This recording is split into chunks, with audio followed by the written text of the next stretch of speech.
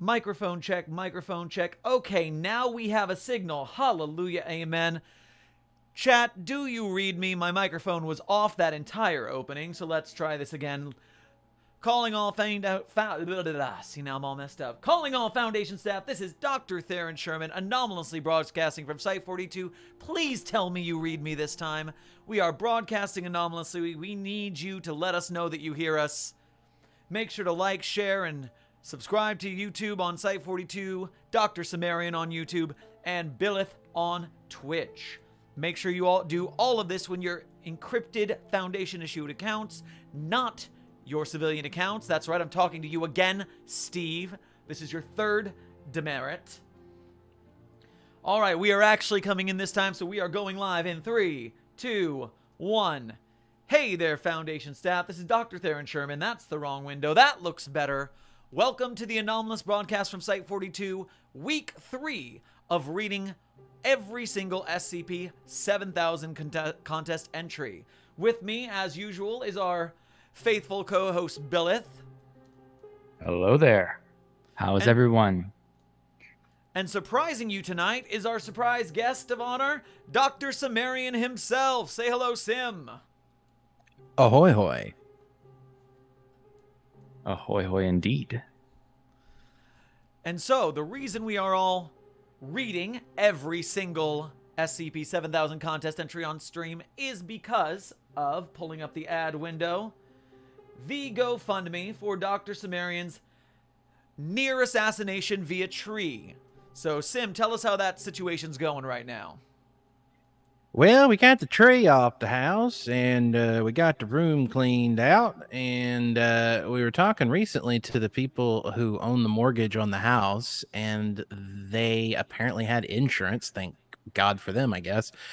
Although most of that's probably going to end up going to paying off the loan, so I don't exactly likely know how much is going to be left over for home repairs, but there will certainly be a substantial amount, and it's almost, not almost all, it's all keyed in for just the home repairs, so any other incidental costs along the side, we've got to pay for ourselves, which is the reason why I've left the GoFundMe open, but I've adjusted the number from 15 to 5,000, because I feel like that's more than enough to place the stuff I've lost and cover the incidental costs and the in-betweens. So yeah, that. Hallelujah, amen on the insurance. Mostly, possibly, maybe coming through. That is very nice. Yes, and every dollar helps. I mean, I'd love to get Cimmerian as much money as it takes to erase this memory from your brain. Can we do that? Can we get it for every dollar? Can we burn down a tree in your name? So it's like the Mr. Beast thing. Yeah, it's the opposite of Team Except the Trees. opposite. Yeah, we're Team Arboricide, basically. Yeah, you know, there's a whole forest outside, just outside my house. I think most people have seen it from some of the pictures I've taken. There's plenty of trees out there that we could take down. So you have yeah, a lot of I'm down. enemies, is what you're saying. Mm-hmm. You know, tree removal is surprisingly expensive, especially big trees like the ones that we needed to get removed. I was surprised at how expensive that crap was. That doesn't surprise me at all. You need all the gear, and you need to make sure that you don't take out someone else's house when you do it. Safety thing. Yeah.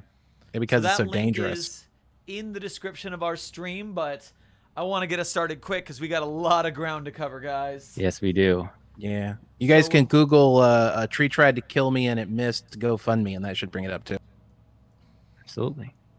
So scrolling down the wide, wide world of SCP-7000 entries, we make our way to the posting order or reverse posting order, and it brings us down to the first one we haven't read. SCP-7000 recovered device from Jupiter by Ruskiad.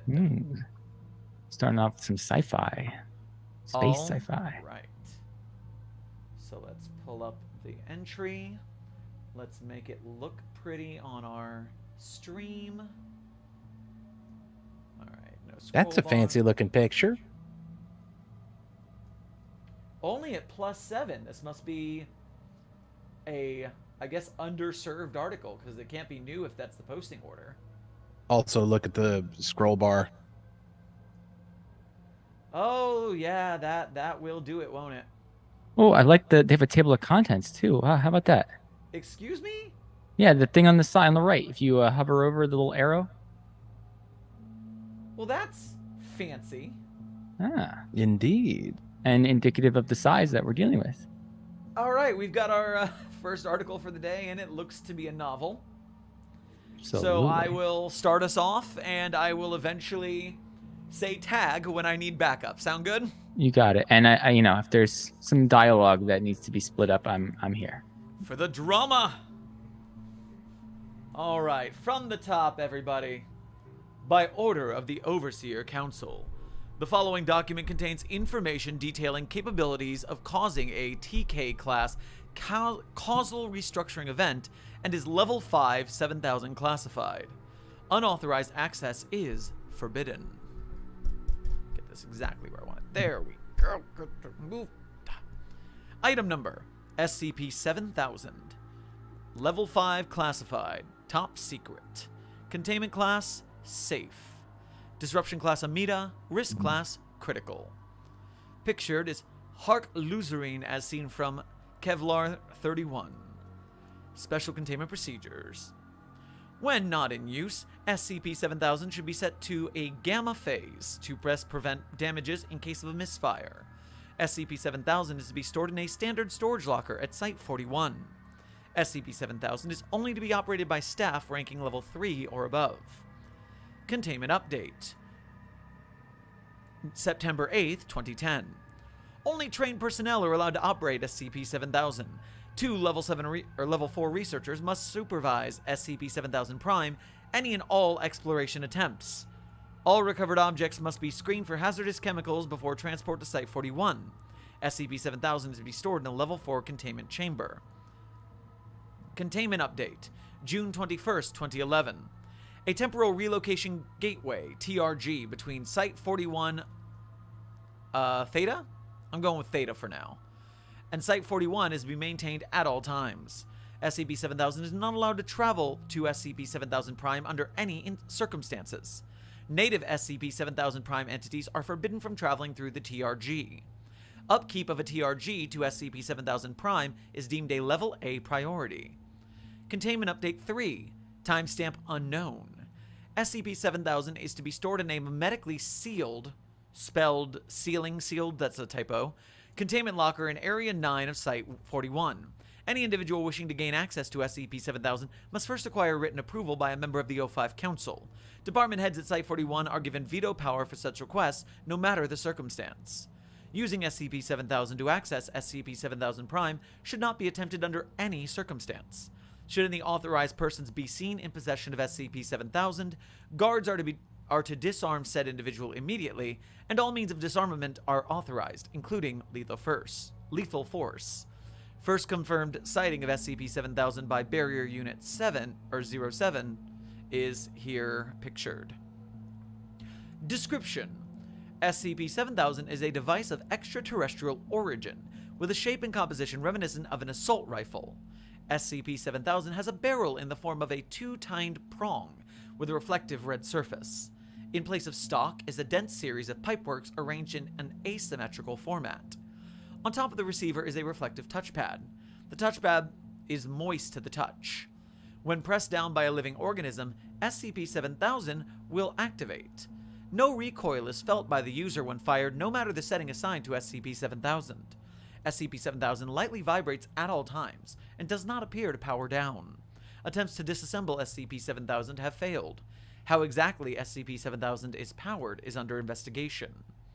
SCP-7000 phases. Below the touchpad is a gray monochrome dial that can be rotated to one of 3 settings. The settings have been classified as phases, with a marking at each point on the dial. The effect of each phase are as follows. Phase Alpha. Effect. An invisible and inaudible force is released from the two-tined prong. All matter within a 250 centimeter radius of the target location will dematerialize. No burn marks or other forms of residue are present. What happens to matter affected by an alpha phase is unclear. When phase beta, footnote. When in a beta phase, the two-tined prong will shift to a dull brown coloration. This is the only stage where SCP-7000 changes coloration. When fired on a solid surface, no smaller than 1 meter in radius, the target locations will change to have a liquid texture and exude a dull purple coloration. When fired a second time onto a surface fitting the criteria, a temporal relocation gateway will occur linking both locations. Any object put through one end will relocate at the other end. The TRG will dematerialize after 10 minutes. Subjects who walk through the TRG claim to smell a strong aroma similar to that of copper. Firing SCP-7000 at a living organism or a non-flat surface will have no effect. Phase Gamma. 2 fluorescent balls of light will materialize at the end of the prongs. The light created has been documented to shine at 90 lumens. SCP-7000 Update, August 8th, 2010. SCP-7000 has the capabilities to create a TRG far stronger than initially documented. If SCP-7000 is fired once in a beta phase, and the resulting TRG is fired upon while in an alpha stage, a new TRG will form. This TRG is linked to a location classified as SCP-7000 Prime. See SCP-7000 Prime. The resulting TRG lasts 10 minutes and is linked to the same location regardless of where it is positioned on our end. SCP-7000 Prime. Note, beyond this point, all references to a temporal relocation gateway are referring to the access point between Earth and SCP-7000 Prime. Analysis of the galaxies visible in the sky has determined SCP-7000 Prime to be a planet located in the NGC 4388 galaxy, an estimated 65.1 million light-years from Earth. The planet orbits 12 Euclidean, a B-type main sequence star. SCP-7000 Prime is 1.6 the size of Earth, with a gravity level of 10.23 milliseconds. With a gravity level of 10.23. Footnote broken. What? Come back here. Also known as the Twilight Zone, the Terminator. That's a broken footnote. Broken footnote. Okay, moving back up. We've had a couple typos, a couple footnotes, but it would be really hard to crit anything this long, I imagine. SCP-7000 Prime is tidally locked to 12 Euclidean, leaving the area around the TRG in a state of constant twilight, with an average temperature of 18 degrees Celsius. Most of SCP-7000 Prime is barren and devoid of life, with the exception of the 150-kilometer Terminator Zone. Here's a footnote. Oh, okay, that was squared earlier. It wasn't a broken footnote. I just don't know what 10.23 milliseconds squared means for gravity. But that might be just me not knowing science. Damn liberal arts. Meters per second squared. Thank you. Hallelujah. Yeah, I was about to correct you, but you moved on too quickly. I was hoping that I'm glad I went back so y'all could fix that for me. Sorry, author. That was my bad. Now we're going to the Terminator Zone, also known as the Twilight Zone. The Terminator Zone, it's the Twilight Zone and the Terminator Zone. This is a badass zone. Is the region where day and night converge. On Earth, the Terminator Zone is constantly rotating due to the rotation of the Earth in correlation to the Sun. Direct exposure to UV radiation is limited during this time, and enough heat is given off to support life. A plethora of unique species have been documented in the Terminator Zone, with most being found in the forest around Base Valley. See Addendum 7000.02. Oxygen, argon, and carbon dioxide comprise 98% of the atmosphere, with the remaining 2% comprised of other inert chemicals. Remnants of a Type 1 civilization. Footnote. On the Kardashev scale, a Type 1 civilization is a species that is able to harness the full resource capabilities of a planet and the full resources attainable by its star. Humanity on Earth is currently a Type 0 civilization, with humans not yet harnessing the full capabilities of Earth. A Type 1 civilization only needs to have complete control over one planet to be considered a Type 1 civilization. Known as the Vultarians are present throughout the star system. Initial assessment of the environment lead to the belief that the civilization had died out 3 million years ago due to a WK-class mass extinction event. It was later discovered that thousands had survived in cryogenic sleep, where they lay dormant for millions of years until their accidental reawakening by the SCP Foundation. See Addendum 7000.03. The structures that were built during the height of the civilization have all been destroyed due to erosion and lack of care. That is, with the exception of 2 locations of interest. I think that would be a comma or just not, that is, I don't know, sentence phrasing. The first location is a large city located 4.5 kilometers away from the base valley. The city is known as Luzerin, I'm going to say from now on, by the Vultarians. The city has been able to remain intact due to the presence of hundreds of small robots that roam the city. These robots measure 1 meter in height and roll around via the use of a sphere. They are non-sentient and are only able to complete menial tasks such as polishing windows, fixing cracks in floors, fixing broken windows, etc. The second notable location is a large structure classified as the Monolith. The Monolith is a massive superstructure measuring 540 meters above ground and extending for over 20 kilometers beneath the surface. The area around the Monolith is covered in high levels of radiation, making exploration difficult. It is unknown how the Monolith has been able to remain intact with 0 signs of erosion. Addendum 7000.01 Initial Exploration. A clay tablet was discovered several feet from the TRG. The following is a rough translation of what was inscribed. None go quietly into the night. They, it, all, one of those, do not want the stars to shine. You cannot go quietly into the night. Koru sent their deference, memory, salutation. Why must you go quietly into the night? Nothing is too great to keep the nights turning. I love you. Addendum 7000.02 Exploration Log 03. Exploration Team Kevlar 31. Assigned personnel Kevlar 31, small aerial drone manufactured by the Switzerland military in 2007. The following is a transcript of an aerial drone sent to observe the forest surrounding the base valley. Because Kevlar 31 can only reach maximum heights of 400 meters, the research team piloting Kevlar 31 was forced to fly under the tree line. Timestamp 1 second. Kevlar 31 begins its ascension. Site 41 Theta construction teams are visible working around the TRG. Without warning, the TRG disappears. None of the construction workers appear fazed by this. 4 seconds later, the TRG reappeared. At 25 seconds, Kevlar 31 begins its path northwards. At 3 minutes 23 seconds, the tops of trees become visible in the distance. At 8 minutes 51, the sounds of wildlife begin to be picked up by the microphone. Small animals can be seen moving between low-hanging vines. At 9:32, Kevlar 31 is flown into the tree line. Overall visibility decreased and headlights were turned on. 9:57.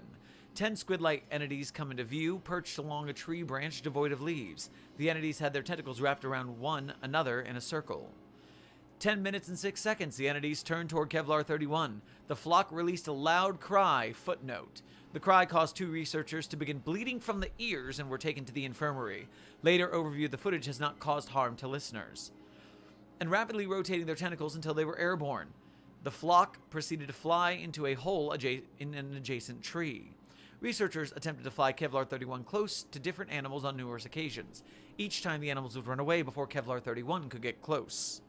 14 minutes 3 seconds, Kevlar 31 was brought down toward the surface floor. The ground was covered with dense foliage. No animal was seen on the forest floor at any point during the recording.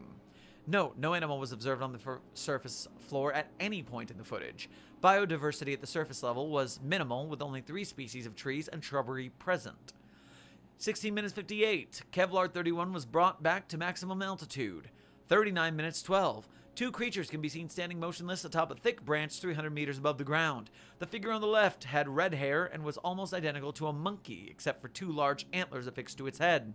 The creature on the right looked indistinguishable from a fox with a white coat. The 2 creatures did not flee when Kevlar 31 approached. 41 minutes 46 seconds. Without warning, the simian creature leaped forwards, bounding charged at the Vulpine entity. The Vulpine remained motionless on the branch as the simian closed the gap between the 2. When the simian came within 1 meter, the Vulpine split into 2 separate creatures, and their appearance changes into beings with black hard shells. I guess that's changed. Each drop down and hundreds of legs extend. Each drops down and hundreds of legs extend, latching onto the simian. The simian claws at the 2 creatures before being crushed between them. 45 minutes 27 seconds. Once the simian creature has been filled devoured, The two organisms join back together, latching onto each other with several black claws. The Vulpine turns towards Kevlar 31 and tilted its head before appearance changed to match the simian it had just devoured. 58 minutes 53 seconds. The force begins to lessen in density. Headlights were turned off. 1 hour 1 minute 6 seconds. Force terminated into a plain covered in uli, with sparse trees lining the environment. An expansive city with a large structure is seen ahead. Timestamp 1 hour 4 minutes 12 seconds. We have a beautiful city. I like that. 1 hour, 10 minutes, 38 seconds. Kevlar 31 flew over the outer wall of the city. No life forms are seen besides uli that are growing between crevices in the streets. The large structure observed earlier is at the center of the city. It towers hundreds of meters into the air, taller than the trees previously observed. At this point, researchers made several attempts to fly into small structures in the city, but were unsuccessful. The glare made it impossible for the camera to observe through the windows. 1 hour, 27 minutes, 19 seconds. Small machines could be seen moving through the streets surrounding the central structure. Said machines did not acknowledge Kevlar 31's presence. 1 hour, 28 minutes, 4 seconds. Kevlar 31 reached the edge of the central structure. A large entrance is present, but is closed off. Team begins flying Kevlar 31 along the perimeter of the building. 1 hour 28 and 28 6 seconds. Kevlar 31 shook violently. The camera turned to see a mechanical limb wrapped around the top of the drone. The limb is sticking out from the structure's wall. 1 hour, 28 minutes, 37 seconds. With the assistance of 13 additional appendices, Kevlar 13, we have a typo there, is dismantled. Kevlar 13's parts were carefully undone before being brought into the wall. 1 hour, 29 and 1 second. The camera is dislodged and falls to the ground. The camera lands in a pile and is facing toward the large central structure. The camera continued to operate for 2 hours before running out of power. The sounds of objects being dragged could be heard throughout. Addendum 7000.03. Before we move on, can I just say one thing about that entire log? Like, forget the constant. There's definitely some errors and everything. I really liked, because if we move on too quickly, this won't mean anything. I really like the bit about the fox that can in a lab coat that shape changes, because there's this very tiny implication that apparently there's a fox-like researcher wandering that forest and got eaten by that creature at some past point. It's the only thing about that entire log that I enjoyed. The creature on there looking into the fox. Yeah. Wow. The thing about sight reading is sometimes you just overlook the words that come out of your mouth because you're reading ahead. I did not even remember the lab coat, and now I'm with you on that one now. That's intriguing. The rest of it, that's a nice less piece so. Yeah, it's cool. Addendum 7000.03. And yes, if y'all got a good chime in, feel free. I'm just running it right now. No, I think it's best to keep it going. Yeah. Exploration 7000.05. Exploration Team, Mobile Task Force, Epsilon 13, codename Manifest Destiny. Epsilon 13 is a task force trained in exploration of expansive unknown terrain. Assigned personnel, E13 Tango, Hadley Hanef. E13 Uniform, Iris Lauderdale. E13 Victor, Jace Donovan. E13 Whiskey, Shaila Chakrabarti. E13 X-Ray, Olivia Young. Chakrabarti and Olivia, I wonder if this is a iZombie reference. I wonder if the other names are related. The following was the first manned exploration of Hark-Luzerin and the surrounding city following its discovery. See Exploration Log 03. Mobile Task Force Epsilon 13 was equipped with a rover modified to drive in higher levels of gravity. Initial 40 minutes of footage has been cut due to lack of relevancy. Hark-Luzerin is able to be captured in full view as Mobile Task Force Epsilon 13 exit the forest edge. The terrain is noticeably bumpy, causing the car to shake as the team approach. You want to split this up?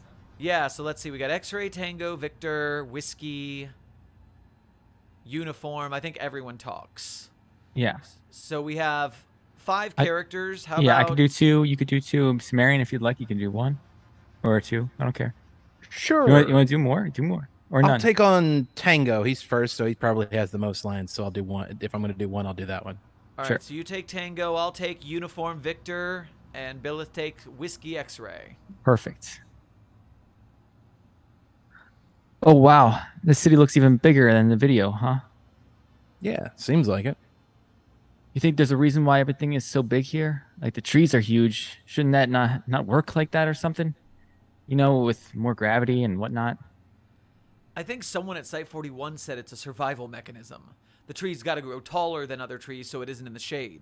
Since the since the star is set in a fixed position, if the tree is in the shade, it's going to stay in the shade and die. Yeah, but that doesn't answer my question. Don't trees not grow too high on Earth because of gravity or something? I've learned not to really worry about that kind of stuff. Just imagine the trees are anomalous, makes it easier. Epsilon 13 continues driving towards the city before parking 200 meters from its perimeter. A 20-meter tall stone wall now obscures the city from view. A large entrance about 10 meters tall is in view, with its 2 large brass doors open. The U-line near the walls grows up to 10 meters in height, leaning against the wall, which shows signs of deterioration. Stay out here, X-Ray. We don't know what's in there. We'll calm you in. Calm you in? We'll calm you in if we need help or in trouble. Epsilon 13 walked through the gateway to now be standing on a wide road lined with small buildings ranging in size from 1 to 3 stories. The road continues straight for 8 kilometers, terminating at Vultarian. No living organisms are visible in all directions. Epsilon 13 walk along the central road towards a large central building. During this venture, the team attempted to enter 4 different buildings and was unsuccessful. After walking for 14 minutes, the team successfully entered a 1-story building that was unlocked. The rooms within were fully furnished, but the furniture had little resemblance to any furniture made by humans. The most prevalent object was a hollow oval measuring 30 centimeters in height, with at least one present in each room. Clay tablets were found in the majority of these ovals, with engravings yet to be deciphered. The room found furthest from the front door is taken up by a large network of pipework. Steam can be heard running through the pipes constantly. Hey, this thing looks kinda cool. E13 uniform touched the pipework, causing a light to turn on above the door. A pipe extends itself out from the mast, moving to E13's uniform's mouth. E13 uniform's eyes widen, and he stumbles back before spitting out 3 red pills. You okay, uniform? Yeah, I'm okay. That caught me off guard. The pipework begins to expel more pills at a rate of 1 per 2 seconds. The team messes around with it, trying to make it stop, but after a minute the team gives up, moving on to other rooms in the building. Epsilon 13 exits the building and continue down the central road. The team enters 2 more buildings with similar architecture to the first as they make their way towards the central structure at the center of the city. After 4 minutes, the team encounters a small robot dragging a bag behind it in the middle of the road. The robot is cubical with a dislodged wheel causing it to be moving in circles. The team stands in front of the robot, blocking its path. I don't think this thing is sentient. E13 Tango takes the wheel off of the robot before re-implanting it within 2 ridges. E13 Tango sets it down onto the floor and the robot starts moving around freely, now balancing on its wheel. The robot grabs the half-empty bag and rolls past the team and down the road. Aw, you fixed it. That's so cute. How'd you know so fast? Well, my parents were devout Maxwellians, and despite my best efforts to separate from them, part of their teachings never really left me. I guess it helps, though. As the team got closer to the central building, the robots become more common. The robots pay no attention to Epsilon 13 as they cut open a metal gateway surrounding the large central building. The team ascend a large staircase towards a landing with a large front door similar to a Victorian palace. Above the door, words are engraved in gold, reading Vultarian. E13 Tango is the first to step onto the landing, at which point a metallic appendage protrudes from the floor. The appendage moves to E13 Tango with force, wrapping itself around him and suspending him into the air. Shoot! E13 Uniform and E13 Whiskey each draw their firearms and proceed to fire several rounds into the appendage. The appendage twitches before being torn from the wall. E13 Tango lands on the landing, surrounded by the now limp appendage, with a heavy gash in his right arm. Thank you. Yeah, okay there, boss. You're bleeding. E13 Victor extends a hand to E13 Tango and helps him to his feet. Well, I'm fine. It's just a flesh wound. Team try the door and it is locked. They manage to open it after 5 minutes using a fire axe. Team walks into a large room several stories tall. The ceiling is covered with glass, giving them a view of the twilight sky. 7 glass sculptures line the walls, each portraying a unique entity with a body not matching the rest in composition. The room is lit by purple fires that float in midair. Everything appears to be clean, with no dust present anywhere. Okay, am I going crazy, or does this statue look familiar? No, not really. Wait. Actually, yeah, it does. I don't know from where, though. That's Rachmo Lucian. What? They're our salvation. They're the only remaining god of the Koruteza. Wait, that's the second Hytoth religion, isn't it? Don't tell me you actually believe in that stuff. Love second Hytoth. Please don't patronize my faith like that. E13 uniform can be seen rolling her eyes and groaning. Will you two shut up? Let's just keep going. A lot Epsilon of 13. Westerners in here. Is that why Manifest Destiny? Because we're like all cowboys. Is that what we're doing here? Boy, we're I tell you. We're all using religiosity. Let's see what kind of colonizing the Foundation's doing today. Oh boy. Epsilon 13 moved deeper into the structure, traversing through several large corridors. The rooms adjacent to the central chamber are filled with sculptures and artwork. As the team moves deeper into the building, more advanced technology becomes available, with iron and bronze taking the place of stone and marble. On the 4th floor, the team comes across a massive diamond cube, floating several meters above the ground in a dimly light room 4 stories high. Beneath the machine is a metallic terminal with 4 buttons. The diamond cube is covered in symbols on all sides. In the center of each face is a 7-tipped star, identical to the one on the doorway to the monolith. The cube rotates at a slow, constant rate, glowing from a dim, pulsating yellow. Team dispersing around the room, inspecting the surrounding architecture and central cube. E13 Tango approaches the terminal below the central cube. Heavy dust is present on the terminal, and E13 Tango blows the dust off. The terminal blinks to life, now protecting a holographic password system, similar to the ones found within the monolith. E13 Tango puts his left arm through the hologram with no effect. Then he raises his right arm into it because his hand... He then raises his right arm into it because his hand freezes and the hologram turns a shade of red, and presses his hands against the machine. A loud alarm is heard when E13 Tango rests his right arm against it. E13 Tango attempts to move his arm but appears unable to do so. His right arm slams down on the terminal with great force. Alright, just while I'm thinking about this, before we move on too far, besides the typos, I had a lot of trouble in my tale Ignorance is Bliss with verb tenses, and there's a lot of past and present tense switching that's actually making parts of this rather hard to read. Author, if you see this, please just full edit this baby. Grammar check, please. And not just that, like, I was going to say this at the end, but it's important to say it now. You're talking about grammar.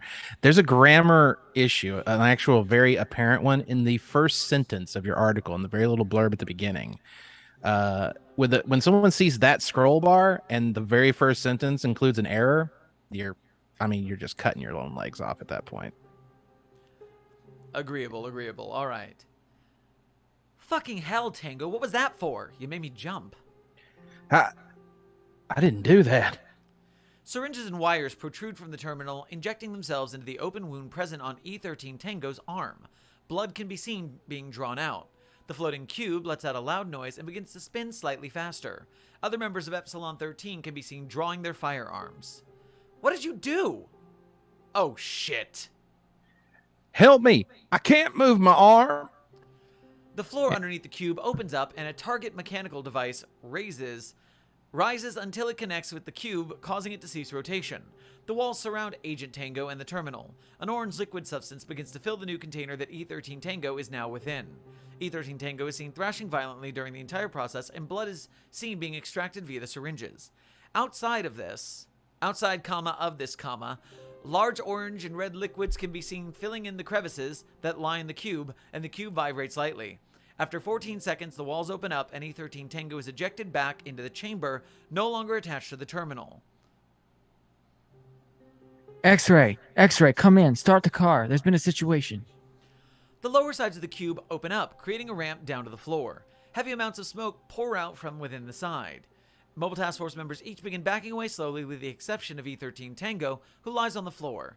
2 entities emerge from the smoke. I noticed that X-ray didn't say anything past the first little bit. Very, very quiet type. Stay Also, behind the I mean, car. for some context, if you're not familiar with the second High Toth, a lot of their stuff like works and is powered up by blood. They require blood sacrifice for a lot of things.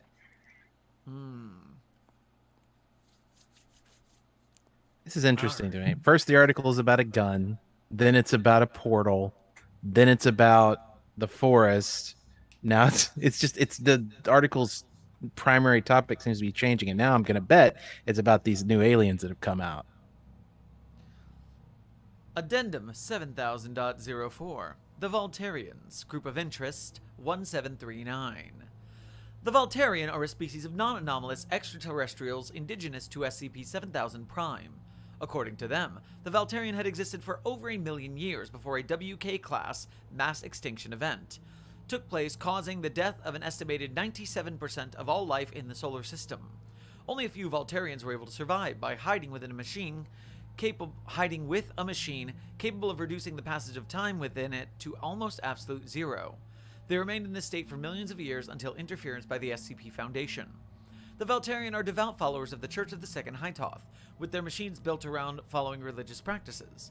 The Vultarian participate in systematic bloodletting rituals on a, quote, daily basis. All the machines used by the Vultarian are powered by blood.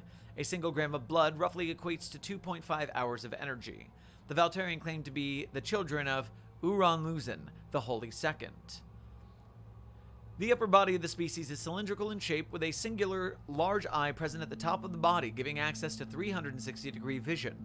The Vultarian has 12 total appendages, with 4 functioning as legs and the other 8 acting as arms. The lower pair of arms are solely used for feeding. Its mouth is located at the bottom of the body around the legs. The upper 2 pairs of arms are used for handling tools, fighting, climbing, etc. The Vultarians stand on an average height of 3 meters. Around the core of the upper torso is a sharp reflective disc that is impeded into their bodies. That's not the right word, is it? I think it's supposed to be embedded. There we go, yes.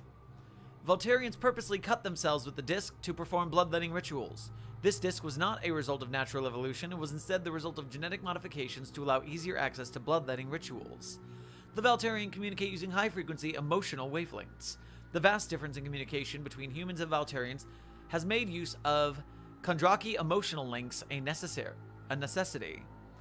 Footnote: Kondraki emotional links are translators used to communicate with entities that communicate using complex wavelengths. Initially designed to communicate with butterflies, Kells have the ability to translate human speech into emotional wavelengths to communicate with a variety of emotion-based life forms. 4 communicates in that footnote. That was rough. The Vultarian have been cooperative with the Foundation, expressing interest in learning about our world and the state of the universe at large. Foundation linguists are currently working alongside the Vultarian to translate the written language of Koredi, the official name of the Vultarian language, into English. Addendum 7000.5. Exploration Log 7000-8 and Recovery. Exploration Team, Mobile Task Force Beta 7, codename Maz Hatters. Assigned personnel: B07 November, Colin Bain. B7 Oscar, Reagan Rusak. B7 Papa, Rem Tanaka. B7 Quebec, Emmanuel Ball. How about we do Cimmerian November, Oscar, Billith, and I'll take the other 2. Sounds good to me. Sounds Did great. not all look, so we'll see how this turns out. Sure. The following was the first exploration attempt into the monolith. Footage was taken from the body camera attached to 7 November. Initial 15 minutes of footage have been cut due to lack of relevance. Papa in Quebec. Alright. The monolith comes into view as Beta 7 reached the crest of a hill. Team stops momentarily to collect samples before descending towards the structure. The Uli population around the monolith does not appear any different than other regions of the base valley. Damn. They really weren't kidding when they said this thing was big. It's got to be like 700 meters tall. Definitely bigger than the Burj Khalifa. First off, the Burj is over 800 meters tall. Second, they already told us this thing's about 540 meters tall. Were you even paying attention in orientation? I stand by what I said. This thing is huge. Beta 7 reached the base of the monolith. 7 November raises the camera upwards in an attempt to record its size.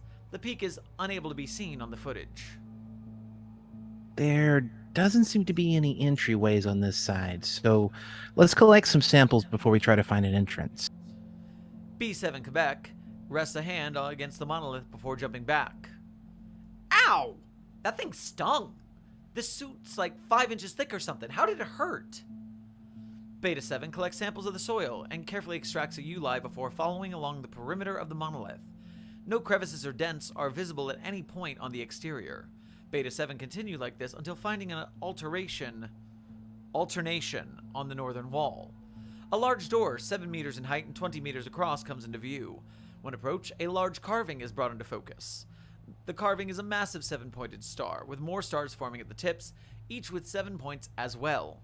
At the center is a crescent shape, with 4 lines pointing downward that continue until it reaches the end of the frame. The door is flat with no handles or other indents. The only change from the rest of the exterior is a small crevice running from the bottom up through the middle. Attempts to open the door via pushing and pulling result in failure. Contact with the door resulted in agents feeling a moderate electric shock. How old do you think this thing is anyway? I'd like to say at least 100, but who am I to tell? It's not our job to ask questions. That's what the big guys at base do. Well, regardless, this thing isn't budging, so time for plan B? B7 Quebec presses a large diamond octagon onto the door. The octagon twitches and makes a load ticking sound before squeezing into the crevice. After 4 seconds, the octagon expands rapidly, bending the material on the door to form a small pathway. The material is bent at odd angles. You really think we should be doing that? It really doesn't look safe. We'll be fine. I use this stuff all the time at home improvement. It's perfectly safe. Beta 7 enters a large dark room. After walking a few steps inside, fluorescent lights flicker to life. A round desk is featured at the center of the room with a sign hanging above it bearing words in an unknown language. No signs of life are present. B7 Oscar jumps over the railing and stands behind the desk. Behind the desk is a network of machinery that, when pressed, holographic monitors buzz to life on all sides of the monitor. Do any of you guys know what we're looking at here? Yeah, it looks like a login page to me. Try typing something in. Yeah, how do I do that exactly? I don't see a keyboard. Actually, forget that there's only 4 buttons on this thing. How am I supposed to use it? On the second floor, a working elevator was discovered with over 700 buttons arranged in a grid. The buttons were marked with lines. One button is lit up, bearing the markings -- 700 floors? There's no way that's possible, right? This thing didn't look that tall. Actually, you'd be surprised. Back in Psi 7, I was once inside a building with over 700 floors. It was anomalous, of course, but still. By Mechane, if I have to hear another home improvement story from you, just press a button. 7 Quebec presses the 4th button on the top row. When the doors to the elevator close, the elevator begins descending. As they descend, the radiation levels found increase at a stable rate. Beta 7 proceeds to investigate the following 7 floors at random in descending order. All computer-like machinery functioned identical to the terminal found in the entry room. Excess dialogue cut due to lack of relevance. The elevator door refused to open when attempting to access floors 151 through 160. When trying to access the 161st floor, the elevator door opened and Beta 7 was able to leave the elevator. Beta 7 entered into a large circular room lined with machinery. The machinery in this room was all powered on. Glass lines the inner wall of the circle, looking into a chamber with a massive black sphere floating at the center. Above it, a massive glowing blue material lines the ceiling. Layers of particles are seen being sucked out of it and into the black sphere. The floor to the chamber typo cannot be determined, with it continuing straight down until out of sight. What the hell is that? Kind of looks like a black hole, don't you think? No, I've seen a black hole before. This looks nothing like that. And if it was, wouldn't we all be dead by now? It doesn't really matter. We're still here, aren't we? Whoa. We aren't even close to the bottom, are we? How deep do you think it goes? That hole has to be at least 1 kilometer. Probably a lot more than that. Beta 7 searched the room over the following 10 minutes. Objects were recovered, including a small book and a jar willed with a glass solution. At 1 hour, 42 minutes, 51 seconds, the room is illuminated with a flash of white light. The point of origin was not directly caught on camera. The light was only present for less than 0.001 seconds. B7 November can be heard cursing during the event, and he stumbles over. After a couple of seconds, B7 November gets to his feet and turns toward the rest of the room. B7 Oscar is on her knees with her hands rubbing her eyes. What the heck was that? Ow, that fucking stung. What the hell? Are you all right? Can you see me? How many fingers am I holding up? I'm fine. I'm fine. At least I think. Oh my God, Quebec. Camera is rotated 180 degrees towards the western half of the station. B7 Quebec and B7 Papa are seen violently convulsing on the ground. Alright, both of my characters died. Sweet. No, there's actually a follow-up for once. It doesn't just stop and move on to a completely different story. Ah. B7 Papa and B7 Quebec physical evaluation. Dr. Min Conwell. During Exploration .03, agents Rem Tanaka and Emmanuel Ball were exposed to a concentrated amount of probability at what we are classifying as the core of the monolith. While they were left safe from the radiation present in the area, they have been left permanently disabled due to exposure to the core, leaving them unable to hear or see properly. While affected persons can still see and hear the world around them, their visual and auditory nerves are being overflowed with high levels of opportunity cost, leaving them unable to tell what is real and what is not. Opportunity cost is the probability of something happening and the benefits and disadvantages of any individual action. In reality, we only have one of these events occur, but affected persons of the monolith's core are able to see and hear all possible scenarios that could take place. Affected persons appear to have no control over the effect, and while not in direct physical pain, are in great discomfort due to their condition.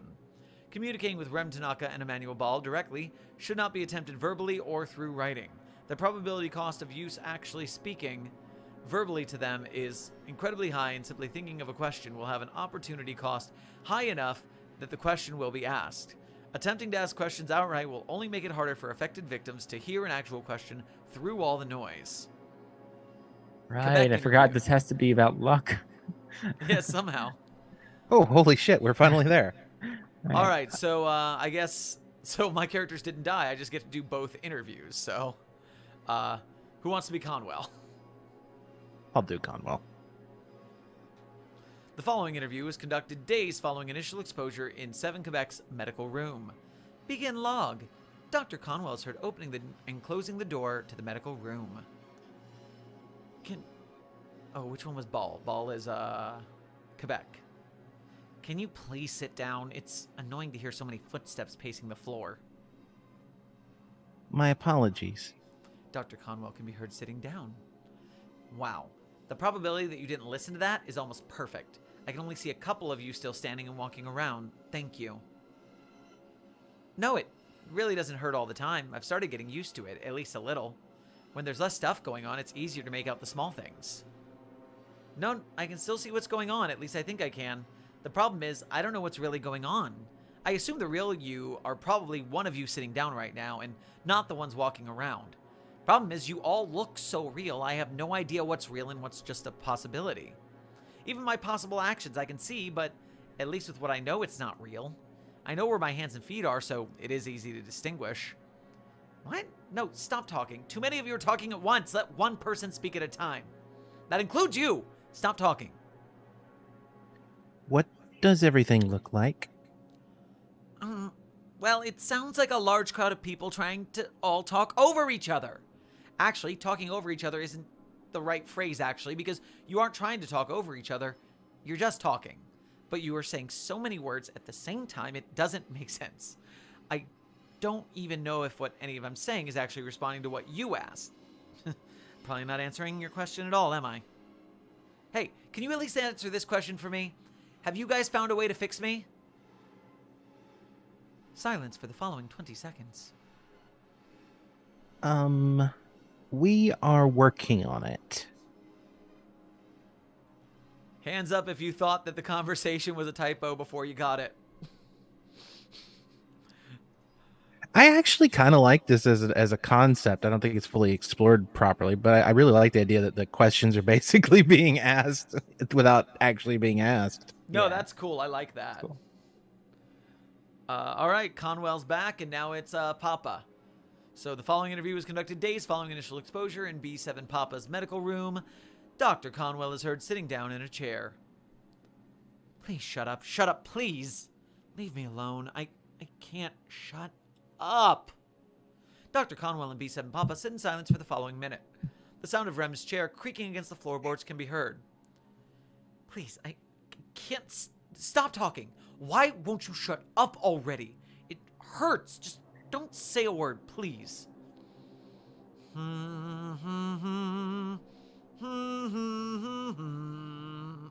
Classic. Thank you. I don't want to talk to anyone. It hurts. Please take a pencil out of my room. Please, I don't trust myself to go near it. I keep seeing myself cutting myself with it. I don't know why. I don't want to hurt myself, but maybe I do. Why am I stabbing myself with it so often? I don't understand. Begins crying. Please, stop talking over yourself. What are you even saying? One of you speak at a time, please. How often am I interrupting you? I'm sorry for... never mind. Please, fix me. I can't keep doing this. I'm going to hurt myself. Why do I keep hurting myself? I don't want to. No, I've never had suicidal thoughts before. Oh, God. Oh, God, what if I did? What if I... Oh, God. End log. Notes. A guard should be stationed within Rem Tanaka's room at all times. She is to be under constant surveillance, and staff are not to speak with her verbally to prevent unneeded discomfort. She is to be supplied with a daily dose of antidepressants and assigned a therapist. Wait, but a therapist won't... It's a billion therapists now. That doesn't fit the... Never... Sorry, continue.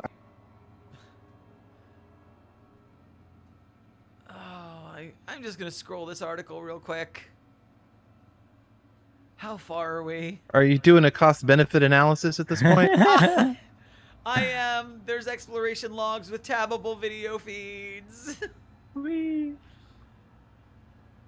The thing is, like, I can see a lot of work was put into this, and I appreciate the dedication to that. But, you know, less is more. With Tell how many one we have story. to cover, I'm calling for a vote of the cost-benefit analysis. I'm going to state my case here for why I think we should move on. Enough typos I understood, because it's very long getting someone to read it clearly before your eyes glaze over. I get getting it wrong. I've done it before. It'll do it again. Some random phrases where, like, the same word was used, like the central monolith in the center of town, the reality in the reality room, stuff where it's like the large monolith in the large chamber with the large carving on it. That was like simple writing structure problems. The dialogue doesn't really click for me in a lot, and even though I like a lot of these concepts, I think that the author here has tried to cash a check, or tried to write a check they couldn't cash, and that if they had done like a lot more writing and did this for longer and took the time on it, this could be good. But right now it's just so much, and the same issues keep cropping up, and so I don't think I'm gonna get to the... I would argue if I had one macro critique of this, and that's not getting into the granular, obviously grammatical, that's obvious, but if I had another macro critique of this, it's not telling one story. Yeah. I mean, yes, these do lead into each other. There's a very loose connection to them, but this, so far, we've gone through probably at least 3, probably 5 distinct stories that could be their own articles. Yeah. And only one of them seems to be not technically about the topic of luck. And that's and they're not finishing the either. No. They're not being finished. They're just... I mean, who moving knows? on. They might be all tied together at the end. I mean, They have been... Well, that's like, a pacing problem. Yeah, no. They have been kind of a consistent, like, chain. At least I could see that, but...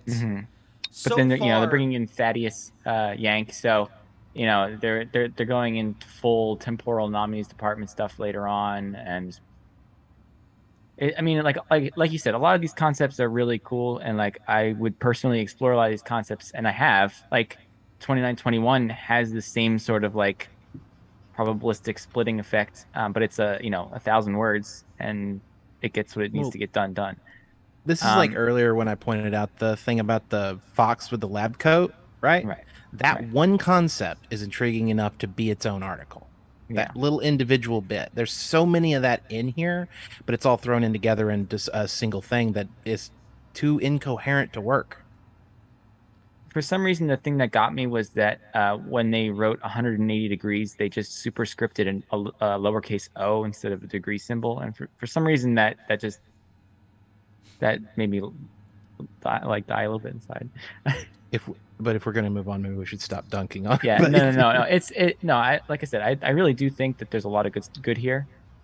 Honestly, like, because I love a good space skip. I love a good science fiction exploration, like heavy extraterrestrial type skip. But Author, if you watch this stream, I want you to mostly take away that I like your idea, but you need to make us care about it earlier, story-wise, and you need to rework a lot of the spelling, grammar, stuff like that. try reading it out loud to yourself and seeing how that sounds. That's how I find them all.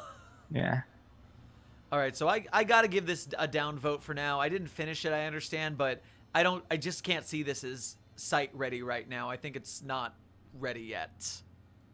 I would agree with that. And I guarantee you that part of the grammatical problems is this is likely not a native English speaker, and they wrote something that was so long that they couldn't get anyone to fully grammar check it for them. I'm betting that's the case here. Because you can tell from some of the awkward phrasings involved. I actually know Ruskid, the author. Well, I don't know him, but I've talked to Ruskid in chat in SCPD before, and I'm sure if they're not watching, I'll let them know to take a look. Yeah. All right. Good night, recovered device. I felt like the title was a reference to recovered document from the Marianas Trench, but I don't think it is. It sounded similar to me. All right, so ooh, it's another long one. SCP-7000, 6 feet under by Ralliston. This one's a good one, though. This one's a good one. I've read this one already. I have not seen most of these, so but it's got a 105, so at least the community's on board. All right, and Billith, Ralliston's a good author. Ralliston's a good guy. All right, so I'll start this one off. Classified by the authority of the SCP Foundation's 054, the Analyst. This document and all associated documents are the property of SCP Foundation and are subject to the classification requirements and restrictions therein. This document may or may not contain lethal magnetic defense measures. Attempting to access or disseminate this document without proper and sufficient authorization is punishable by death. I'm not going to read the off token. Item number 7000. Level 5, top secret. Containment class, esoteric. Secondary class, archon. Disruption class, Eki. Risk class, critical. Image caption, part of SCP-7000 as seen during the activation of one of its protective runes. Assigned site, Site-01. Site director, 051. Research heads, 054 and 058. Assigned task force, Alpha-1, red right hand. Special containment procedures. The containment of SCP-7000 has been indefinitely suspended. Despite this, and in accordance with the Shepard agreements, the containment of any SCP-1000 instances spotted by Foundation assets outside of the area is still to be carried out as per standard protocol. For ease of contact, numerous portals connecting Site-01 and SCP-7000's inner sanctum have been constructed. Their maintenance is to be considered one of the most important and primary duties of on-site thaumaturges from both parties. To ensure proper political contacts, at least one member of the O5 Council, footnote, currently and most frequently 054, alongside Mobile Task Force Alpha-1 Red Right Hand, are to be located within SCP-7000 Foundation Embassy at all times. And are to be monitored by the second research head overseer as stated above ground in situated above ground in Site-01. You gotta zoom in a little bit. Currently and most frequently 058. The continuation of peace between SCP-7000 population and the SCP Foundation is considered a critical priority. Under no circumstances are any Foundation personnel to interfere with SCP-7000's sundown ritual preparations. Description. SCP-7000 is a gigantic biomechanical city megastructure located within Earth's crust and inner and outer cores, spanning approximately 200 million cubic kilometers, dated to be as old as 212,000 years. Footnote. Samples recovered from its oldest part, the inner sanctum, alongside citizen records suggest it was built around 210,000 BCE, immediately following the collapse of the SCP-1000 civilization. Where'd it go? There it is. Due to human action during an event referred to as the Day of the Flowers. It is the primary habitat hotspot for over 89% of all SCP-1000 instances living on Earth. Footnote. Homo sapiens noctis, often referred to as Yeren, a sentient race of humanoids covered in fur, roughly as intelligent as humans, acted as the dominant species on Earth prior to humanity taking lead after overthrowing SCP-1000's dominance, and currently hosts over 2 billion citizens. Self-referred to by its citizens as the city of Druvtul, I don't know if I said that right, full name being Druvtul al-Lahad, translated from the Yeren language to approximately mean the key to our final frontier. Druvtul, the most common short version of the full city name, itself simply means the key. It is heavily reinforced by antimemetic and thaumaturgic seals that prevent accidental outside discovery and protect it from the naturally harsh environment affecting its location. SCP-7000's physical makeup and society are each divided into 5 separate parts, internally referred to as rings. Despite their proximity, these rings do not interact outside of transportation systems between them. The rings primarily differ from each other based on their intended respective purposes. For example, rings 1 through 4 focus themselves solely on physical work. Footnote, such as material excavation, refinement, transport, and construction. Whilst the 5th ring, the highest possible social position within SCP-7000 society, hosting its aristocracy and king, further referred to as SCP-7000-K, inside the 4 other rings, is concerned only with the maintenance of thaumaturgical binds and rituals protecting the city, effectively acting as the administrative organ for SCP-7000 while further utilizing the work of other rings as preparations for the sundown ritual. Although the buildings making up the different rings possess a variety of appearances, all of them are composed of a combination of metallic and organic materials estimated to be severely technologically ahead of humanity's current advancement. The sundown ritual itself, along with any and all preparations for it, is the primary, quote, goal and focus of SCP-7000 citizens and their work. Considered to be the central idea of SCP-7000's culture, it was deduced to be a hyper-complex thaumaturgical ritual that would utilize the entire area of the city and extremely specific and complicated markings laid out within its thaumatic circle, focusing all energy harnessed towards the inner sanctum, where SCP-7000-K would then use said energy to complete the ritual. Although its exact characteristics are unknown, recovered scripture and information retrieved from SCP-7000-K suggests that, when finalized, it would cause the creation of some sort of immensely powerful lantern construct that would guide the supposedly lost godlike SCP-1000 instance referred to by Yeren scripture as Fomet, with its dimensionally crossing light, allowing it to reclaim his guideship over his people. For further information, see SCP-7000 Cultural Briefing. And that's on the side here. I think I'll read that first. Here we go. SCP-7000 Cultural Briefing. The culture of the people of SCP-7000, the culture of the people of SCP-7000 bear is strange, frankly. These people focus their entire lives on nothing but torturous work, with no outcome other than the promise that one day, thanks to their sacrifice, they will bring their god back home. Perhaps it is due to more than 200,000 years of isolation from the outside world they've endured, but they do not seem to care about their fate. They cherish it, in fact. To be part of a greater whole is, to them, the ultimate purpose of life. They'd known nothing else for so long. How could it be anything but that? The interesting thing, however, is that the rulers of Druvtul aren't different. From the most powerful politicians governing daily production rates to the king himself, they seem equally ecstatic about their goal. Of course, the fact that the big majority of their preparations are already complete must definitely help this view, but it cannot help but strike me as odd, at least. In all my years, I've seen nothing like this. For once, to bear witness to a society devoid of anything but work, even crime, yet still maintaining normal people as its citizens is bizarre. One explanation is that their god, this Fomet they speak of, is simply worth all the troubles. All material I've recovered that refers to the being describes him as a figure reminiscent of Buddha or Eon, a benevolent teacher of his kind, showing them the world for what it truly is. The stories I've read talk of him eventually departing for a great journey across the myriad of worlds out there in search for more wisdom to pass to his children after he gave them all knowledge he had, but I cannot help but feel a little suspicious towards this whole idea. We've never recovered any strong evidence to support the existence of someone similar to Fomet in history, but on the other hand, nothing ever revealed or said by anyone within SCP-7000 even remotely suggests their plan focuses on anything else but a genuine will to bring back their beloved Messiah.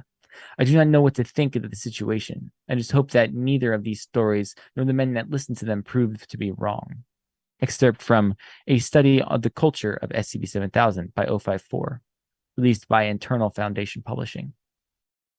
Discovery. SCP-7000 was discovered during the aftermath of the Great Chilean Earthquake that occurred on May 22nd of 1960. Due to the magnitude of the event, it was initially believed to have been caused by anomalous influence, the foremost theory suggesting it was caused by a paraweapon or eigenweapon test in the area which destabilized local reality. Footnote. This was, at the time, a relatively common occurrence due to the ongoing paramilitary arms race caused by the Cold War. Despite Foundation research ultimately concluding that it was, in reality, an entire natural phenomenon, retreating researchers spotted multiple humanoid figures in the area immediately following the earthquake's occurrence. Image caption: the Chilean city of Valdivia immediately following the 1960 earthquake. Further research by the site personnel revealed that the Yeren originated from a large, previously undiscovered cave that led into what is now classified as SCP-7000, the likes of which is located beneath the city of Valdivia. It would later be revealed that the earthquake had managed to damage the binds of one of SCP-7000's antiemetic seals and guarded against the above-ground entry, prompting citizens to repair them and leading to instances being spotted by Foundation staff.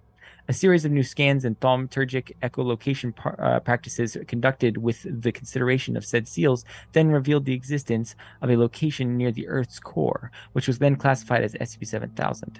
Due to its significant size and potential relation to SCP-1000, the project and all further research into the anomaly was immediately promoted to Level Alpha priority. Before a Foundation manned mission into the location could be dispatched, however, 054, footnote, Foundation history expert specializing in the history of the anomalous, especially in Fey and Yeren-related fields of study. The decided research head for the project made the following statement. Ever since we've found ourselves amidst the chaos following the Sixth Occult War in the winter of 1870, the existence of SCP-7000, or at least something very similar to it, has been suspected by myself and my team. We'd always known where our second biggest neighbor, the Fey, lived. Avalon, as painful as its loss may have been, Esterberg and High Brasil had been no secrets to any member of the anomalous world, but Yeren, or the Children of the Night, as we liked to call them back then, had no such place to call home. No matter where we researched or how hard we tried, it just simply didn't exist. So that was what led ourselves to believe that for over 90 years. And then the 22nd of May happened. I'd be lying if I said finally getting proof of SCP-7000's existence isn't exciting, to say the least. It's one of the biggest breakthroughs I've ever made in my study of SCP-1000's culture. For years uncounted, the mysteries of who the particular Fomet was and what the key he gifted to his kind is have trapped my mind. These questions were my primary drive towards here in the Foundation, so after so many years, to discover potential answers to them by pure luck is not just enthralling, it's exhilarating. I'd like it to be known that every department of history doctor, every lone researcher with a passion for this field similar to mine, come to me. Come to me and you will be given a chance to explore SCP-7000 and the mysteries alongside me after we make first contact with Alpha 1. Come to me, and together we shall finally put this puzzle together and make the riddle that is our past, present, and future into a fully comprehensive set. Come with me in 058, above ground, and we might just make the bright future we promised ourselves in the paranormal after the factory into a reality. Footnote. referring to the event during which the Foundation inadvertently caused the death of over 75% of the entire Fae population, forcing the organization to adopt a strategy of helping and cooperating with the anomalous. It's a little hard to read that text.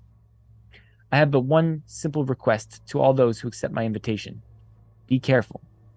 After what we've done to those that lived in the forest, we can absolutely not allow ourselves to bring the same fate to those that inhabit the lands below us, because otherwise that might finally prove to be what unmakes us. 054, the Analyst. Addendum 7000-1, Initial Exploration of SCP-7000. Date, May 22nd, 1960. Exploration Team, Mobile Task Force Alpha 1, Squad Bravo, Red Right Hand. Subject, SCP-7000. Team Lead, A-1-1. Team Members A-1-2, A-1-3, A-1-4, and A-1-5. Forward.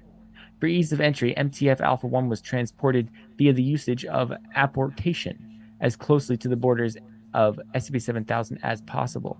Due to the existence of an impassable wall created by the thaumaturgic protection sigils guarding the city, direct transportation into SCP-7000 itself was deemed impossible. The closest possible apportation distance and the distance to which Alpha 1 was transported was 500 meters. Due to the depth, they were covered in a plethora of cooling and protective symbols which would absorb the heat from around them and protected them against pressure. Now, do you want to split this up? Let's see. Sure, Just you looking- decide. Yeah. Just looking, it looks like Alpha 1 has maybe Alpha the most 1 lines has 1 again. through 5, and then There's Yep, also yep. command. And command. the king at the bottom. I checked. All right. So I'll be command, A-1-1 and king, and Cimmerian if you want to take odds, and Sherman evens. How does that sound? Sounds good. Okay. All right. I don't know. I didn't want to look that close. No, it's just I was thinking 2 and 3, and then 3 and 4 because it'd be Oh. easier for me to remember than odds and evens. But I get we you. did odds and evens last week. Yeah, that was where I didn't. That was an apropos of nothing. But if you want to do, would you like that? Would that be easier for you? I'll do 2 and 3. Yeah, it'll be easier Okay, for me to 2 and remember 3, I'll do 4, 4 and 5. 5. Sure. Begin log. As footage connects again, members of Alpha 1 are laying on the ground in a large dark grotto. The thaumaturgic circle in which they were teleported can still be seen fading into the around the 5. Its red markings and sigils disappearing into the ground floor over the course of a few seconds. When no runes remain, all 5 stand up and take in their surroundings. Although the cavern's walls are visible, its ceiling extends upwards into darkness. Alpha 1-1 flashes her light at it, but the pillar of light dies after 20 meters upwards. She switches it off and turns to the rest of her team.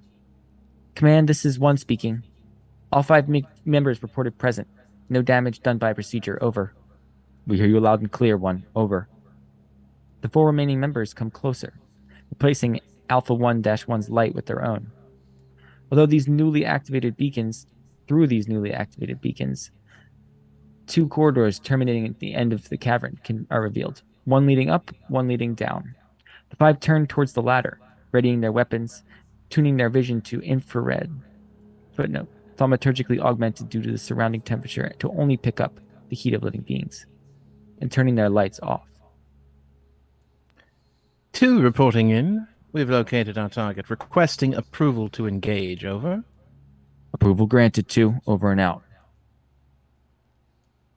Alpha 1-2 nods to Alpha 1-1, who in turn looks at the remaining operatives. They all point their paraweaponry into the gaping darkness that engulfs the corridor in front of them. Alpha 1-3 signals the rest to stop and closes their eyes. After 5 seconds of deep focus, they open them again and slowly proceed forward. Their companions follow shortly after. As a strong breeze of wind rushes through the passageway without an apparent source, Alpha 1-5 turns back, frantically scanning the corridor behind him. The others stop but continue seconds later, albeit more slowly, this time with Alpha 1-5 guarding their backs. Alpha 1-3 remains in front.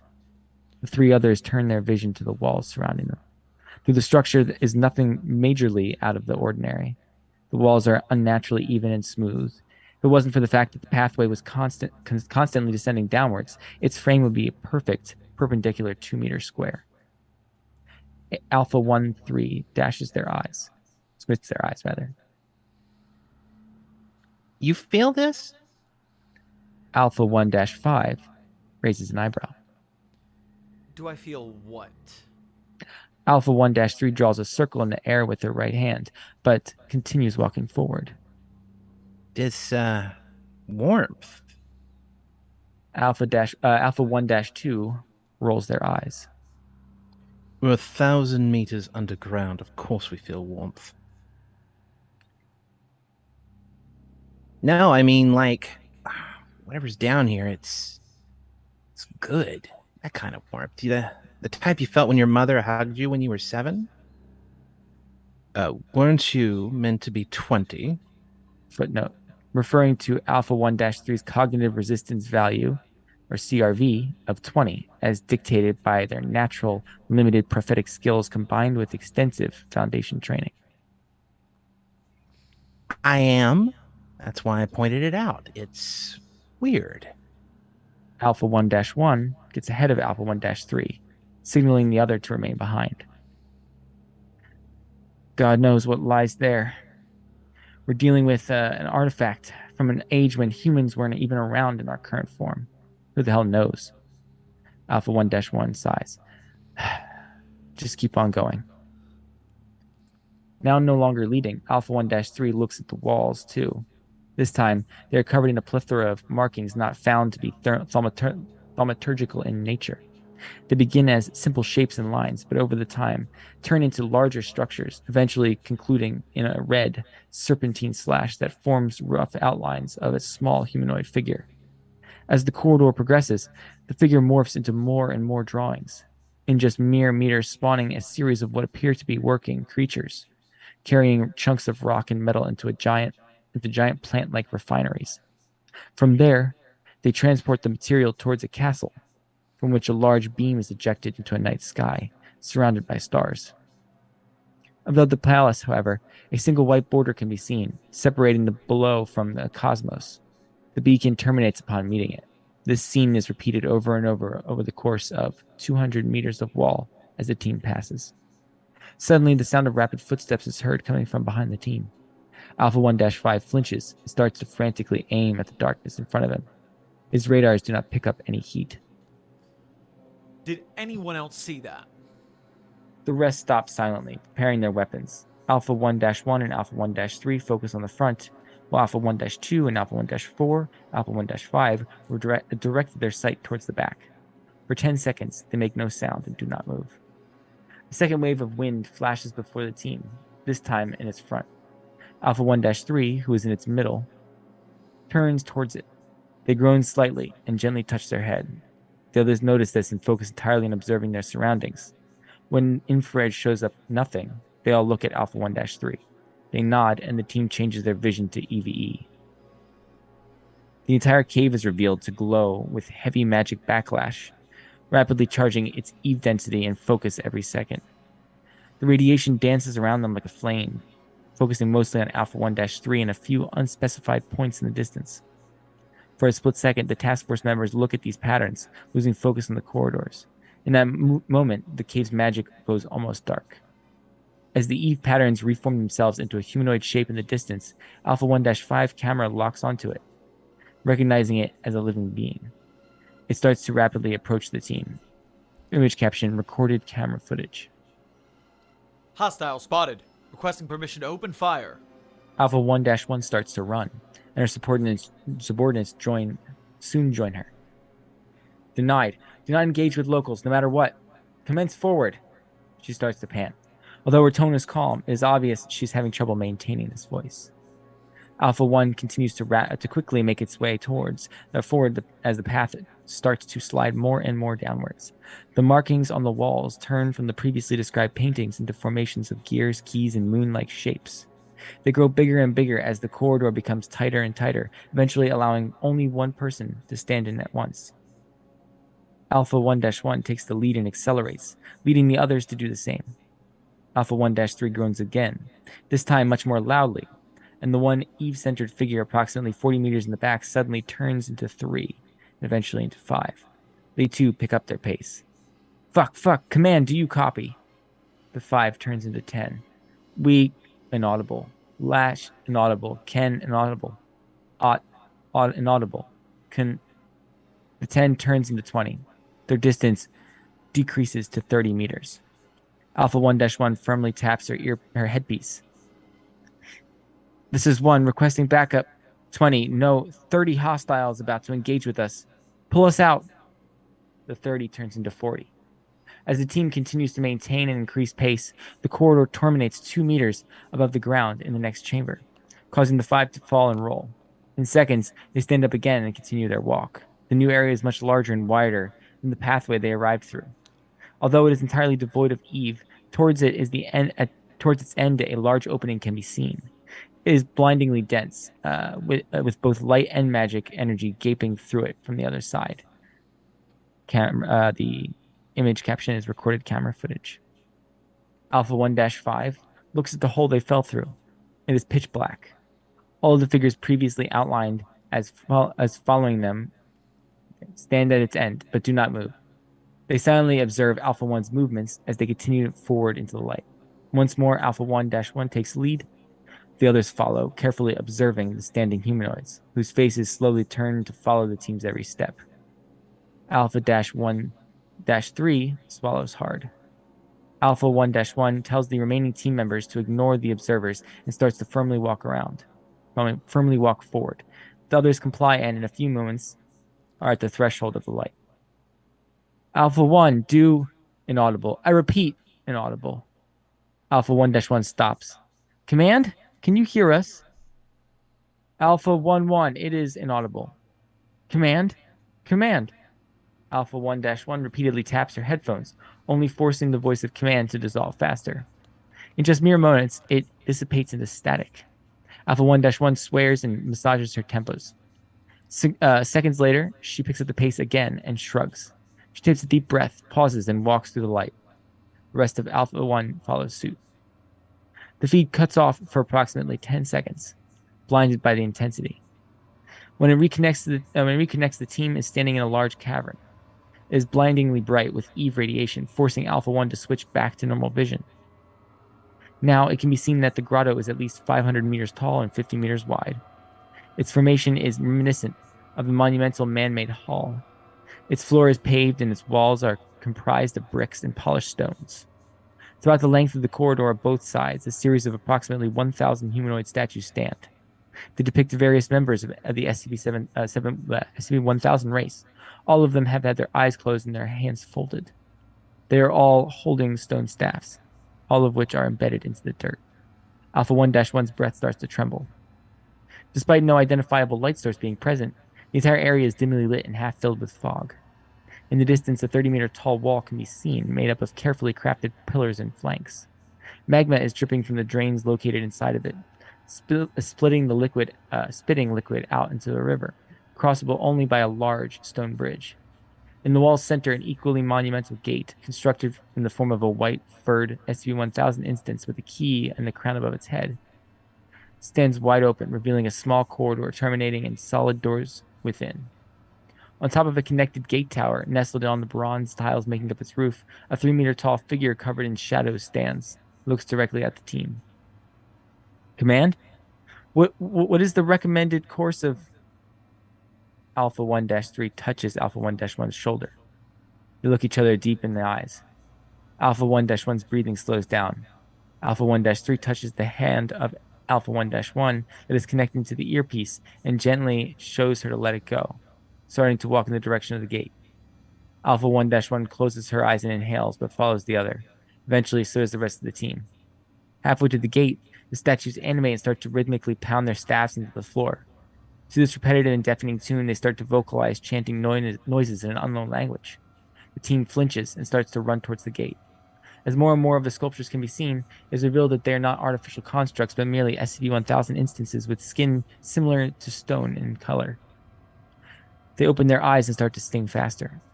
The figure at the gate draws forth some sort of weapon from its back. Static. Copy. Repeat. Alpha 1, do you copy? Relief runs through Alpha 1-1's face. Despite this, she keeps careful watch on the humanoid atop the tower. Thank God. Yes, Command, we copy. Can you see our feed? Yes, inaudible. We do. We cannot pull you out of here. The inaudible Eve, inaudible too high for inaudible old operation. You are on your own. Shit. What should we do? I'm afraid the only recommendable inaudible of action is continuing forward towards the inaudible gate. Retreat is inadvisable. What? Why? The entities that were chasing you have now inaudible. There is inaudible thousands of them. Alpha 1-1 begins to tremble. Can you at least identify those chants? What are they? What do they mean? For a few seconds, no answer is heard. We believe we believe that those people are repeating the words for Bay Butchers in inaudible language. Jesus fucking Christ, I continue and we inaudible. Command's feed once again turns into static. Shit, shit, shit, shit. At this point, the team reaches the bridge. They're only 100 meters away from the gate.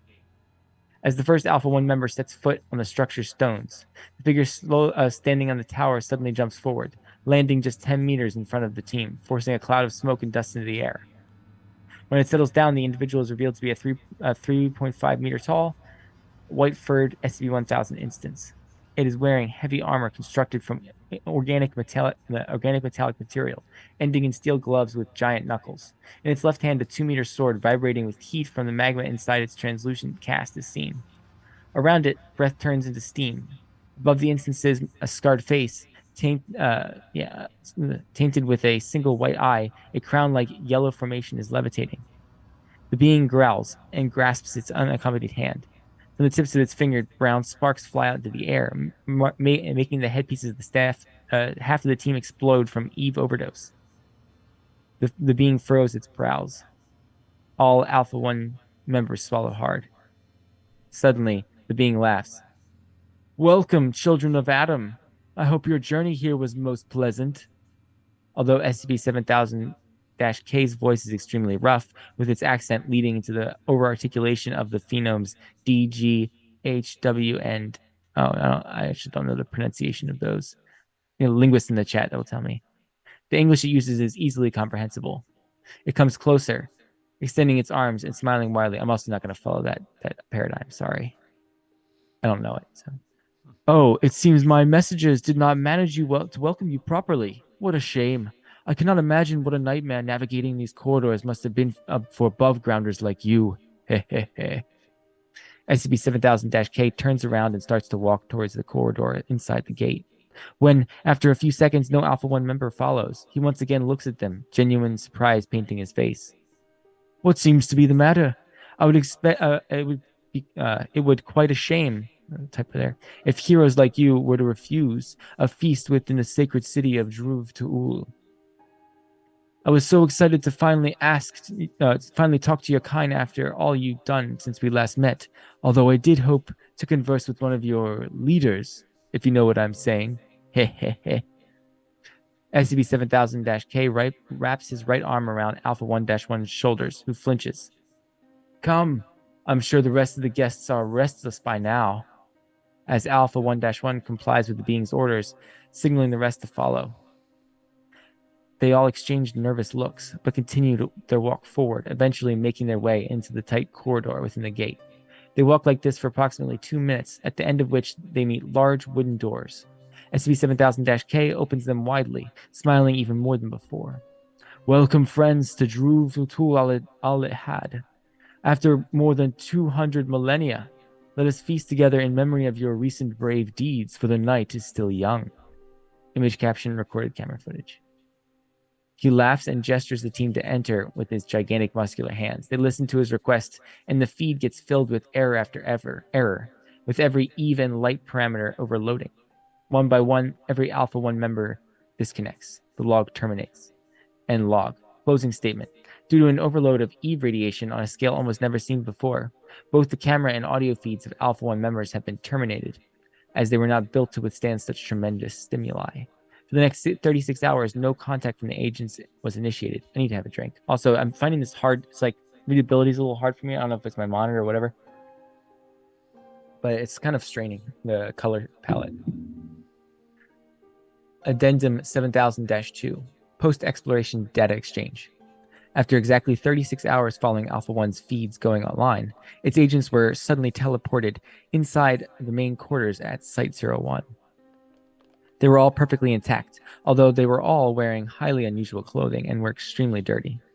They were immediately detained and quarantined. Despite this, all scans proved that they were under no anomalous or thaumaturgic influence, and were merely minorly more Eve radiating than expected. When this was confirmed, 054 personally requested an audit with the team's leader, Alpha 1-1, for the sake of detailed questioning in regards of their exploration mission. It was approved by 058 shortly after. Yeah, it's the dark, it's the quote blocks. That's what it is. It's the dark with the white text. That's what's bothering me. May 26th, 1960. Interviewed, Samira Rodriguez, Alpha 1-1. Interviewer, 054. Forward. Before this interview was conducted, initial questions by Site-01 staff revealed Rodriguez to be entirely healthy, capable, and free of any anomalous influence, including mimetic or mind-affecting phenomena. Despite this, and to ensure the safety of both involved parties, especially due to their level 5 and level 6 clearances respectively, the conversation was undertaken with a specially prepared room, detailing the individuals by separating the individuals by a single pane of extremely durable protective glass. Begin log. You want me to take 054? Sure, that would be great. I can drink the water.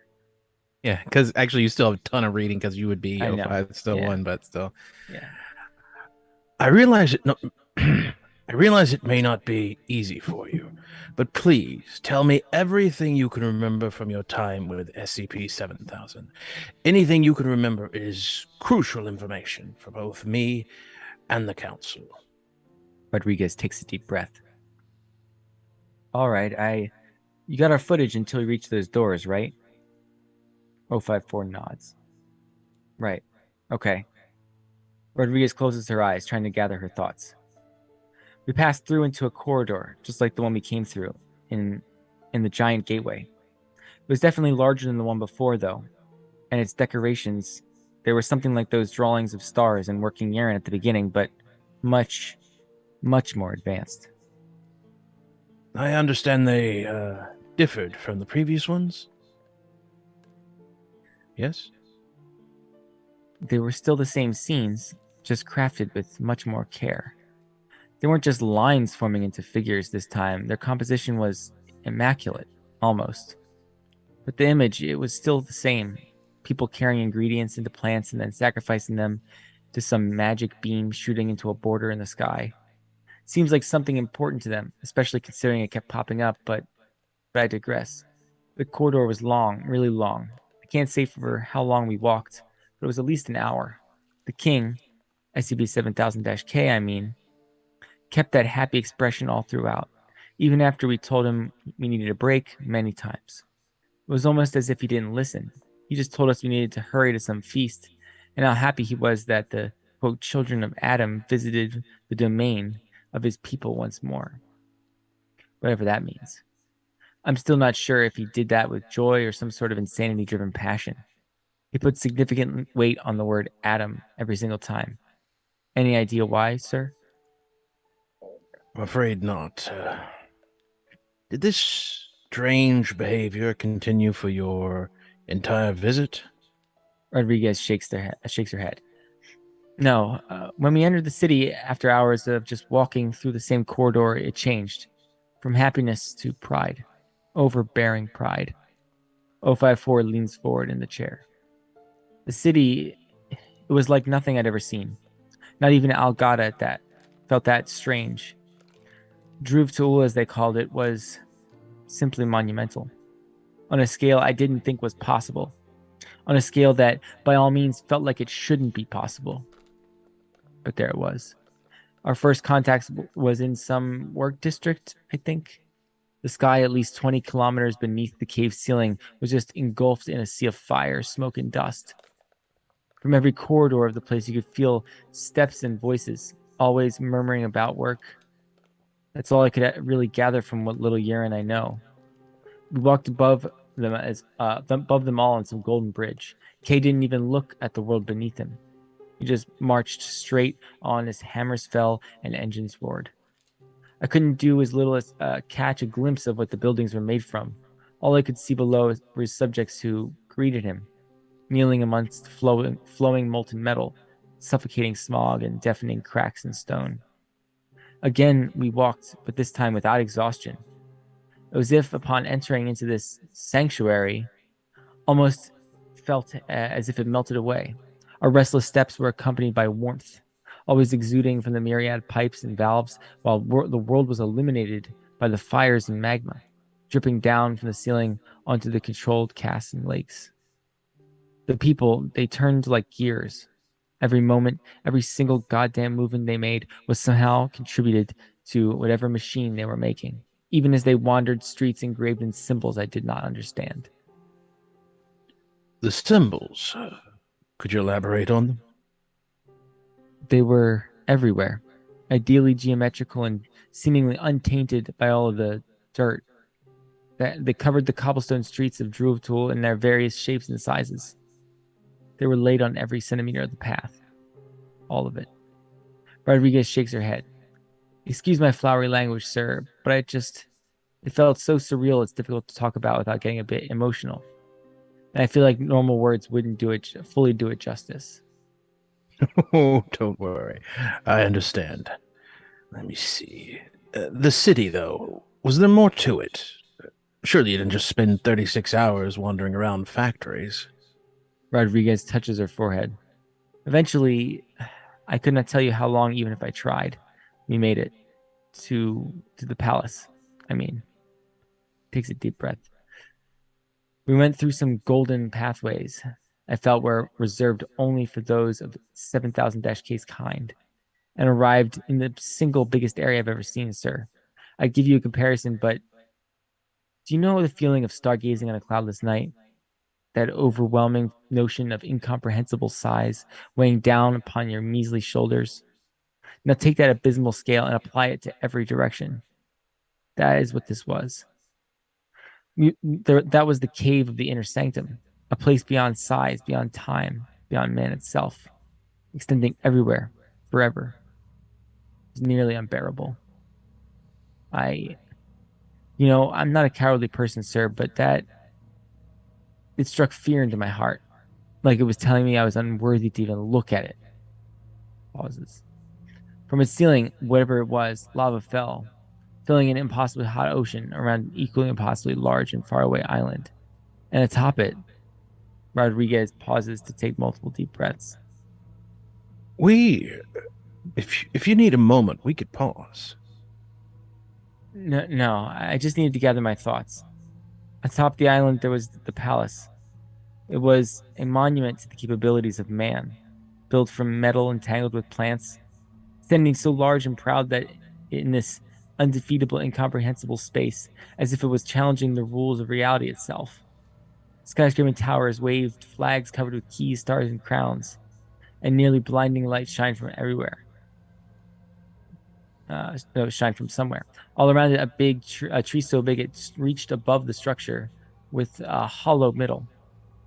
It all just stood there, laughing at the world around it, daring it to come and try it. And guided by the king, who went inside. Rodriguez swallows. Forgive me for bringing Algada up again, but I need something to compare it to simply put what we saw into words. Similarly to that, within the castle there was a feast. A feast like I'd never experienced, making my every sense explode with a billion feelings I didn't know existed. Walking through those halls felt like a fever dream, as me and my team navigated through 100 rooms with so many people I couldn't even begin to describe it all.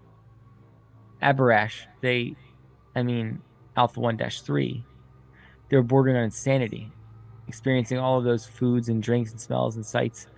I could feel their every sense, made more conscious by their skills, practically begging for help. But in their eyes, I could see they didn't want it to stop. The feast. What was that like? We didn't join the festivities upon arrival. Not yet. Before we could sit down in the throne room, Kay took us to some, at this point unexpectedly, large balcony that overlooked the magma lake from 2 kilometers above.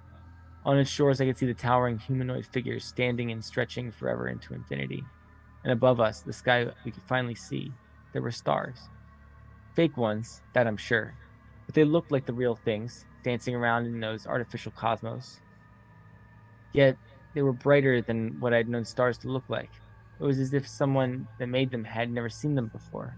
He, the king, said something about, quote, liberation awaiting, or something equally nonsensical as he pointed at his own virtual universe above his head. And then we went back in. Again, I cannot begin to describe what it was truly like. The halls were filled with various SCP-1000 nobilities and mages, but I am certain. And all were carefully looking at us as we made our way towards our designated seats. We somehow knew they were ours. They were the only ones that weren't filled by guests. There were 6 of them, 5 bearing the names of my team, and the 6th one, it simply said it belonged to a redacted footnote. Redacted per O5 Council Identity Protection Protocol. Okay. Rodriguez looks 054 directly in the eyes, not blinking for a moment. He sighs. She nods her head and then looks at the ground. He stole us to our chairs and just told us to, quote, have fun. And that we did, I think. I don't remember. You don't remember? It went by infinitely fast and yet impossibly slow at the same time. It was as if time itself had unraveled into nothingness for an impossibly drunk me, all while making me experience and consume things not meant for my brain, for my soul. Like miasma, that drug like ecstasy spread to my people, and then it came back to me tenfold. It was like a sickeningly real fever dream, tainted only by the sour smell of alcohol mixed with the sweet taste of food. I'm sure our new specialist will tell you more because I can't remember anything else. All I can tell it for certain is that after more than a day of that, King came to get K came to get us once more. He gently tapped us on our shoulders and said it was time to go. But he was disappointed. I could feel that. 054 raises an eyebrow. Before he sent us back, he leaned in close to me, uncomfortably so, and just sort of stared at the chair that had been empty all night. Stared and paused, whispered something to me. 054 leans in closer. Yes. Oh, what was it? He said he wanted to talk to you, sir. And long. Closing statement. As per her own request, Rodriguez was amnesticized regarding 054's name during her standard post-mission treatment. In addition, granted requests sent by 054 reduced Squad Bravo of Alpha-1 to non-vital mission status with included holidays for the next month. Reasoning given regarded as a reward for their efforts in the above mission. Immediately following the conduction of the above interview, 054 immediately made his way into the Site-01 Summit Hall while he proceeded to call a non-emergency meeting of the O5 Council. Attached below is a transcript of the meeting that follows. Okay. May 26, 1960. Parties present 051, 2, 054, 057, 8, and 0515. I'll take 2 and 4. Sure. I'll take 8 and 13. Okay, so I get 1 and 7. Got it. Forward. Due to a majority of the O5 Council being offset at the time, due to parties attending to Vital Foundation missions business elsewhere, they were unable to attend the summit.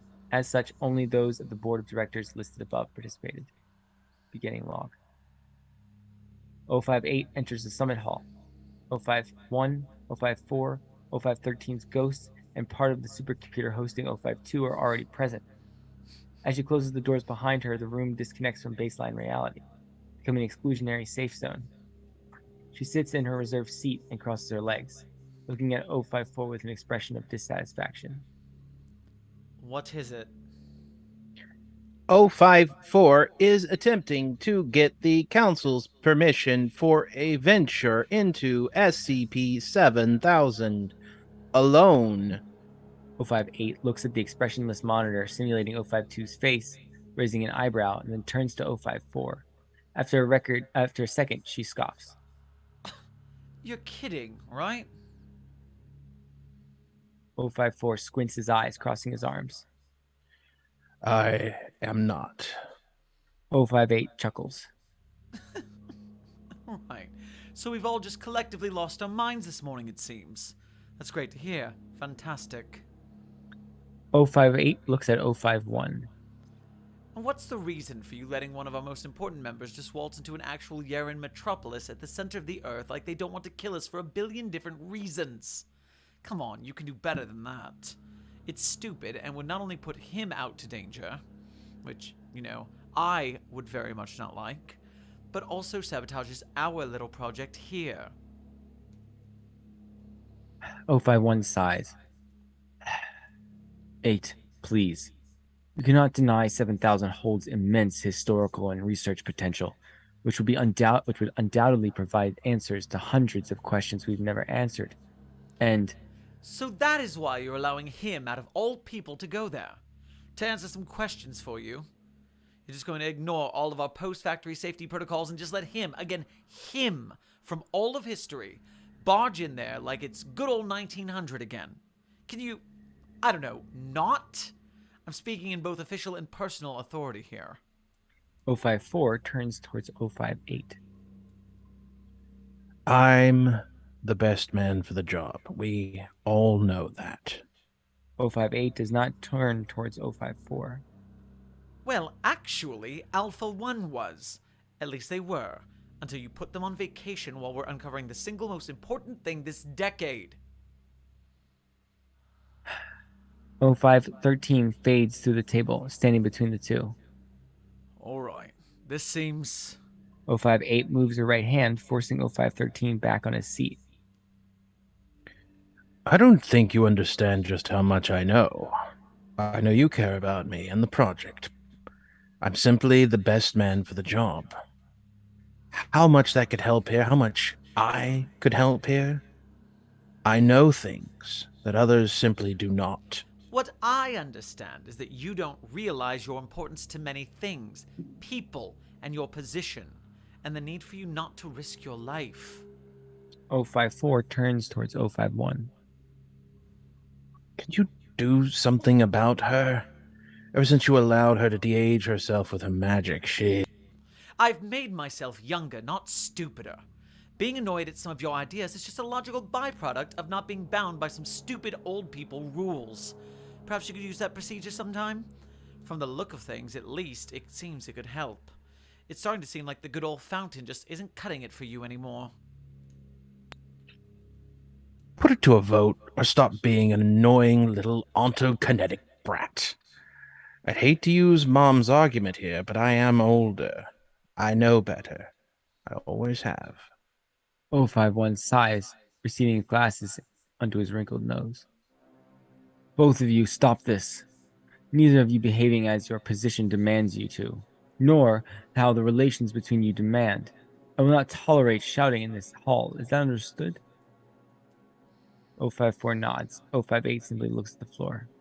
Thank you. Now, let's hear arguments from both sides like civil as people, shall we? All parties present and exchange looks, except 052 simply shows a thumbs up icon on its monitor. 051 then focuses on 054 and motions him to proceed.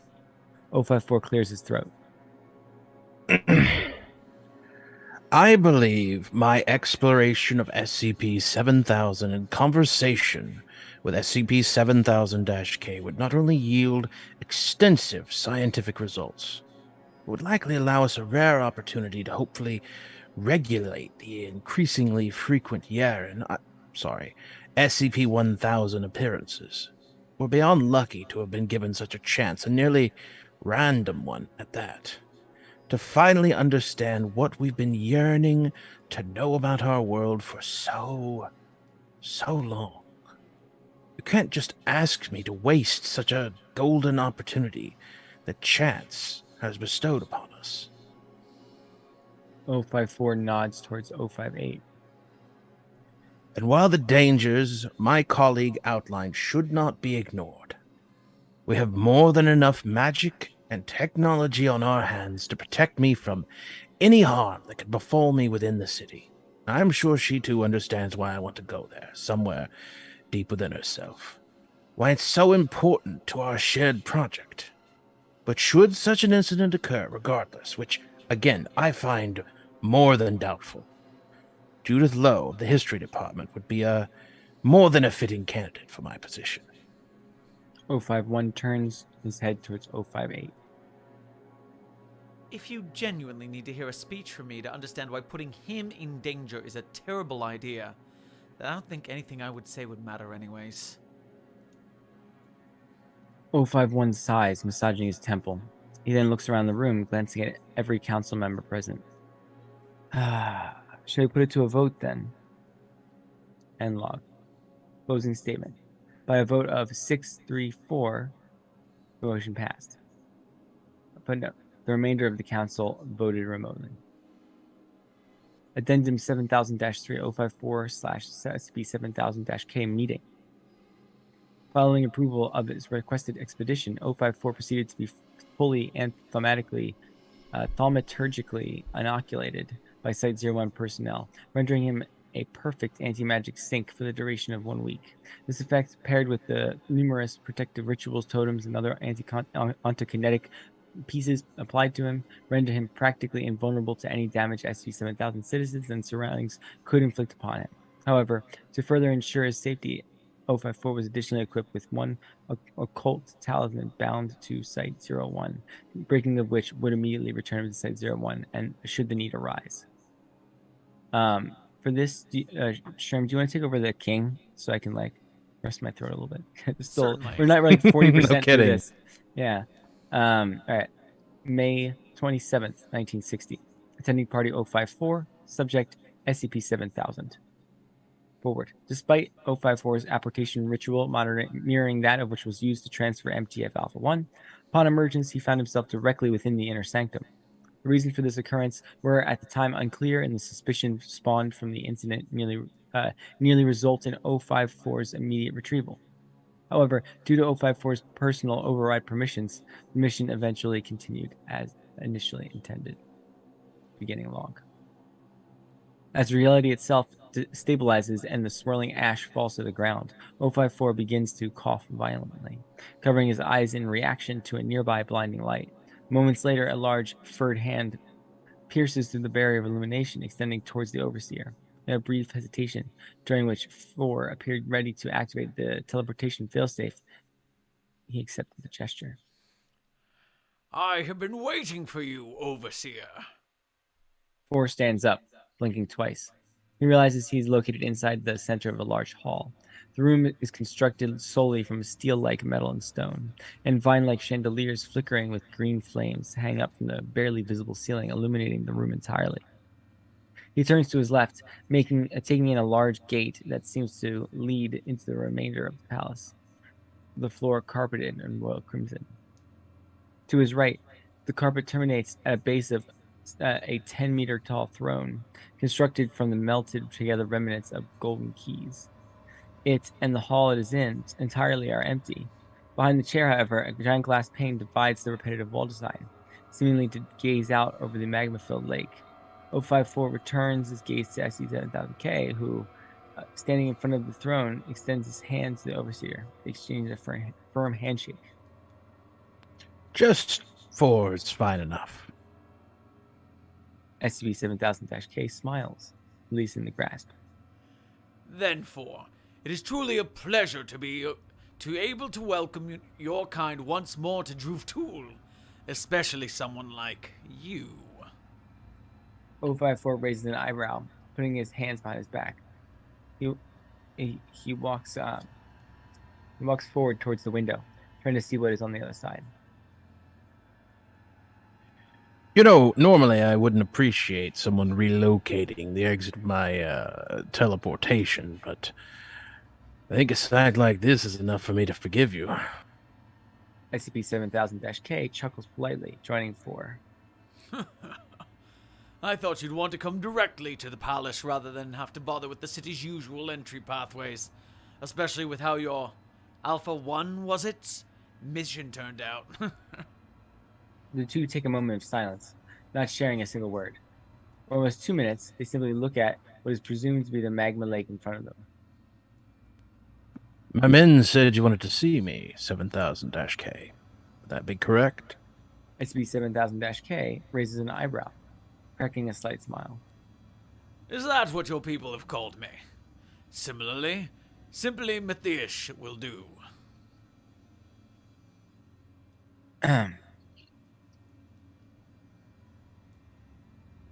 I lost my place here. There we go. Oh, there we go. It moved. There we go. 054 nods his head with visible appreciation for the gesture. But yes, I have called you here, for what I believe is a reason you will find most intriguing. 054 crosses his arms. Let me show you. 05, so SCP-7000-K extends his left hand towards the glass and, after a few graceful, precise touches along the pane, takes a step back. The entire wall proceeds to quickly destruct itself, the glass seeming to fade away entirely as the bricks reposition themselves into the formation of a balcony segment extending outside the confines of the room. Diagon Alley? Once the reconstruction seems to complete, SCP-7000-K takes the first step towards while motioning for 054 to do the same. He complies. They emerge into an open grotto extending in every direction until the end of the horizon severs vision. Approximately 2 kilometers below the palace is a lake filled with the constant drip of magma from a ceiling so far up that clouds of smoke obfuscate it entirely. There are 2 protected from its heat by a transparent barrier surrounding the balcony on which they stand. In the distance of the cavern, the shores of the massive pool can be seen. Atop them, a series of 300-meter humanoid metal statues stand, their arms extended towards the falling flows of magma, which constructs that appear visible, similar to lanterns clasped in their hands. All are unlit. 054 inhales deeply, only to slowly release their breath over the course of the following 10 seconds. Aye. He looks up and meets the artificial night sky, sparkling with starlight and planets and suns, just a fingertip's length away. It engulfs the place in a mirage of moving cosmos which hovers just 100 meters above ground level. Enchanted, 054 extends his hand forward and in but a moment, one of the stars comes down towards his palm. It bursts with light and comfortable warmth, but disappears just moments later. 4 simply stares at his hands. How? And more importantly, why? Why do any of this? SCP-7000-K comes forward and extends a hand too. Similarly, a star-like light falls down into his palm, but unlike 054's doesn't burst. Instead, he gently throws it back up, where it shines even brighter than before. I brought you down here because it would be difficult for your kind, I think, to understand what I truly want to share with you without any of you seeing this first. I know you have many questions. I will answer any of them more than gladly, but many of them I will simply have no answer for. For most of them, though, they come back to that one word: why? SCP-7000-K turns around, looking towards at some point in the distance past the 2 rows of colossi. Why go to the effort of building all this? Why not fight back for the right to live among humans? I have heard those 2 questions alone 1,000,000 times from the lips of every great man I have invited here over these endless millennia. But I think you will be the first to understand. So let me tell you a story. SCP-7000-K inhales. Before your times, we, by which I mean my people, created an empire so large it spanned the entire globe. We did things much more peacefully than those that came before us. We gave you wall-less homes so that you could live in the light as we did in the dark. From organic skyscrapers tall enough to hear infinity, to minds deep enough to make us feel our bounds, we were everywhere. Always and forever in peace. We created a society that could not only thrive, we created a society that could thrive in tandem with you. But in the millennia that would come, Earth grew to be less than enough for us. We uncovered the mysteries of all the myths and legends that once shrouded the unknown, and everything to comprehend we understood thoroughly. So, with all the knowledge we had, we tried to expand upward to the myriad worlds above us, hoping to find a planet to host us, leaving us both free to live alone, free of the constant reminder of our shared, brutal past. But the Queen...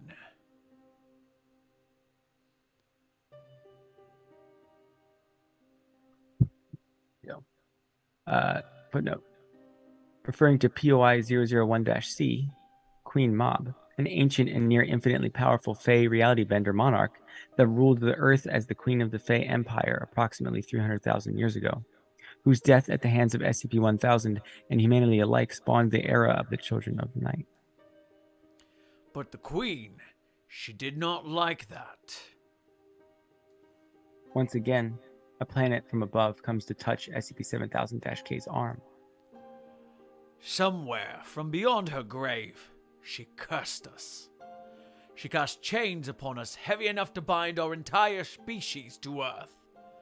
The Children of the Night, she mockingly called us, sentencing us to only forever wander said night, never to so much as touch the stars that shined so brightly we couldn't help but feel compelled to explore them.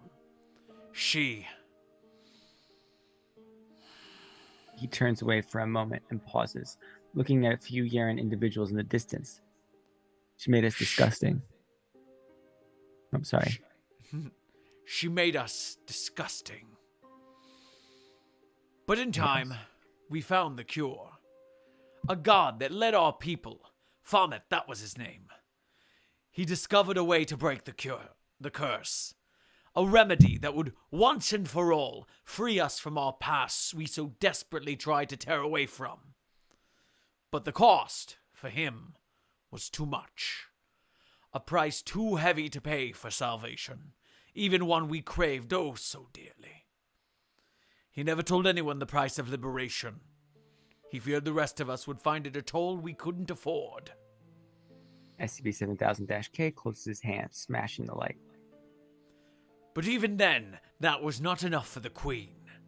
She convinced your people to aid her in overthrowing us, crowning you kings of the planet in less than a day.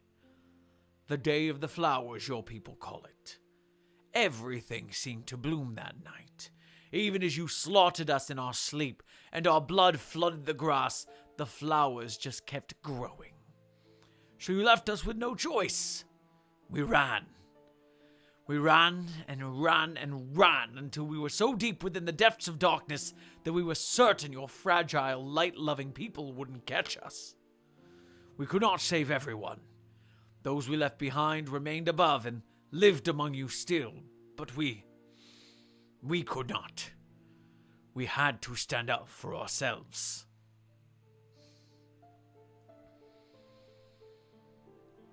Boy, I just tried to scroll down to look to see how much was left. Oh boy. Yeah. SCP-7000, SCP-7000-K smiles, turning his sight towards the palace. And since then, we build. We've built all these years, never stopping, until we formed a city proud enough to call home even here, millions of meters below the ground where we were safe, where nobody could reach us, where we could thrive in peace once more, but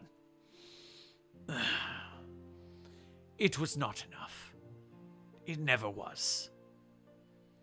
Blinded by, call it hubris if you want, the king of the newly made Droof Tool once again looked toward the stars, not content with what his brother said about the price being too high. He reached to him, saying it was our time, but Fomet simply said he was a fool if he truly thought that. And for breaking Fomet's trust, he had never seen him since.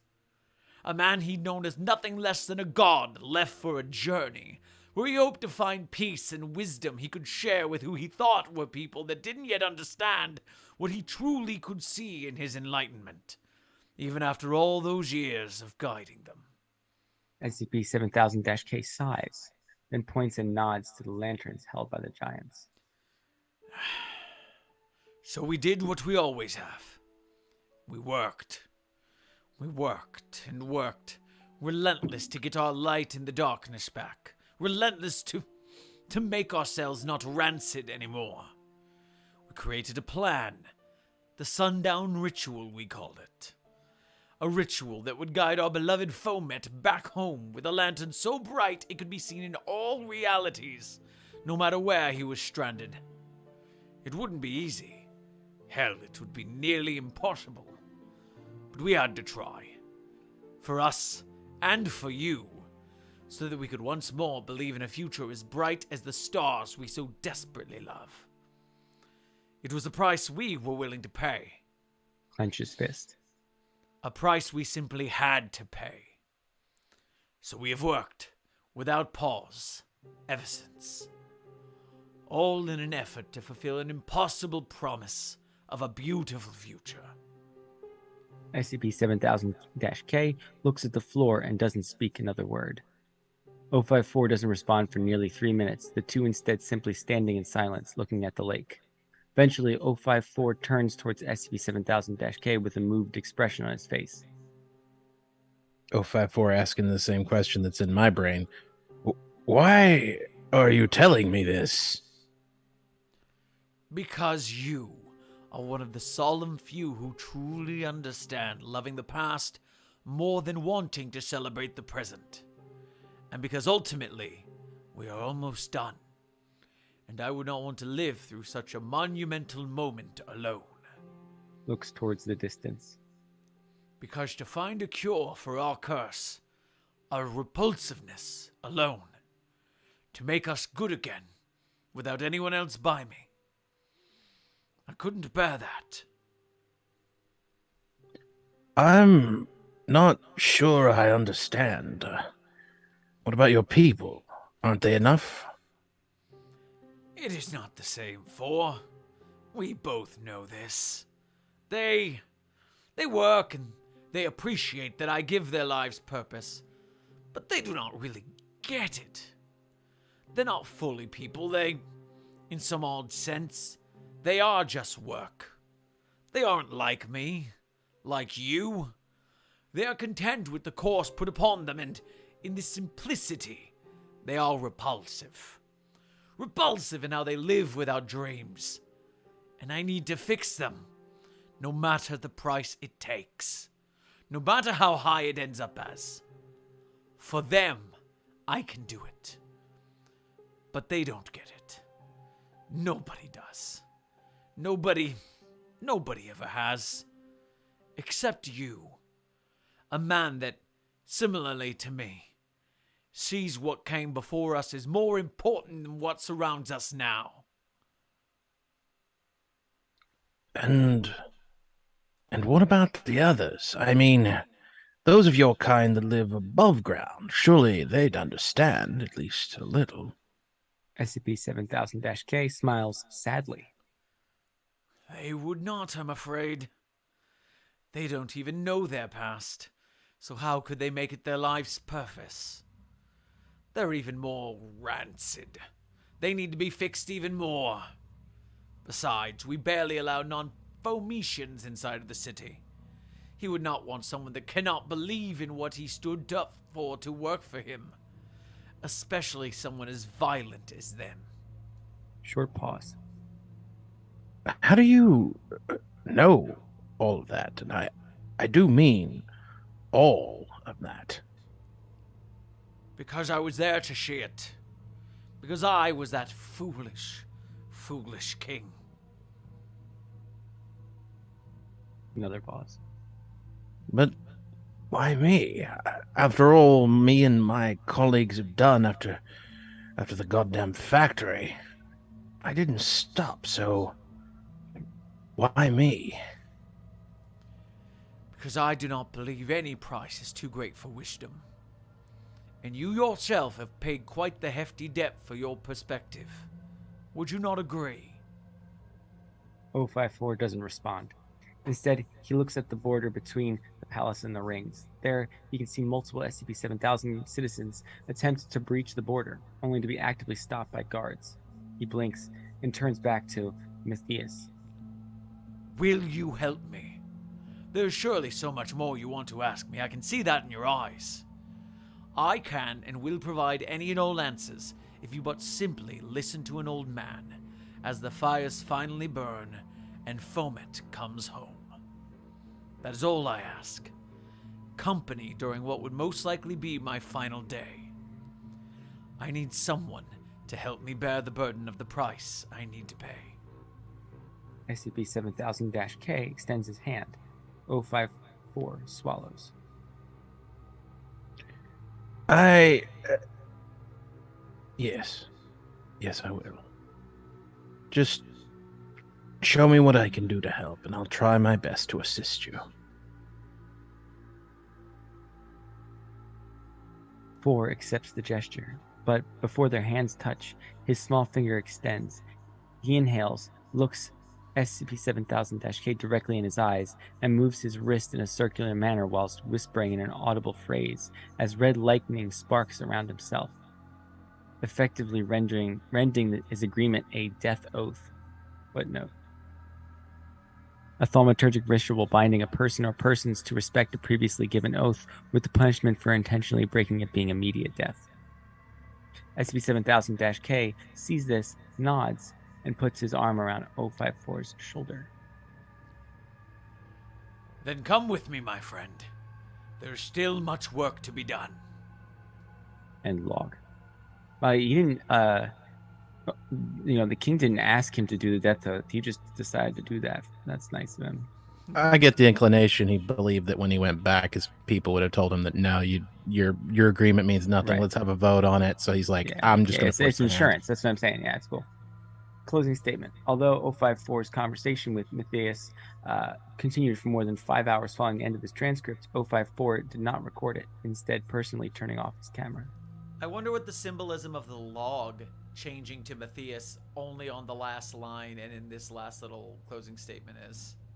It has something to do with the identifiers in Fae or something. I don't know.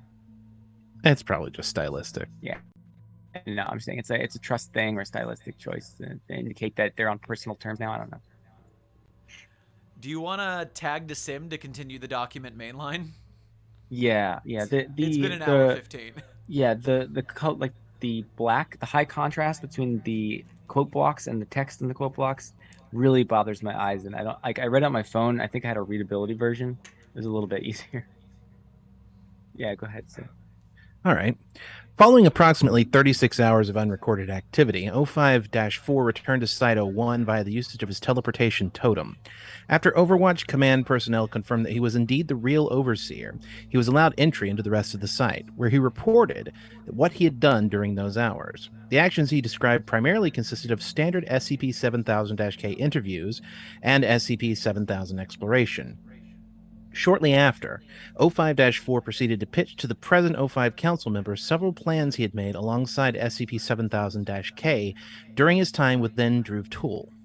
They consisted of, among others, the establishment of a Foundation embassy within SCP-7000, the signing of the Shepherd agreements between the 05 Council and SCP-7000-K, which would regulate the containment of SCP-1000 instances outside of SCP-7000 and the Foundation's terms of engagement with SCP-7000 itself alongside its population, the creation of an SCP-7000 research team consisting of 05-4 and his most trusted personnel that would be allowed to freely wander the city and study its technology, citizens, and building, and the establishment of free information and material exchange between Foundation personnel and SCP-7000 citizens to an extent limited by the 05 Council, which would allow the former to gain a better understanding of reality and the latter to more quickly finish the preparations for the Sundown Ritual. As all of these proposals have been considered to be operations technically under the previous approval of 05-4 and 05-8's research within SCP-7000, the rest of the 05 Council tentatively agreed upon the above plans. Over the next couple of months, they would become integrated into the Foundation procedure regarding Druve Tool. Addendum 7000-4. Further SCP-7000 research. Below attached are a few select entries made by 05-4 in his personal journal during his research on SCP-7000, alongside his team acquired through the use of a recording device alongside 05-8's supervision. Date: 02/06/1960. 05-4. Today was the first day I felt alive since I was born. I don't often like to use dramatic language, at least in documentation, but it's hard to talk about Druve Tool and everything surrounding it without reeking of excitement. Walking amongst these ageless halls feels more like a dream come true. No, more than that. It feels like the fulfillment of everything I've ever dreamt of, from scrolls as ancient as time itself, to people almost living beyond time, to answers to secrets I thought I'd never hear. It's all so unreal, like some pure dream-like ecstasy, and I never want to wake up. The best thing, however, is that she agrees with me.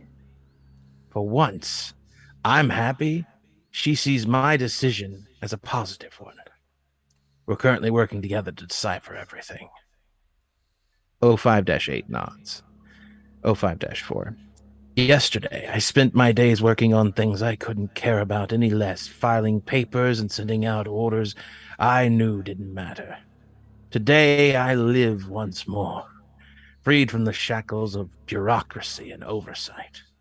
Tomorrow, I will answer every lingering question I've had in my mind since I was a young scholar, and all of these incredible, unbelievable, nearly incomprehensible opportunities given to me by pure chance. I do not know if there's any God up there, but I suppose I should be thankful to them, just in case. I've yet to explore more nuanced, we'll call it, parts of SCP-7000, as 8 and I do not want to indulge in specific research without my trusted men who are yet to arrive. But for now, as little as simply taking steps within the city is more than enough for my hungry mind. And from the brief talks I could get Mateus to have with me, I've gleaned more answers than I've ever been given from reading books older than most civilizations. 100 years of reading, trumped by fleeting conversation. I cannot put into words how excited, satisfied, no, intrigued I am. 05-8 rolls her eyes theatrically. And I suppose neither can I. Tomorrow, our work truly begins. And I don't think it would be fair to keep it waiting.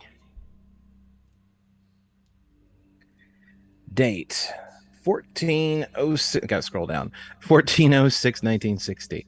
05-4.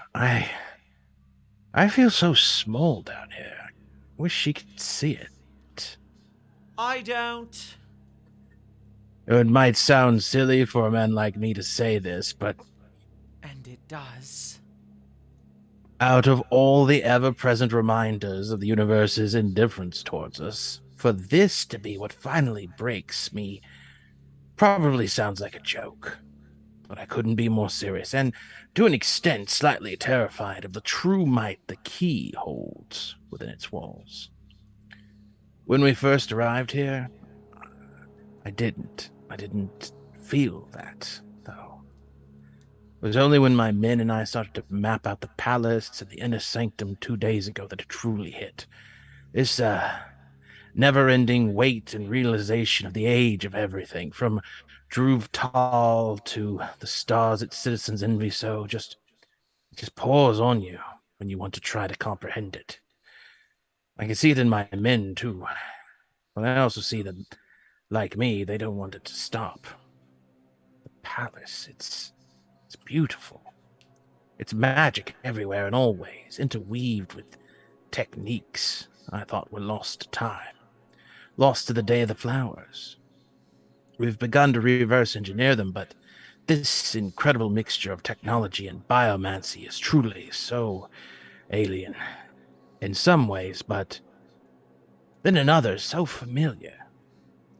Their solutions to problems we thought to be impassable were so beautiful in their natural simplicity. Their continued, unfailing operation so precise and trustworthy at its every turn. And so far, we could only understand 2 recovered pieces, but there's still so much we just do not know. Even with as little as these, we were capable of automating and enhancing processes we previously couldn't even hope to reliably utilize. But there's so much more that we can do. And there is, more importantly, so much more we will do. Date 2606-1960. The stars down here. It's hard to talk about them without my hands trembling. You'd think for such a common phenomenon, for something I saw every night as I went to sleep, for that to make me shiver would be stupid, but I simply cannot explain it. That sensation. Not without showing what the sky looks like here. To even call it a sky is a disservice even. It's a meticulously crafted piece of... Excuse me. It's a meticulously crafted piece of artwork, hung above the ground for everyone to see and remind themselves why they work each and every day to get even a step closer to them. And even to someone as culturally distinct from the people of 7000 as I am, I can guarantee you it does its job well. However, the cosmos here isn't just a display of power, magic, and goals. It's a chronicle. From what I was able to gather from the people of Druv-Tal and my own observation, the stars do not depict the current night sky.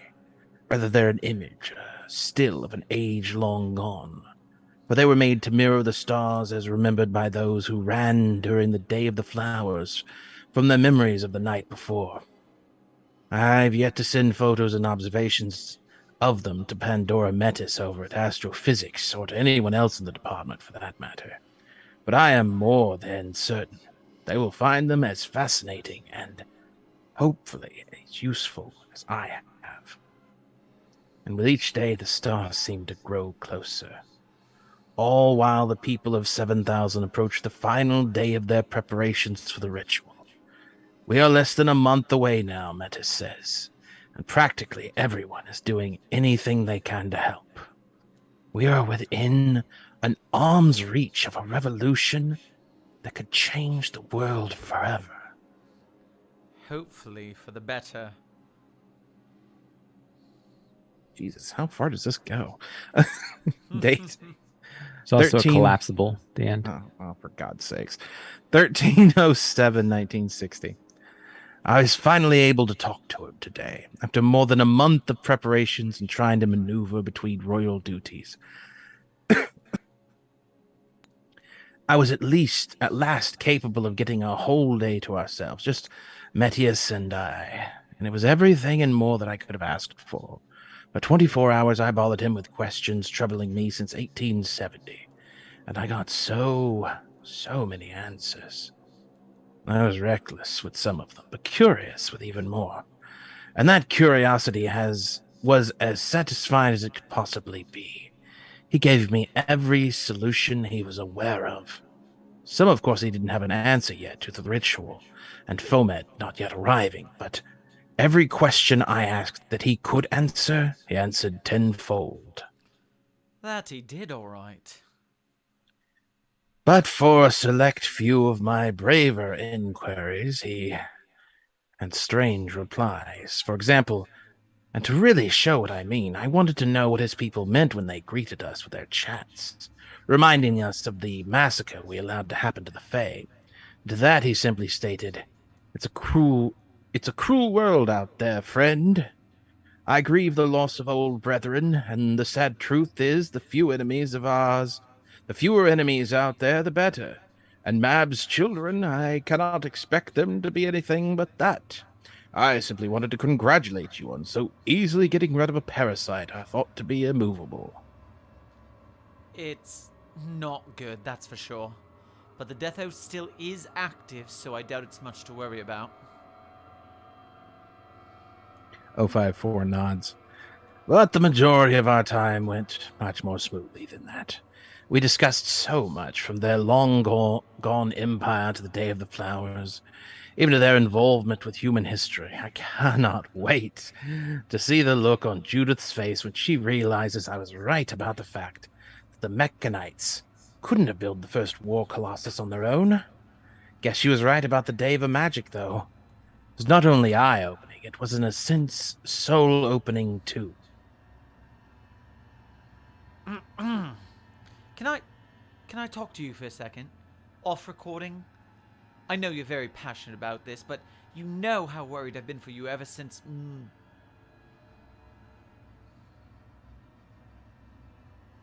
Further data restricted to O5 level personnel per O5 Council Identity Protection Protocol. Let me just take a sip of some water real quick.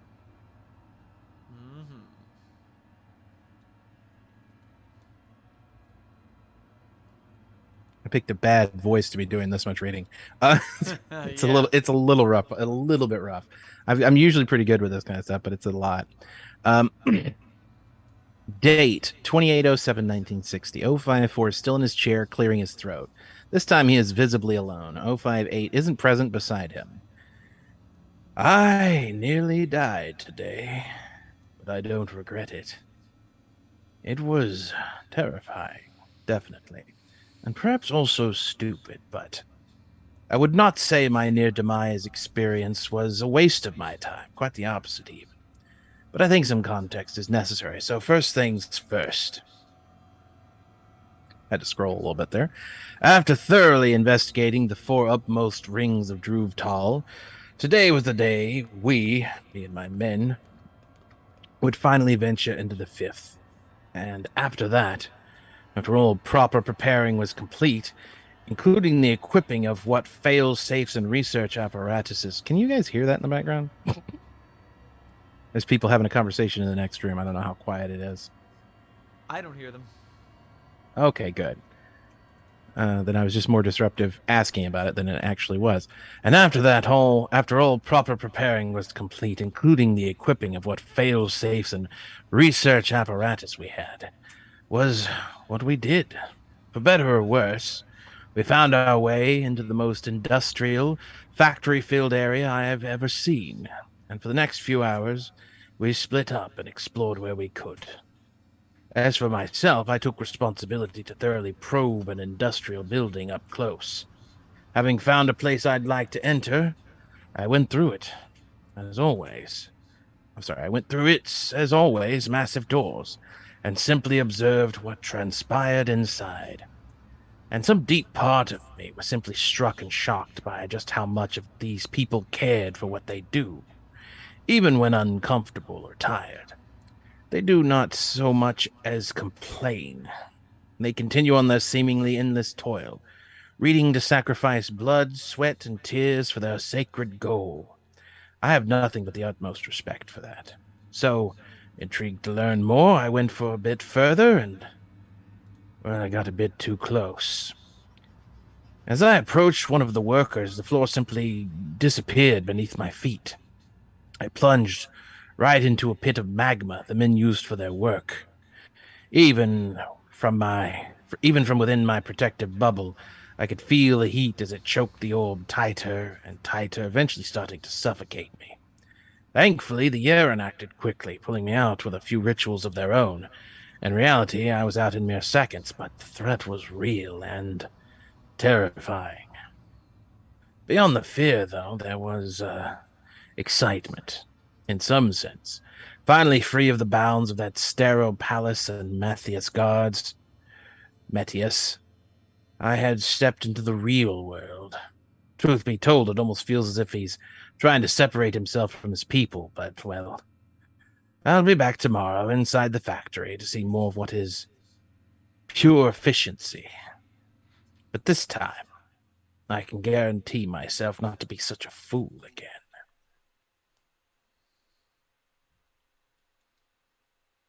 Prior to the above incident being recorded, the O5 Council tolerated, albeit tentatively, the doings of O54 and O58 within SCP-7000 despite their frequent danger and lack of professionalism. This incident prompted O58 to declare a security intervention necessary. To achieve such, she called a non-emergency O5 meeting the same evening as the transcripts upload to the Site-01 database, ordering O54's immediate attendance. Attached below is the summit's transcript. Date: 28/07/1960. Parties present: 051, 052, 054, 057, 058, and 0513. Forward. Similarly to the previous summit, only a small portion of the council was capable of partaking in this gathering due to their continued required attendance outside of Overwatch Command due to vital business. Begin log. Let's see. Billith appears to be gone, so we're gonna have to split this between the two of us. He was. I'll do 1, one 2. I'll Yeah, do I 1, was 2, and 815 4. before. We'll just split it right down the middle. I'll do 1, 2, and 4. You do 7, 8, and 13. Good. Begin log. 054 teleports outside the summit hall, taking his hand out of his pocket. He massages his eyes and coughs once, immediately starting to walk towards the room's doors. After a few moments, he enters and the gate closes shut behind him. The location buzzes for 2 seconds before separating itself from baseline reality. The rest of the attending council members are sitting in their respective chairs, all looking at 054 with visible disapproval and disappointment. The least satisfied of these faces is 058, who has her hands folded and her chin propped up against them, scanning 4 with near anger. He ignores her, correcting the stack of documents and journals he is carrying in his hands, and takes a seat. He crosses his arms. Oh, I can take over with someone if you want. Sorry, I had to go to make an optometrist appointment, and I came back, and you guys are still reading. Wow. You want to take one at the very least? Sure. Yeah, I think 1 and 7. Yeah, I just give I'll me do a second 2 and to catch up to this part. Right. Oh, here it is. Yeah. Right. Okay. You take one off of me and take one off of Sherm, and that'll work out perfectly. You take 1 and 7. I've got 2 and 4. Sherm will have 8 and 13, if that's all right. I think I'm at the right addendum. Is it 4? Oh, hold on. Doesn't 4. really have like a label. Date July 28th, 1960. Parties present. 28. There you go. There's only 4 instances of 28. There you go. July 28th. 28. Parties present. And 05 council. Yeah. There we go. Found it. Okay, cool. Yep. You said 051 and which one? 7 is you. 7. 1 and 7. Oh, yeah. I'll do that again. Great. Perfect. 054. Wait, we already did this, didn't I? No. Yeah, you are literally on your first line. Oh, what's this? What is this all about? 058 furrows her brow. Let me tell you what this is about.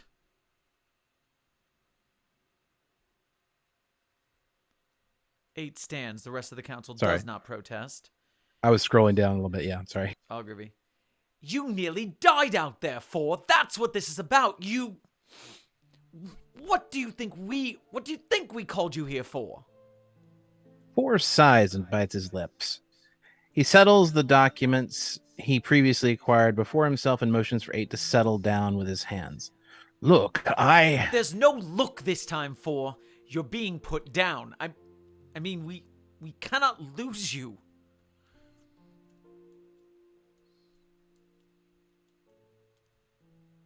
O54 blinks twice. You are being officially removed from the 7000 project. Your team will carry on normally under my supervision, but you will not be allowed back into Driftool until you can prove yourself capable of not getting yourself killed. I and the project cannot afford such a loss. 05-4 scoffs. That is absurd. The only thing that is absurd here is you nearly dying in a factory. Have you, for at least 1 fucking second, considered how beyond lucky you were to survive? Dumb luck. Dumb luck. 05-8 sits down again with a heavy thump. Don't be so reckless again. Ever. Just, please, listen to... 05-8 looks at 4 again with what could be mistaken for murderous intent in her eye.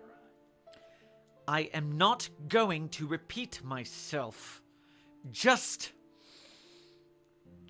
please comply, or I will take over the project forever. You are not allowed to die. Period. Simple as that. 054 hits the table with his fist and stands abruptly. Just listen to me for once. Please, forgive my behavior, but I would like to be listened to as well. Last time I checked, we all have equal voices here on the council. 05-8 angrily looks at 05-1. He stares at her with a blank expression, motions for both of the arguing overseers to sit. I'll allow it. Let's hear what he has to say. He deserves that much. 8's angry gaze does not budge, but rather seems laced with worry. She complies regardless, nervously tapping the table. 4 inhales. Thank you, 1. No, I won't try to defend my reckless behavior as detailed in the log, as I'm sure you're all aware of. It was irresponsible and plainly stupid for someone of my station, but removing me from the 7000 project, do you have any idea what a monumental waste of potential that would be? 058 raises her eyebrows mockingly. 054 ignores it. We are nearing the end of my work. My team, 8 and I, have been relentlessly studying everything we could gather from inside the city, and in just 2 days, we will finally be done. In almost exactly 48 hours, the sundown ritual will be finished. And when that happens, we will finally be able to solve the puzzle we've been piecing together for the last few months. Just think about what we could do with a complete and absolute history of our relations with the Yeren and the Fae. There is, logically, no better weapon against the Queen, and... Pardon me, perhaps my ignorant intrusion, but are we really going to ignore the fact that you've been aiding the anomaly in the creation of a ritual that would most likely summon an equally powerful god in the process? 05-4 inhales. Fomet is no god. I've documented such heavily in the reports I've sent you all, but it looks like you all have forgotten to check your mail. He's no threat, he never was. The present council members exchange looks amongst themselves, confused. Eventually, they each pull out their table and start searching for the information. Sorry. 05-4 sighs. Here, I've just sent it again. This time, read it. The entirety of the council takes a few minutes to familiarize themselves with the text and analyze it, scrolling through the messages on their device. They all stop reading after a while, genuine surprise on the faces of some. Right, but this ultimately doesn't change much. You're still actively exposing yourself to a truly unknowable force that could, if it so chose to, level the entirety of Earth with the ritual it has brewing down there. The fact that it hasn't done so already doesn't mean they can't do it to you. We both know it. Hell, look, I even... How could you say that this doesn't change anything? It changes everything. 05-4 turns to the rest of the council. Why can't you see this? Where's your passion? Where's it gone? Have we hidden it entirely behind our paranoia? Our foolish worries? Where are the people who sat down with me in 1870, seething with incredible excitement, in anticipation to understand this magical world we live in? Where's the fire in your eyes? 4 throws his hands in the air. Have you really become so stuck in your bureaucracy? So stuck in some fetish of power that you forgot why we formed this group at all? This might finally allow us to defeat the Queen below this fucking meeting room. If you all have a problem with an old man trying to piece together a mystery that we all promised to solve together, then I simply... Pause for one moment. Since you're at the end of this line, there's a sidebar that this is the email that everybody just read. I'll just run through this real quick. The sundown ritual and its association with the real Fomet. By far the strangest belief shared... oh, this is you again, but I'm still going to read it and give your voice a chance to rest. By far the strangest belief shared by the people of SCP-7000, including Matthias himself, is that this Fomet is a god. Perhaps this is due to the near 250,000 years that have passed since the dreaded Day of the Flowers, or maybe perhaps due to some magic machinations Fomet himself cast upon his people, but the belief is, well, simply wrong. There is just too much proof as to the contrary. From ancient tablets recovered above the ruins below the inner sanctum to simply piecing together stories told of him. I'm honestly baffled at how nobody in over 200,000 years has never pieced it together before us. Perhaps this is some of Eon situation where the truth got bent through time to reflect some propaganda or artificial faith, some semiohazard, who knows what else, but there is one thing I'm certain of. The sundown ritual poses no threat.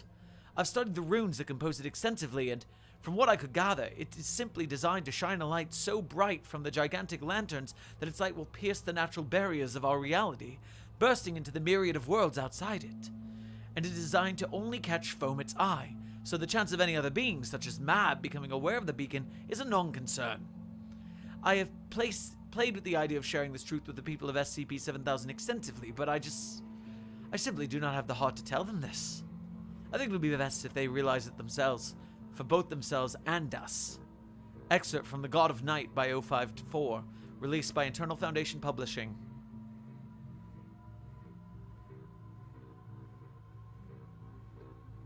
And then 057 growled. Are you done?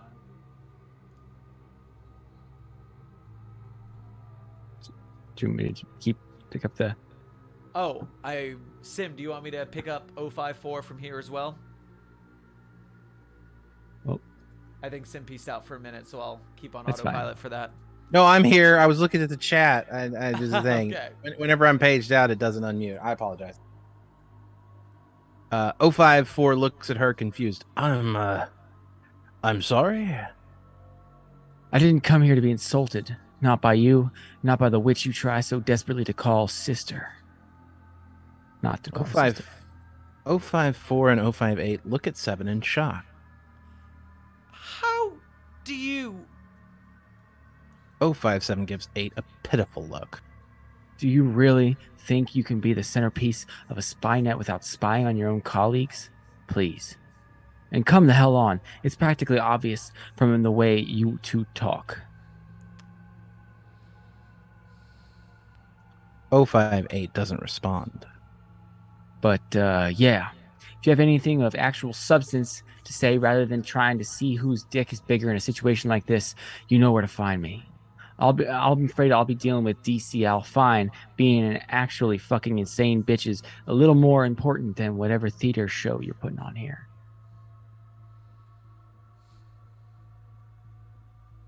.057 stands up from her seat, heading for the exit. She waves her hand with a fake smile, only for the expression to shift into a grimace as she looks away from the remaining attendees.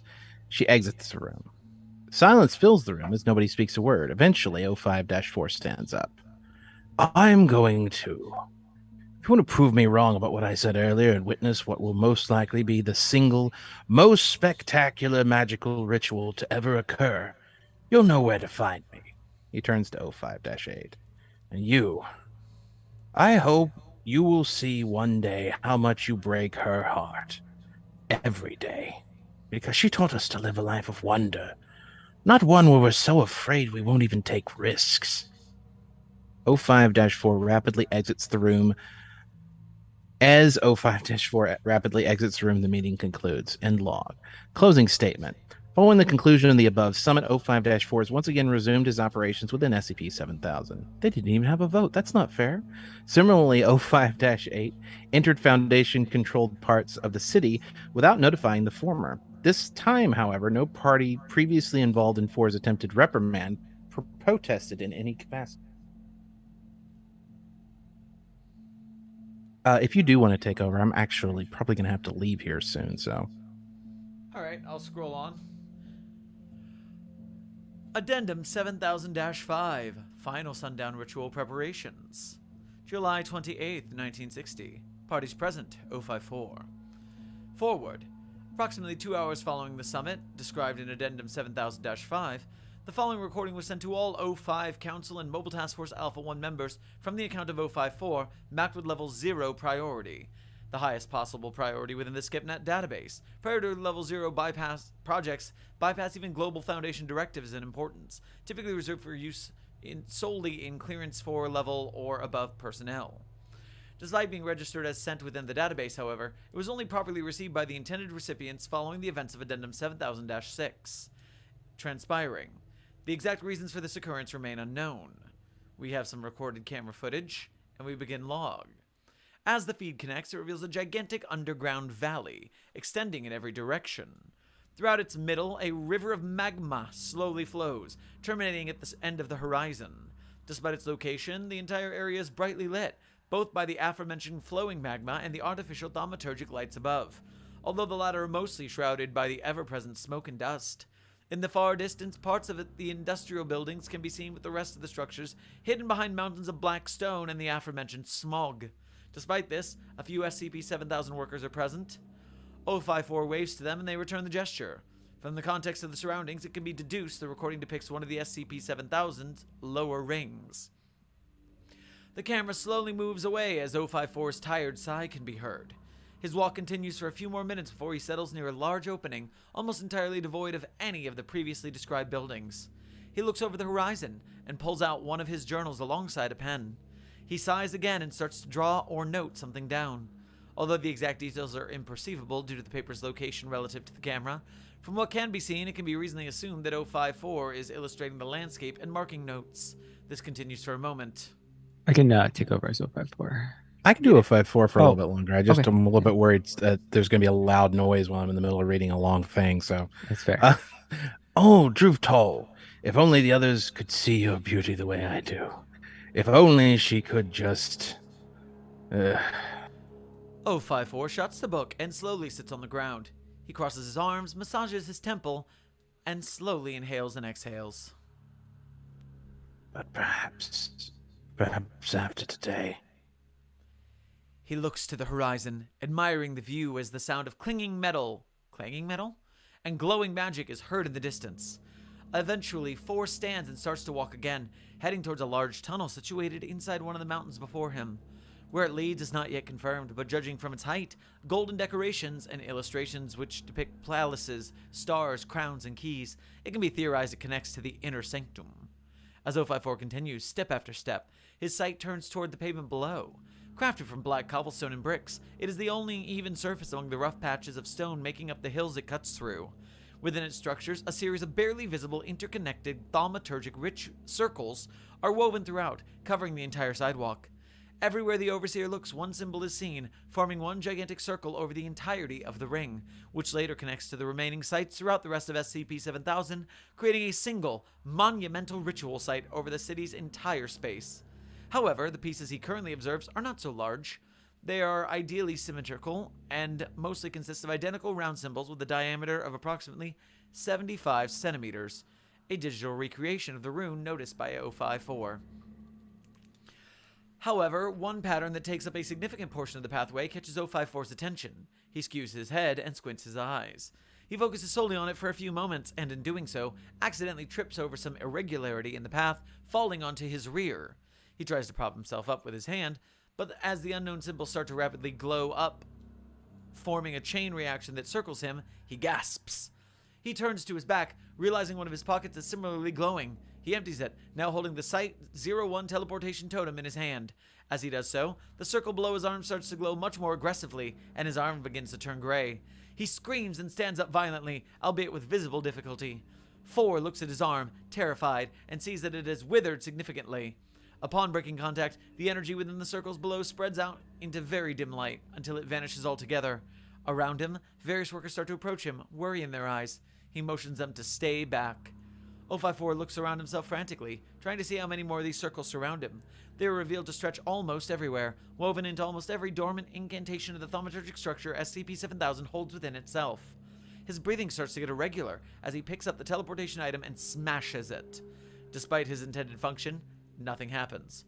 4's eyes widen even more as his heartbeat surpasses standard rates. He swallows hard, looks at the remains of the totem for a second, and turns toward the Yeren individuals around him.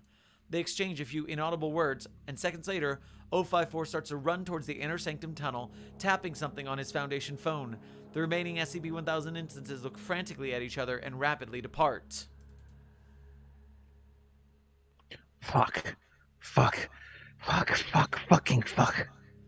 The tapping gets more aggressive, apparently due to no response, and 4 sighs angrily, increasing his pace. His vision is now entirely focused on the destination in front of him. His expression turns from fear into pure determination and anger. As he crosses the anti-thaumaturgic border that separates the inner sanctum from other rings, his feed gets forcefully disconnected. End log. Closing statement. See Addendum 7006 for further information. Time for Addendum 7000-6, 054 SCP-7000-K Intervention. On July 28, 1960, 054 and SCP-7000-K were present. Forward. due to the extreme amount of thaumaturgic backlash coming from the activation of the sundown ritual corrupting the below video feed. Whether the events it depicts are fully true currently remains unknown. Further research is ongoing. Begin log. As 054 enters the inner sanctum, he taps his personal camera a few times, rebooting it once more. He is now located in front of SCP-7000-K's palace, which is noticeably glowing. All thaumaturgic symbols covering its walls and paths leading to it are now brightly lit, and from atop its highest spire, a vague beacon of white illumination extends into the sky above, terminating near the ceiling, which it appears to be slowly excavating as if to make its way above ground. Around it, a myriad of SCP-1000 instances can be seen actively trying to breach the border between the inner sanctum and the lower rings. Although the walls and guards serve to impede some, most of them succeed, pouring into the palace. When 4 notices, he grunts and further quickens his pace. He enters the building and continues his run until he makes his way into corridors crowded by protesters, which he pushes through until reaching the throne room depicted in Addendum 7000-3. With exhaustion clear as he pants, he makes his way up the stairs and past the throne, standing before the wall directly behind it. 054, despite seeming quite frantic, carefully replicates the order in which Matthias touched the bricks, successfully reopening the balcony's entrance. Still recovering his breath, 4 steps forward, embracing the blinding light of the outside world. Once he is able to properly see again, he notices Matthias standing towards the edge of the balcony. The Yeren looks into the horizon towards the myriad of statues decorating the banks of the lake. Their lights are starting to dimly glow, pulsating with a similar tone as the beacon erupting from the palace. As 4's footsteps sound out against the balcony floor, the king takes notice of him, smiling widely as he extends his arms. 4, my friend! I'm so glad to see you. You have arrived just in time for... You liar. 4 points at Matthias and approaches him angrily. You lied to me. After everything I've done for you, Matthias' expression shifts from happiness to a grimace within a split second. He puts his hands behind his back and turns away, shifting his gaze towards the magma lake. So, I assume you know. 054's gait widens. He extends his grayed arm forward, shoving it toward Matthias, who ignores the gesture. Eventually, 4 stops halfway through his march, simply looking at the Yeren's back. I do. Why? Just...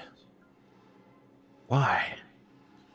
As a single small pebble falls above 054's head, his protective bubble activates, eliminating the rock before it can hit the Overseer.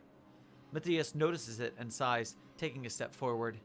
He touches the ground below him and mutters something to himself before standing up once more.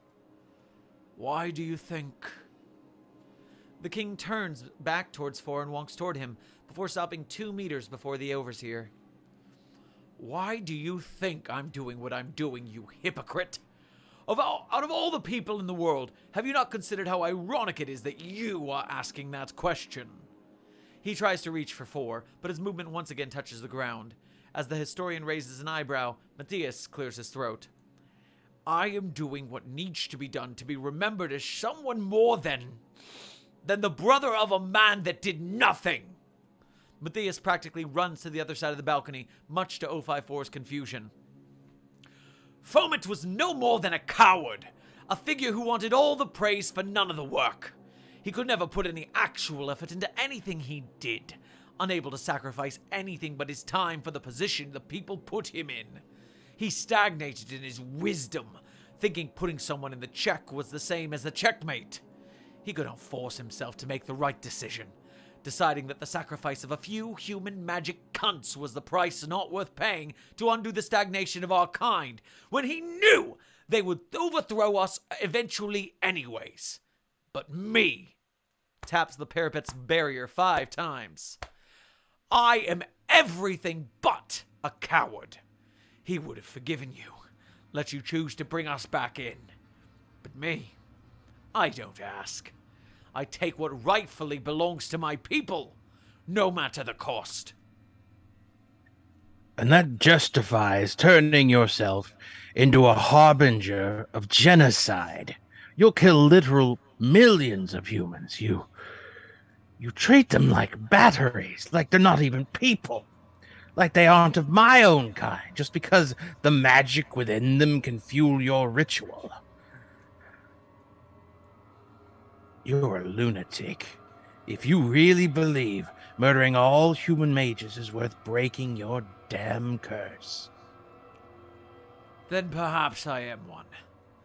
But that still makes me more worthy of my position than Foment. Or you. The king coughs thrice into his open palm and pats himself on the head. If Four wasn't blinded by anger, he would raise an eyebrow. What even gives you the right to judge me? Do you know what it feels like? How it feels to have history forget how you save literal billions because your brother was some sort of idiot thinker? Do you realize what it feels like when your unfathomable achievements are entirely forgotten because some stupid flip of a coin decided you would be raised under the same roof as an idiot who would become a foolish, ironic messiah, despite doing nothing to even match your accomplishments? Do you? He closes his eyes and walks to the other side of the gallery. There, he spits on the ground and inhales hard. So I have decided. If history will not be kind to me, neither will I be to history. I simply do what must be done to truly care for my people. I am willing and ready to pay the necessary price to free them from their curse, to free them as they truly deserve. Are you? You were wrong about your people dying in the dark. You wouldn't do so if it meant others may yet live in the light. You yourself will die in the light, so that we can live in the dark. 054 backs off, shaking his head. He points at the red circle around Matthias's right hand, signifying the death oath. But you swore, Matthias shakes his arm, breaking apart the rooms. Did you really think your politricks would work against a magical force of nature like myself? You're psychopathic. Why even tell this to me? Do you need someone to throw your unhinged ambition at before you turn and smile to those people down there and tell them you did a good thing? SCP-7000-K simply smirks. Ah, the name changes back now.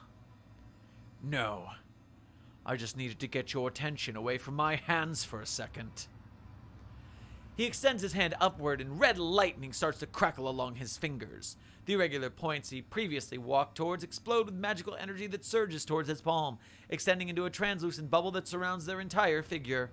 It eventually forms into an opaque cocoon around SCP-7000-K that immediately starts to crack from the impact of the lightning. 054 looks at it, terrified, and attempts to run away. As the Overseer tries once more to activate the balcony's entrance, a blast of energy sends him flying into the air, causing his back to crack against the bricks of the balcony.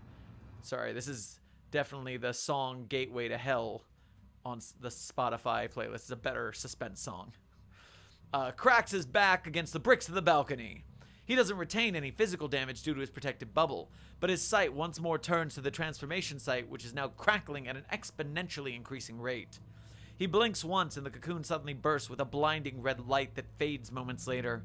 When 4 can see again, SCP-7000-K is gone, instead replaced by a 50-meter tall figure that looks identical to him. The giant smiles, cackling loudly, and draws forward his sword. 054 tries to turn away, but it is far too late. SCP-7000-K swings his weapon down, now crackling with pure magic energy upon the Overseer. He ducks and closes his eyes, readying for the impact. Seconds pass, and 4 realizes he is still alive, opening his eyes again as he frantically scans the surroundings. His protective bubble is surrounded by huge plumes of dust and smoke, the likes of which cloud the air as loud cracks of stone meeting flesh can be heard elsewhere. These sounds are accompanied by feminine grunts alongside the screams of the now gigantic SCP-7000-K. 054 stands as the terribly loud sound of the tower being demolished fills his ears. He coughs, the dust impacting his breathing as he tries to clear his vision. As 4 finally emerges from the immense cloud of dust and smoke, stepping towards the edge of the balcony, another shout can be heard, this time signifying SCP-7000-K's anger. The colossal figure enters his field of vision suddenly, his waist clutched by a 100-meter-tall stone statue as it continues to bash K's head with a large, glowing lantern. Identified to be one of the figures that previously decorated the banks of the lake, the entity furiously picks SCP-7000-K up as -K bites at his hand, destroying only some of the stone as the taller statue shouts in frustration in a feminine tone. Despite SCP-7000-K's efforts, the statue manages to throw the Yeren King against the beacon tower with a resounding crash that shakes the entire structure. Amidst the ruins of the palace, SCP-7000 citizens start to pour from the collapsing structure in an attempt to attack the king, who deflects their assault with ease. The Colossus turns directly toward 054 while panting. I could really use a hand here, you ass. Oh, that is 058. I was right. Haha. The statue's face opens up, revealing a levitating 058 within its hollow insides. Her eyes are burning with a bright purple light that fills the entirety of the head, and from her appendages, violet rope-like structures form from her reality-bending powers connect her body to the arms and legs of the Colossus. The protesting Yeren start to cheer. She looks at 4, nodding him to come closer. He simply blinks, unable to move. You're hopeless. 058 closes her eyes and focuses deeply, causing 054 to levitate towards her. He eventually joins the Overseer within the head, which she seals once more, readying her battle stance. In the distance, SCP-7000-K starts to move again, opening his eyes. He is furious and starts to move his hands in a fluent manner, clearly trying to weave some sort of spell as reality crackles and bends around him. 8 notices and smiles widely. Now, let's give that motherfucker hell. Where's the Power Ranger theme song at? Yeah, so Before SCP-7000-K can completely weave his spell, 058 punches his jaw uppercut, sending him flying into the air. Rather than crashing back down, though, the king instead manages to form a pane of ice-like material between his legs, which flows down toward his adversary, creating a frozen bridge. 8 attempts to crush it with her left hand while attempting to maneuver into a proper striking position with her right hand. As she attempts to strike him, however, he draws a sword that destroys the hand, turning the air around it into steam. 8 shouts, turning suddenly, and strikes the now laughing Matthias in the back of the head, who stumbles and tries to lash out with his blade as he falls, the sword splitting in half upon making contact with the head of the construct. Both the broken blade and the gigantic SCP-7000-K crash to the ground, forming a crater below them. But, ow. How did you know? His sister does not respond, instead rushing towards SCP-7000-K before leaping, aiming her elbow towards his face as she attempts to accelerate her fall via the use of her ontokinesis. Meanwhile, Matthias attempts to position its legs to impede this strike, his feet starting to pulse green, though only one manages to make contact as the onslaught of SCP-1000 individuals forces the other to fall. Nonetheless, as the giant statue makes contact with SCP-7000-K's foot, he kicks, forcing the giant back into the ceiling where he begins to freefall as Matthias jumps in an effort to meet her halfway. He clenches his fist and aims for her face, while 8's remaining arm attempts to repel the strike, though it only impartially beats it. And the strike still sending her flying back towards the ceiling once more. As she does, though, she grabs the king's own wrist and pulls him into her, forcing both to crash into the rock above, both parties sustaining damage as they enter a freefall towards the palace's beacon spire. Caption recorded SCP-7000 protective runes as seen during their chain mass activation within the upper parts of the inner sanctum during the destruction of the palace. Before 8's body crashes into the spire, she looks at 4 and taps her head with her free left arm. I was in the area, and it's hard not to know what your brother is up to when you're a telepath. I still care about you, dipshit, in case you haven't noticed yet. The rest of 05 is no fight of the situation. If we just hold off for a few moments more, Alpha 1 and... Before 054 can express anger, the impact does not come. Instead, the two can feel their bodies levitate upwards, carried by the white beacon. Both Matthias and 058 grunt in pain as the beacon begins to suck the magic from their bodies. In doing so, the beacon seems to grow stronger, further increasing the magic draining process and speed at which they are elevating. Color begins to fade from 8's eyes. No. No, no, no, no, no, no, no, no. 4 slaps 8 a couple of times, but to no reaction. No! He continues attempting to wake her as her body begins to visibly wither, growing grayer and grayer. SCP-7000-K, though, still unconscious, is still unconscious despite the beacon continuing to shrink his body. Although he appears nearly incapable of locomotion due to exhaustion resulting from the transformative ritual, he manages to kick himself free from the now inanimate Colossus, freeing himself and the Overseers both from the beacon as it continues to climb up. Both crash down into the palace below, shattering the face of the Goliath statue. SCP-7000-K manages to stand and starts to slowly march towards the limb statue, grabbing his bleeding right arm, his face twisted into a grimace. Is this... hello? Hello? There we go, command. Hello, hello! 4 looks at the source, tapping it twice. Command. Command, can you hear me? Barely. We can make out most of the situation. You're 100 kilometers below, so we can finally make out. 4 looks frantically between the camera, the approaching SCP-7000-K, and the unconscious 058. Redirect me to 05-7. But Now!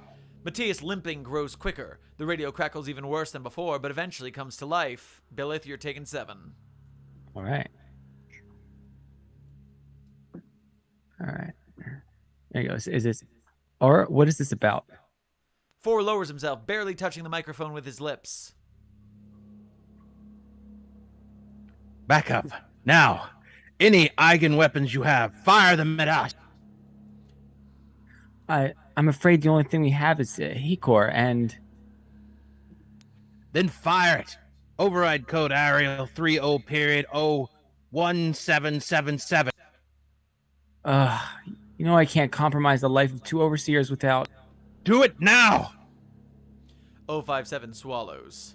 Understood. Sidebar. Hecor Eigenweaponry Briefing. Hecor in orbit is seen during the final stages of its construction.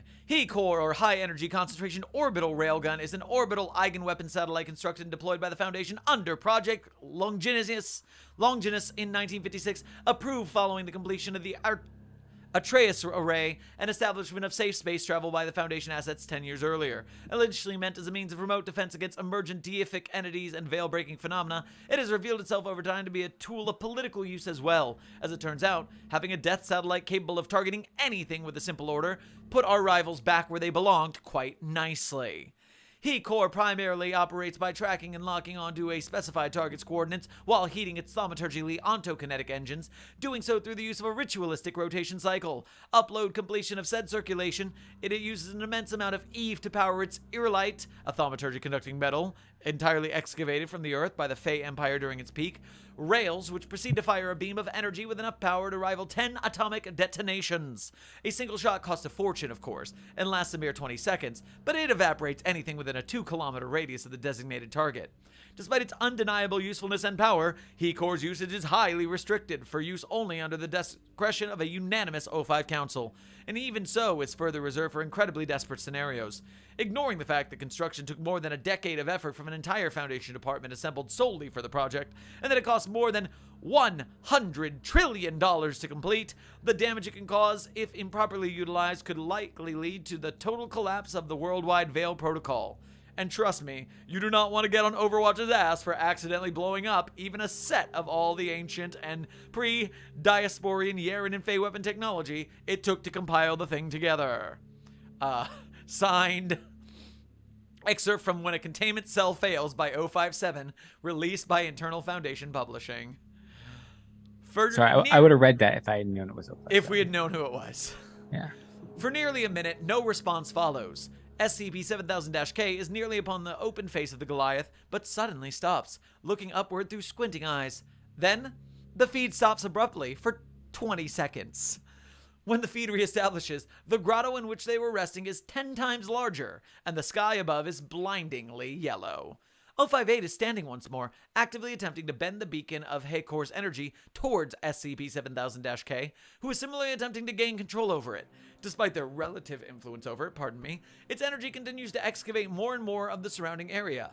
Both parties pant heavily and are visibly exhausted, clinging to consciousness, but they remain in a deadlock regardless, eyeing each other with pure desperation. Between them, the ritual beacon continues to tear its way up towards the surface as it begins to pulsate frequently.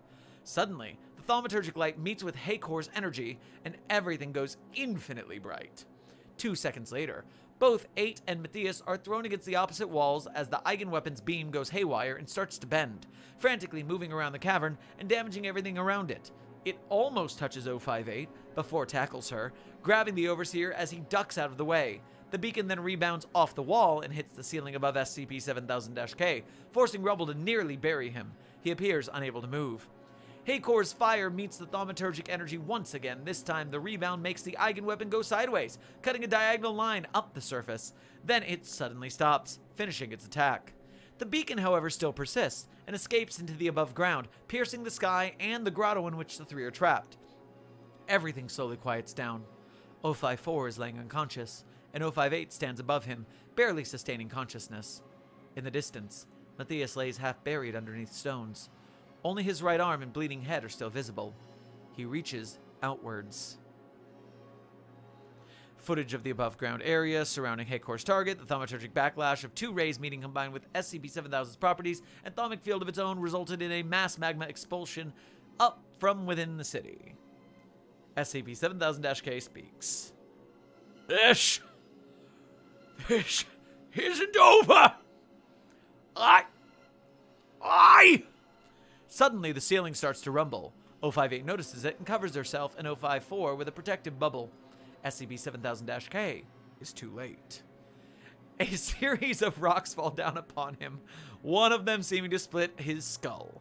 He goes limp, and the rest of the rock slide carries the body into the hole within which the sundown ritual beacon is still shining. The very moment the corpse touches the beam, it starts to burn with blinding intensity, forcing the carcass to become gray within an instant. Its yellow turns into pure, iridescent blue, and the pillar fully shoots into the sky, terminating upon reaching the cosmos. In that very point in space, an illusion similar to the facsimile of the universe located within SCP-7000-K's inner sanctum appears. The beacon branches out into every star, every planet, and every galaxy visible within it, forming a structure reminiscent of a tree. Through it, energy pulsates, and it reaches each celestial body at a rapid pace, making them glow with pure power. Then, they all explode. One by one, each of the fake stars burst amongst the clanging of falling metal and pounding of hammers. They all shatter into a billion small glass-like pieces that float down like snow, slowly sinking to the ground as the ritual beacon fades. For a single moment, the entire world is silent. Then a cacophony of hundreds upon hundreds of Yeren voices, seemingly coming from everywhere and nowhere, cheer from above and below. But soon, they too fall silent. As the scene concludes, 058 looks around herself, smirking through near death. She gazes at 4, smiling sadly, and sits down next to him, touching him on the head. For what it's worth. For what it's worth. Oh, sorry. I thought I was doing 8. Yeah. Hit it. For what it's worth, I'm so sorry. 8 passes out, and the feed terminates. End log. Closing statement. Operation Cleanup still in progress. Overseer users are advised to see Addendum 7000-7 for further information. Addendum Gotta have 7 addendums, of course. Oh, of course. Post-incident cleanup. Remainder of this file is Level 6, 7000 classified. Welcome, incoming Overseer. Date, August 6, 1960. Parties present, 054, 058. Forward. Following the retrieval of both Overseers from within the inner parts of SCP-7000, following the incident described in Addendum 7000-6, they were both immediately hospitalized within Site 1's medical ward. Due to her ontokinetic abilities, 058 was able to recover much more quickly than 054. Because of this, the latter remained within his bed for the duration of a couple of weeks, finally awakening during the below recording. Begin log. As 054 opens his eyes, 058 is standing next to his bed, propped up against the medical ward's wall. She has her arms crossed and is playing with her hair, which is now loose. She yawns loudly and, upon noticing her brother is awake, stops halfway through the gesture, slightly embarrassed. Took you long enough. 4 smiles faintly. Glad to see you too. Are we even now? You saved me and I saved you. Twice even. And I 054 chuckles. Yes, I suppose so. There are better ways to show affection and care than shouting at me in council meetings, you know. Especially if you're trying to convince me to do something. 058 throws her hands in the air theatrically. If you say so. They look at each other silently for a moment, until 8 comes closer to 4's bed, grabbing a nearby chair and sitting on it.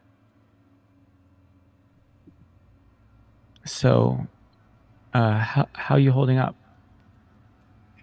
Feels like they patched me up all right. 054 points at his right hand, still covered in plaster. Even if there's some things I'm still waiting on. I initially wanted to ship me to Dash 12, but I refused. 8 raises an eyebrow.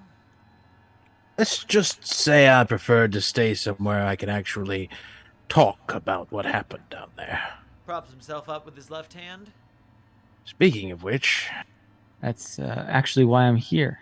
Aside from, you. 054's face shows theatrical disapproval. Well, it's good to see that I can't have a moment of free time with my sister, even after I nearly die. Ha ha. 8 snaps her fingers and, a few centimeters above her extended hands, a tablet manifests from thin air. She catches it and presses a few buttons, sticking her tongue out just slightly during the action. After a few moments, she stops. So, I'm hoping you remember everything, correct? 054 exhales slowly. Well, they pumped me up with enough nest sticks to kill a grown horse, so... Scratches his head. Yeah, that I do. Everything until I passed out, at least. Short pause. Is he... Did you get him? Is everyone safe? 8 grins, moving her fingers as a spark of purple runs through her eyes and fingertips. Let's just say I took care of him. And the ritual, did you...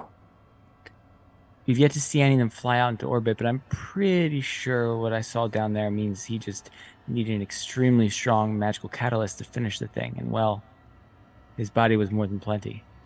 054 sighs with relief. So, what about 7000? We can't take care of it like this, and... One took over the project after I quit. He made some pact with the new rulers and set Ennui into progress worldwide. He said he'll make sure to help those poor bastards find a place in the paranormal world above while we continue to analyze their technology, hopefully allow us to utilize it for further projects, yada yada. All that Alpha/1911 bullshit, you get the point. He'll take care of them. But Well, I made sure you're free. You don't really have a say in 7000 anymore, and neither do I, by my own request. 4 looks at 8, genuine terror in his eyes. Because they have, by which I mean I do, something infinitely more interesting and important for you. 058 pulls up her tablet in front of 054's eyes, clicking the play button. Here. The recording shows the events described in Addendum 7000-6, catching 054 up to speed following his loss of consciousness. After a few moments, the video ends. not really sure what you wanted me to see. I mean, it's nice to know what happened, but... Here. Let me replay it for you. She makes the video continue playing seconds before Matthias is terminated. As the stone falls above his head, killing him, 054 slightly flinches. The recording stops again. Yeah, I saw it the first time. Watch closely. The action repeats. Don't you find it at least weird or suspicious that someone as powerful as Matthias got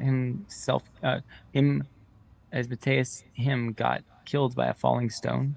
Something so random, so seemingly reliant on pure bad luck. 054 shrugs with his left arm. I mean, it was pretty hectic down there, and even if that's not what you mean, I think he more than earned himself a little misfortune because of what he did. 058 groans. You're hopeless. Point is, I did some digging because I'm not a gullible idiot. Put it through antimemetics, unreality, spectral affairs, all 9 yards, and, well... She clicks a few things once more, pulling up a different video. She makes it play. Here's what I got out. The recording is almost identical to the previous one.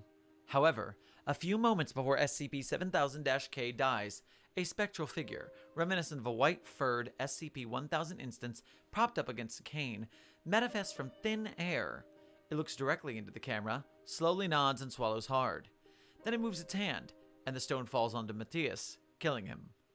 It looks into the recording device once more, this time with regret in its eyes, and jumps upwards into the opening formed by Haykor's activation leading up, as SCP-7000-K's body falls down into the ritual site. The being remains up in the air for the next 5 seconds. Is that? Yes, everything lines up. From the appearance to mannerisms, according to Kiva scans and whatnot, we're 99% sure it's from it. Oh, fuck me. But that's not all. As Matthias' corpse powers up the ritual and the cosmos scenery explodes around the panting 058 once again, a loud screech full of hatred can be heard on the recording. With each chain being broken and each star becoming reachable, one more piece of another ghostly entity forms next to Fomet with the scream of 1,000 dying souls.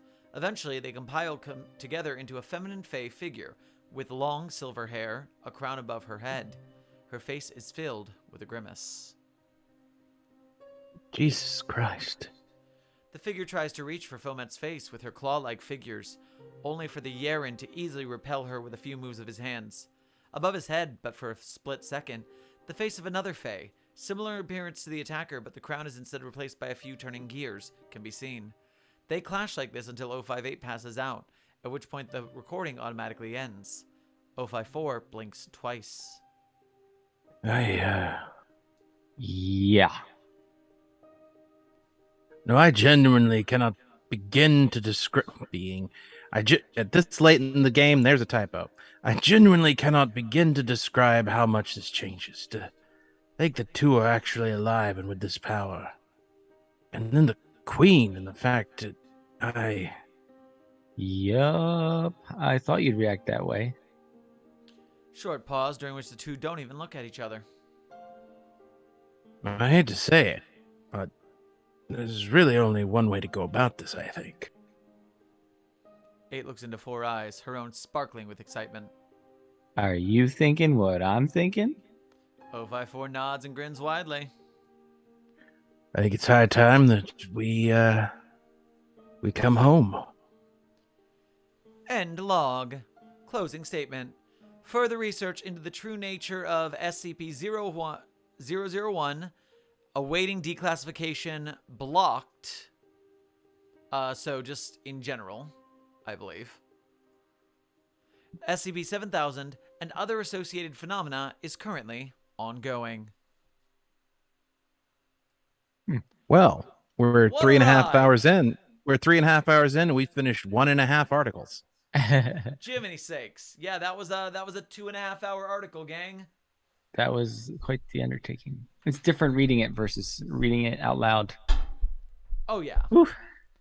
I mean, you're bound to skim some things when you're Yes, especially I have ADHD, so it kind of comes naturally.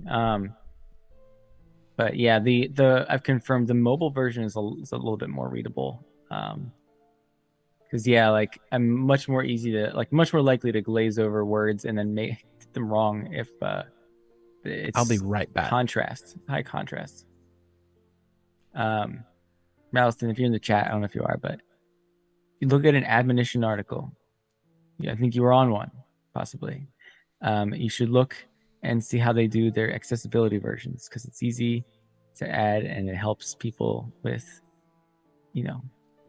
eye strain issues. Yossi in the chat informs me that is the 01 we're talking about here is Ralston's proposal, the Queen's Gambit. I got that wrong. Thanks for the tip. I was assuming it was the factory, but that makes sense. That was he does say in the comments that it's meant to tie in a lot of his works. That was a ride. Yeah. A lot of stuff I really liked about that. Like, I like the Children of the Night stuff. I like the Fae stuff is cool. We should have a Fae tag, I think. I think we're due for a Fae tag. Do they not have one? Yeah, like that's what I'm saying. Like, why don't they have a Fae tag? Anyway, I mean... Chat, petition for a Fae tag. It was all right. I think I'm kind of in the middle of like an up to a neutral vote. It's just so long. That's the thing. It's like, you don't need to say this much with that much length. It's brevity is important, I think. For me, what it did that, even at its length, I only had moderate drag compared to some of the other ones we've read. Right. And that's very much due to how weirdly well Ralston did the same trick a dozen times, which was, it was indescribable. It was so blank and yet so blank. It was so blank and yet so blank. And Yossi says that the nameless tag is the Fey tag. Gotcha. Because you don't say the Fae. You don't Right. say that word. Right. Yes. That makes sense to me. But Okay. I really get into whenever the dialogue's good and the characters here in the 05, and I was super into that, like, the whole time. That kept me very interested. Absolutely. Absolutely. I did not see the betrayal at the end coming. The Power Rangers fight came out of nowhere for me, but that in a good way. felt a little bit hammy. I mean, maybe it was on purpose, but like the catchphrases and stuff, and like the rocks falling on their heads, like I kind of saw the reveal coming before it happened, so maybe that I'm waiting like this when guy. you say the There's reveal, no way. do you mean the Matthias being betrayal? evil? Yeah, like I figured that was gonna happen. But I was like, this guy's it's too friendly. This is an SCP article, not a children's book. Yeah, and they state early on that the lore is kind of questionable, and they don't have any proof that really anything that they say is true. So it kind of like automatically kind of gives you this feeling of unease. But you know what I want to question for Ralston at some point? Mm-hmm. It's, we went from calling it SCP-7000-K to calling it Matthias, and we did it in the dialogue. It was yeah. The second that he did the trust-based ritual, and the second it broke, they switched back. But they didn't switch back consistently. After that broke, it kept going back and forth between Matthias and 7000-K. Let me see. Is it the implication that 054 was the one who transcribed those specific documents, maybe? No, because it keeps changing in the fight. Like during the Power Ranger fight, it'll say both 8 and Matthias are thrown against the walls. Maybe it's a fluctuation. K. I mean, we're really reaching for straws here. It's probably just a mistake on the author's part. I was gonna say maybe. But like, if you really wanted to reach for straws, you could say something like there was an effect from the death oath thing, That's and what it I was saying, fluctuating towards the end because it was being violated, but also not quite yet violated yet, and it was all this other thing. I don't know. Yeah, I just want to know if it was intentional or what the mistakes are, and I want to see them fixed because I like it when the things have meaning, and I thought it had meaning until it didn't have meaning anymore. One thing that I thought was kind of an odd choice was that in these logs, which are transcripts of the events happening and that has been recorded or is being relayed, there's moments where they say things that are like what the character is feeling or thinking that I don't think you would put in those sorts of transcripts. Like there was one thing about 054, like if he could do something, he would feel something or other. Hold on, like he was angry. If he would do something, but he's just too angry, to see it. Yeah. Or it was something. He's too angry to see something. That's not something that as a transcriber you would actually put in there. That's a emotion of a character. But I think if I'm betting here, and it's funny that I'm defending it because you guys probably are upvotes and I'm kind of in the middle. But I think, honest to God, I think that is a specific choice on their parts, because I think what it is it's like reality altering magics are being used all the time, and these logs are not reliable. It even says that in a couple of places. The ones that are like just like the recount, like the recollections from people, yes, I can see that. Mm-hmm. But like the ones where they're just transcribing what they see on the camera, those are also, I don't remember they get warnings for like the alpha one or anything like that. There's a real strong implication though that there's a reality warping effect. Oh yeah, no, effect. Absolutely. I feel like there was a lot of different uses of the word like thaumaturgy. Like there was thaumatic, thaumaturgic, thaumaturgically, thaumatically, thaumaturge. So this is a question. How familiar are you guys with the previous articles on this particular topic, like the Fae and I the know Children the of the Night. forests, and I have more experience with the Apotheosis and Children of the Night and all that stuff than I do with the Fae, but I have bare bones knowledge. SCP Integer, the forest. Um, One of my articles is technically Fae related, but it doesn't mention it outright. I was gonna say the Children of the Night and Fae stuff from the previous contests that has showed up. I can't say I haven't read them, but they have definitely left basically no impact on me, and I barely recall most of the details related to it. Maybe that's a Like as this effect was of the going along, Fae. I was, yeah, maybe. As I was reading this, there's like every once in a while I'd be like, "Oh yeah, that's that thing, Queen Mab. I remember that." But that stuff's just not interesting to me, and like the topic and genre is just not for me. And I think that's reflected in my disinterest in this as it went along. Fair.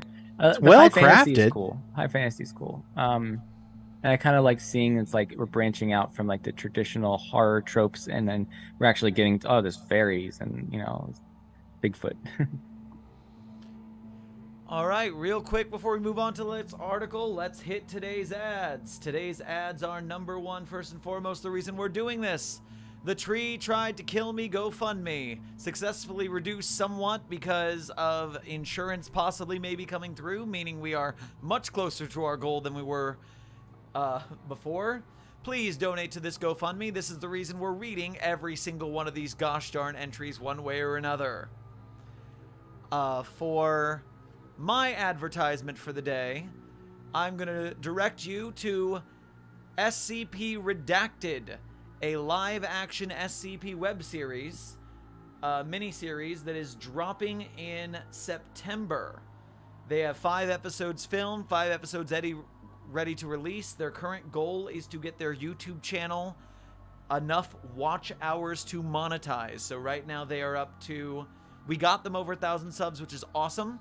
We got them way past it, but we need to get them up to 4,000 watch hours, and they just dropped a trailer today. And so go check out that trailer. It's good. It reveals some of the anomalies they're going to be dealing with. And then for Billith, let's start with Twitch, huh? For Twitch, yeah, absolutely. Twitch.tv/Billith. We have a great cast of characters over there, all SCP adjacent folks in the community, creators, writers, everything. We all play games, spooky games together. We have a lot of fun. Come check it out. We also do I've had Cimmerian on multiple times now. We talk about the articles. We do readings. We have all sorts of fun over there. So definitely come check it out. It's been a lot of fun. Yeah, for sure. All right. Ad break complete. Let's see what's next. I have to go. No problem. Glad you could join us for a little bit, Sim. We're going to keep on trucking here. Absolutely, yeah. Appreciate it. Good luck. Yeah. See you next week. Possibly, yeah. I'll try to see what I can do. Cool. Our next round is Meet Me in the Stars by Fabled Tiefling. Okay. Nice. Fly me to the moon. I'll start this one off. Why not? Let me take some water good. first. I feel like a lot of these space ones. I see a lot of similarities to a certain proposal. Not gonna name That names. is quite a sidebar, my friend. Oh snap! And it's also about relations with the cohabitation with another species of questionable origin. Interesting. Oh crap! I forgot to get Dr. Cimmerian to say "uwu" for Desk of Alto Clef. All right, Clef, you get an "uwu" from me because Sim's already gone. Desk sees him enough. You can get an uwu out of him. Get an uwu out of him next time you see him. Hit him up for an uwu. Yeah, I'll do one for you, Desk. Uwu. All right, welcome. Take it away, Billith. All right, Meet Me in the Stars, Fabled Tiefling. Let's go. A time will come when men will stretch out their eyes. They should see planets like our Earth. Christopher Wren. Item number 7000. Level 3 confidential. Containment class Euclid. Secondary class Integrated.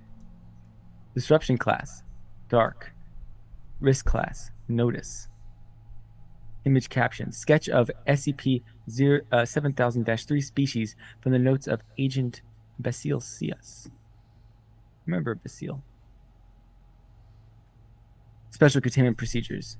As SCP-7000 has already resulted in a partial lifted veil scenario, Foundation efforts are to focus on declassifying the phenomenon and integrating SCP-7000-3 individuals into general society. These integration efforts are under the purview of Site-120's Integration Committee.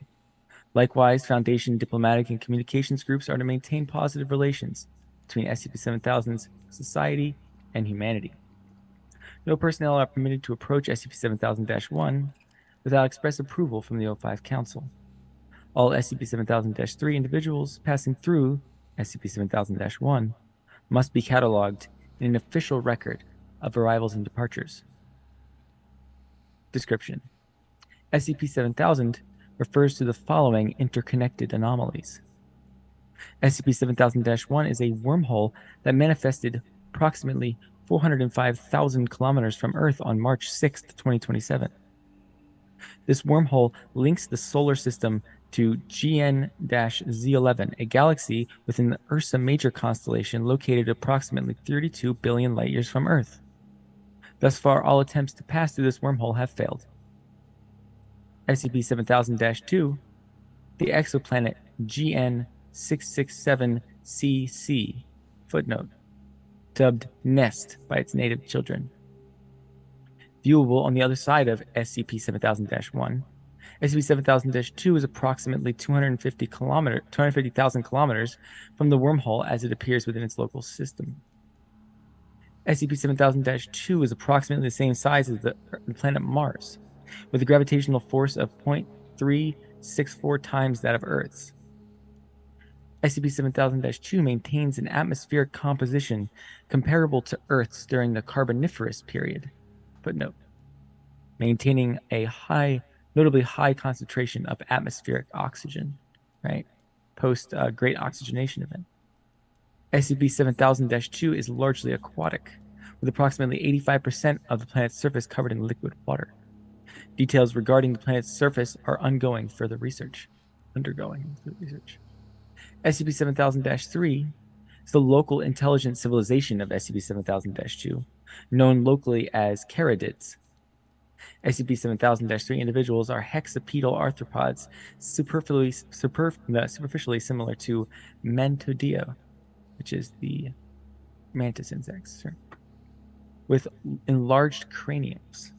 Their front limbs are capable of serving as both legs and arms, with a 3-fingered structure at the end analogous to a human hand. SCP-7000-3 individuals range in size from 1 to 1.3 meters tall. SCP-7000-3 are intelligent, with their civilization categorized as a Type 2 on the Kardashev scale. Coming back with the Kardashev scale. Footnote: a categorization system designed by Russian astrophysicist Nikolai Kardashev to identify how advanced a civilization is. This system looks at a civilization's ability to harness energy as well as the breadth of knowledge it has access to. Type 2 civilization is believed to be capable of directly harvesting energy from a host star. It's slightly erroneous. It's harvesting all energy from a host star. But yeah, it's very close. It is believed that it would take humanity over 10,000 years to reach a comparable level of technology at its current rate of development. Current distance. Approximately current distance, approximately 655,000 kilometers. We're not alone. Are they like us? No, not at all. Fascinatingly, we bear few, if any, similarities. But such a thing does not matter. This discovery is a culmination of a lifetime. No, several lifetimes of work. And now we finally see. Now we finally know we truly are not alone in the universe. So what do we do next? Do we send them a message? Do we wait for them to speak first?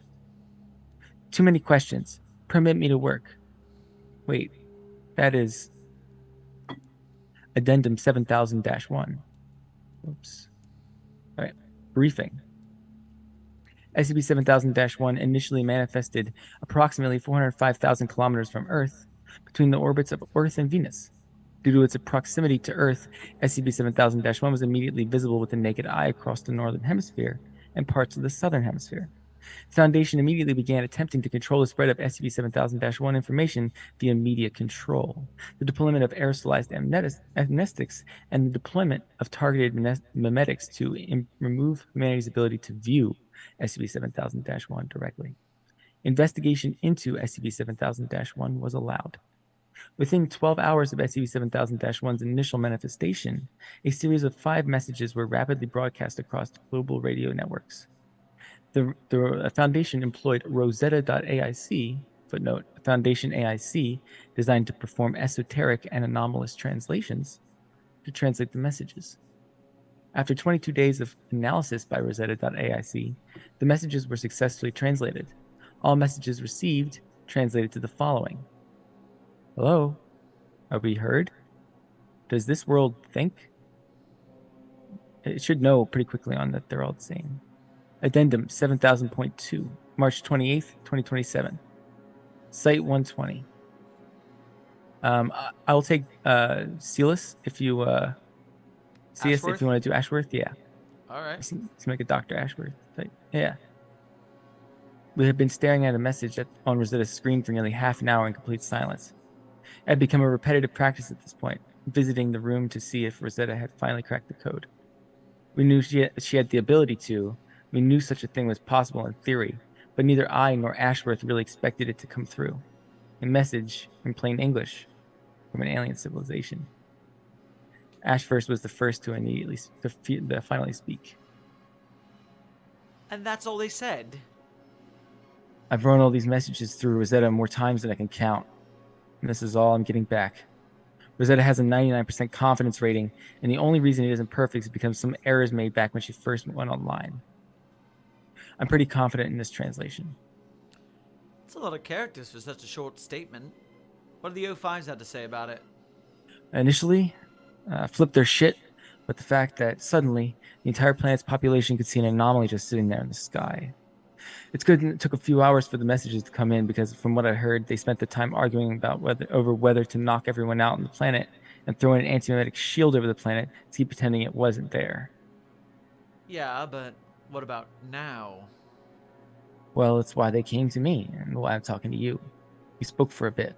Well, I guess it was less speaking and more talking them off a ledge.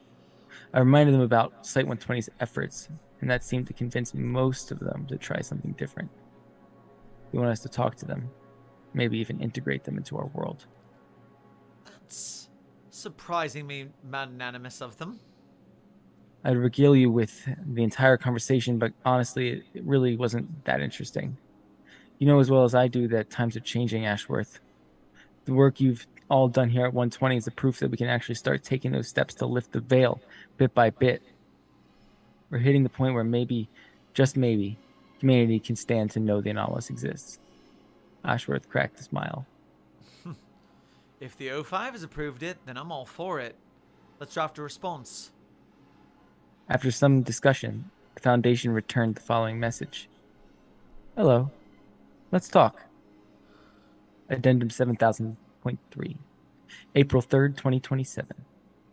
After a series of messages transmitted and received through Rosetta AIC, the native children of SCP-7000-2 agreed to send a representative to meet with Foundation representatives. Due to humanity's inability to cross through SCP-7000-1, the SCP-7000-2 representative agreed to meet in a Foundation site on Earth. To ease the process of integration in advance of receiving representatives, the Foundation Integration Committee began declassifying initial SCP-7000 findings to world governments and in the general public. On April 3rd, 2027, 2 representatives from SCP-7000-2 arrived at Site 120. Each individual came equipped with specialized suits that allowed them to survive under Earth's environmental conditions. With their express consent, Foundation personnel installed Rosetta AIC into each suit to facilitate communication efforts. A record of interactions between Foundation agent Basil Cias and SCP-7000-3 is transcribed below. Footnote. A Foundation agent with extensive history of successful communication and negotiation with anomalies. It's true. Site 120. For several days, we sent messages back and forth across the wormhole to one another with Rosetta as our translator. They were eager to talk. After receiving our initial response, they sent hello back 7 times in rapid succession. Conversations were extremely basic, relatively speaking. They wanted to know what we called ourselves, what our world was, what kind of life we were. We asked the same in kind. Only so much can be accomplished through messages, however. So eventually, we agreed to meet one another. They sent an envoy, 2 members of their species they held in high regard. We met them with a hazmat team at first to ensure they were properly decontaminated before our meeting could start. They had arrived wearing specialized suits that allowed them to survive Earth's atmosphere, and we took the opportunity to install a copy of Rosetta.asc into both to facilitate communication.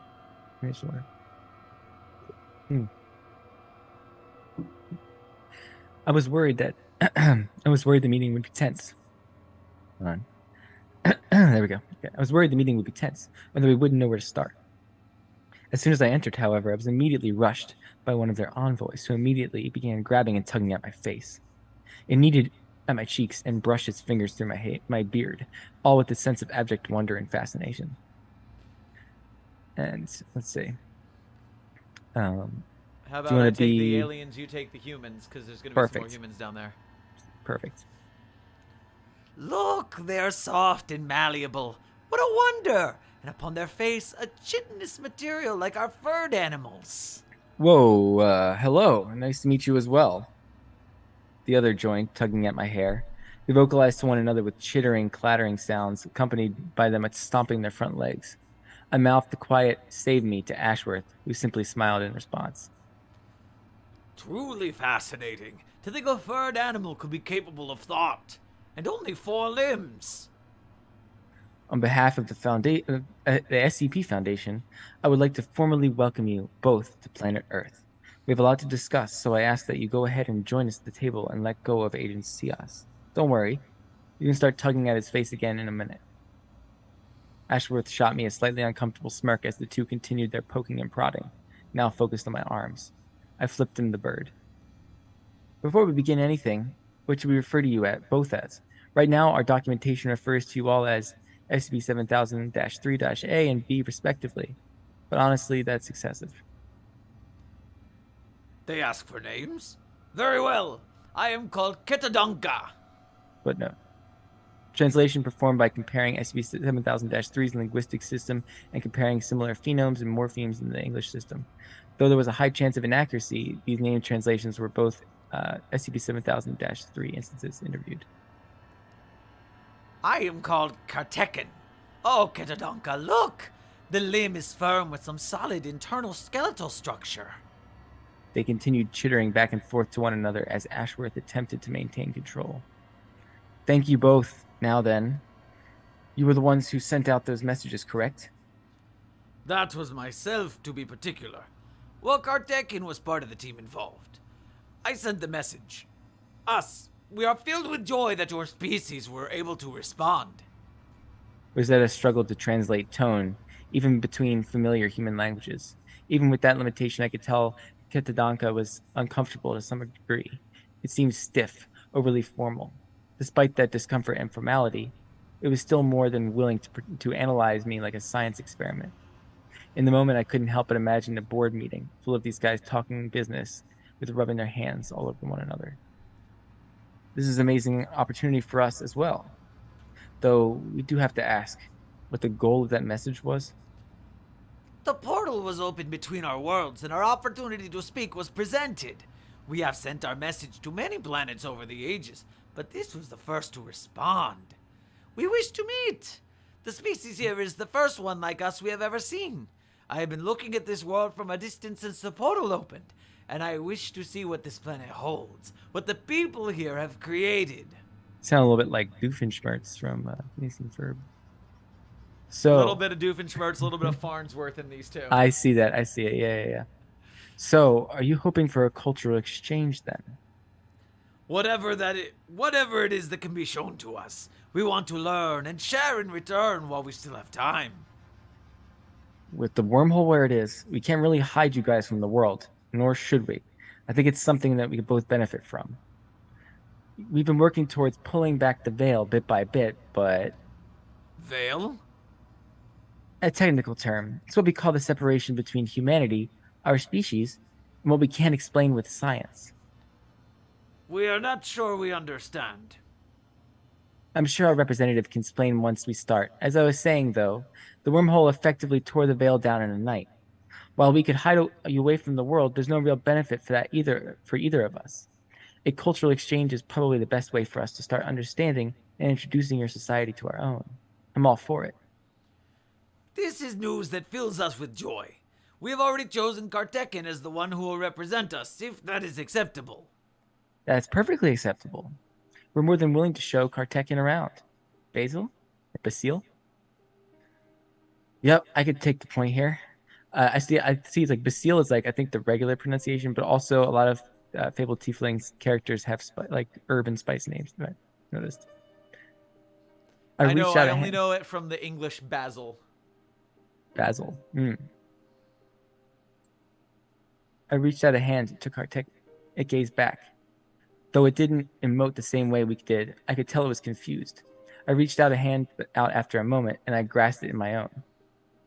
Kartekin recoiled, yanking me into the table. I paused for a moment to catch my breath before laughing. Here, we can use this as our first cultural exchange. This is a handshake. I held out my hand once more. We use it to say hello. Kartekin once again reached out its hand in hesitation, and I took it in my own. Kartekin flinched as I began to shake before returning the gesture with equal vigor. It's cute. Current distance, approximately 550,000 kilometers. Yes? Is there a problem? Those coordinates are in a fairly compromising spot, no? I'm aware of the risks involved here. That being said, is this truly an opportunity we can pass by after all this time? I suppose it is not. We need to understand. This is not a pure scientific curiosity. It is the culmination of millions of lifetimes of work. Something that can finally allow us to die peacefully, knowing that life lives on out there on the other end of the universe. To know that something will live on after we're gone. I want them to know as much as anyone else here does. But is this course of action truly worth the risk? It has to be. Site 120. What is it we are to see first? To be completely honest, it's difficult to really decide where to begin. Humanity is not a monolithic species. There's a myriad of cultures and societies to potentially show you, and each would be different. I've got approval to take you off-site so the world's our oyster. Kartekin chittered in response, rubbing its forelegs together. Forearms? I hadn't really figured out what to call the upper limbs where their hands were. At this point, I had seen Kartekin walking using all 6 appendages. Trying to figure out analogous biology was proving to be a struggle. Something wrong. The voice that translates the words. I do not understand what it spoke. I understood world and hour, but what is oyster? And what does such a statement mean? I chuckled. All right. Sorry, I should avoid using idioms. The world is our oyster just means that we're in a position to take advantage of the opportunities life has to offer us. Humans have a lot of little expressions like that. Oh, so this oyster means great opportunity. I could say that communications between our worlds is our oyster. Kartekin chickered again, this time bobbing its whole body up and down. I laughed. Kitadanka was asking about the Veil area, right? This is correct. We were not understanding what was being described by Ashworth. Science can explain anything with enough time, can it not? For example, science can explain why humans have a skeleton inside their bodies instead of outside. Certainly there is nothing here that cannot be explained with study. I have something to show you first. It might help a bit. I'm sure nothing will go wrong.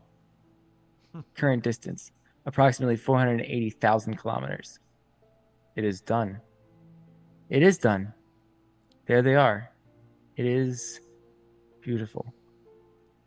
Addendum 7000.4, April 4th, 2027. Site 120. So what does this word veil mean?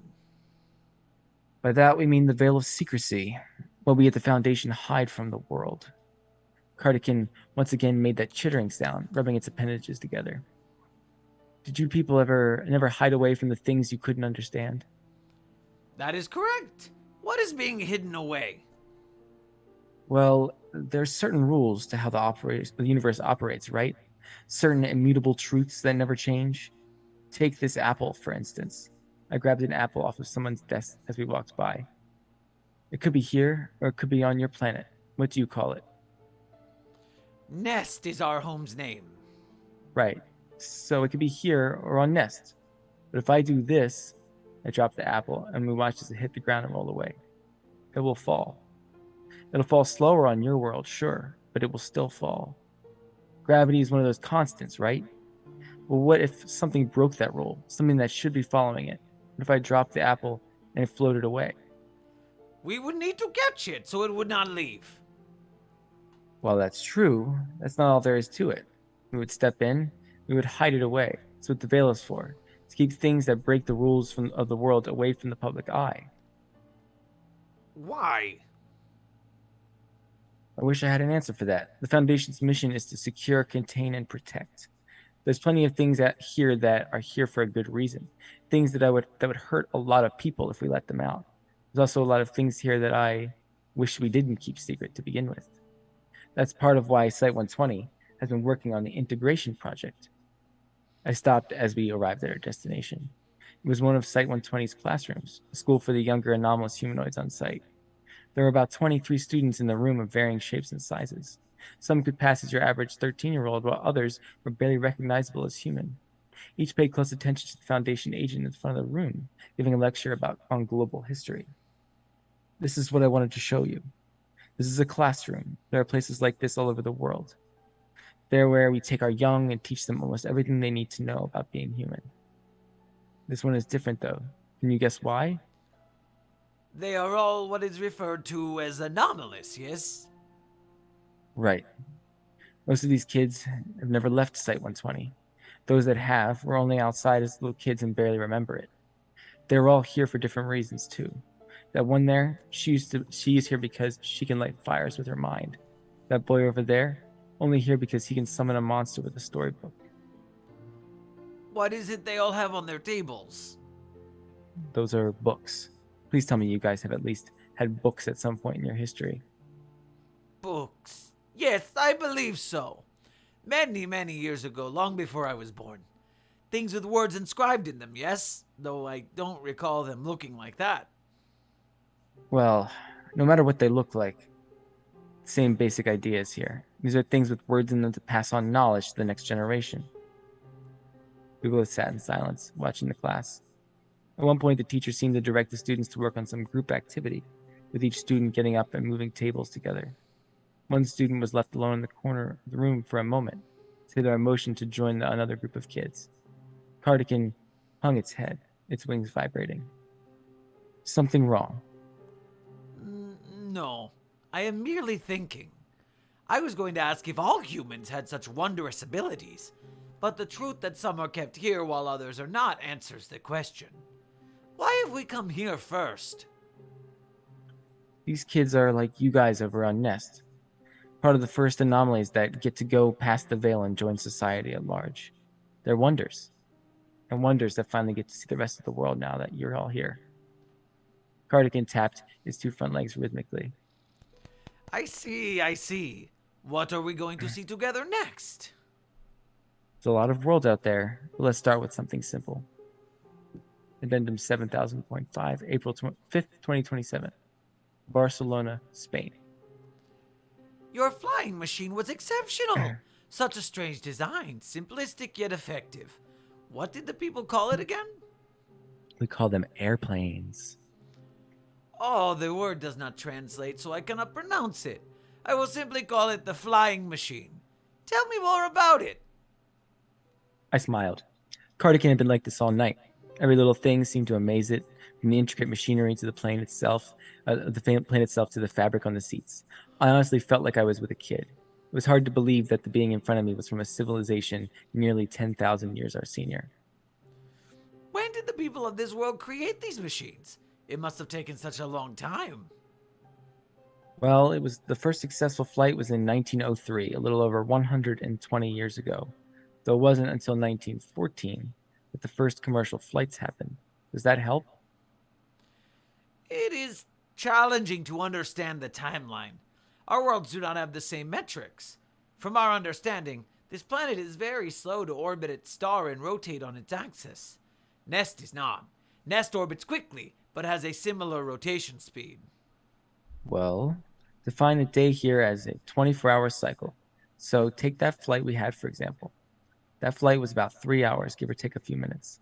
A day is 24 hours, so we could repeat the flight 8 times exactly, and we'd have a full day. Following so far? It chittered in response and wiggled its fingers. I had to assume that meant yes. A year is about 365 days. If we had that flight 2,920 times, that would be a full year.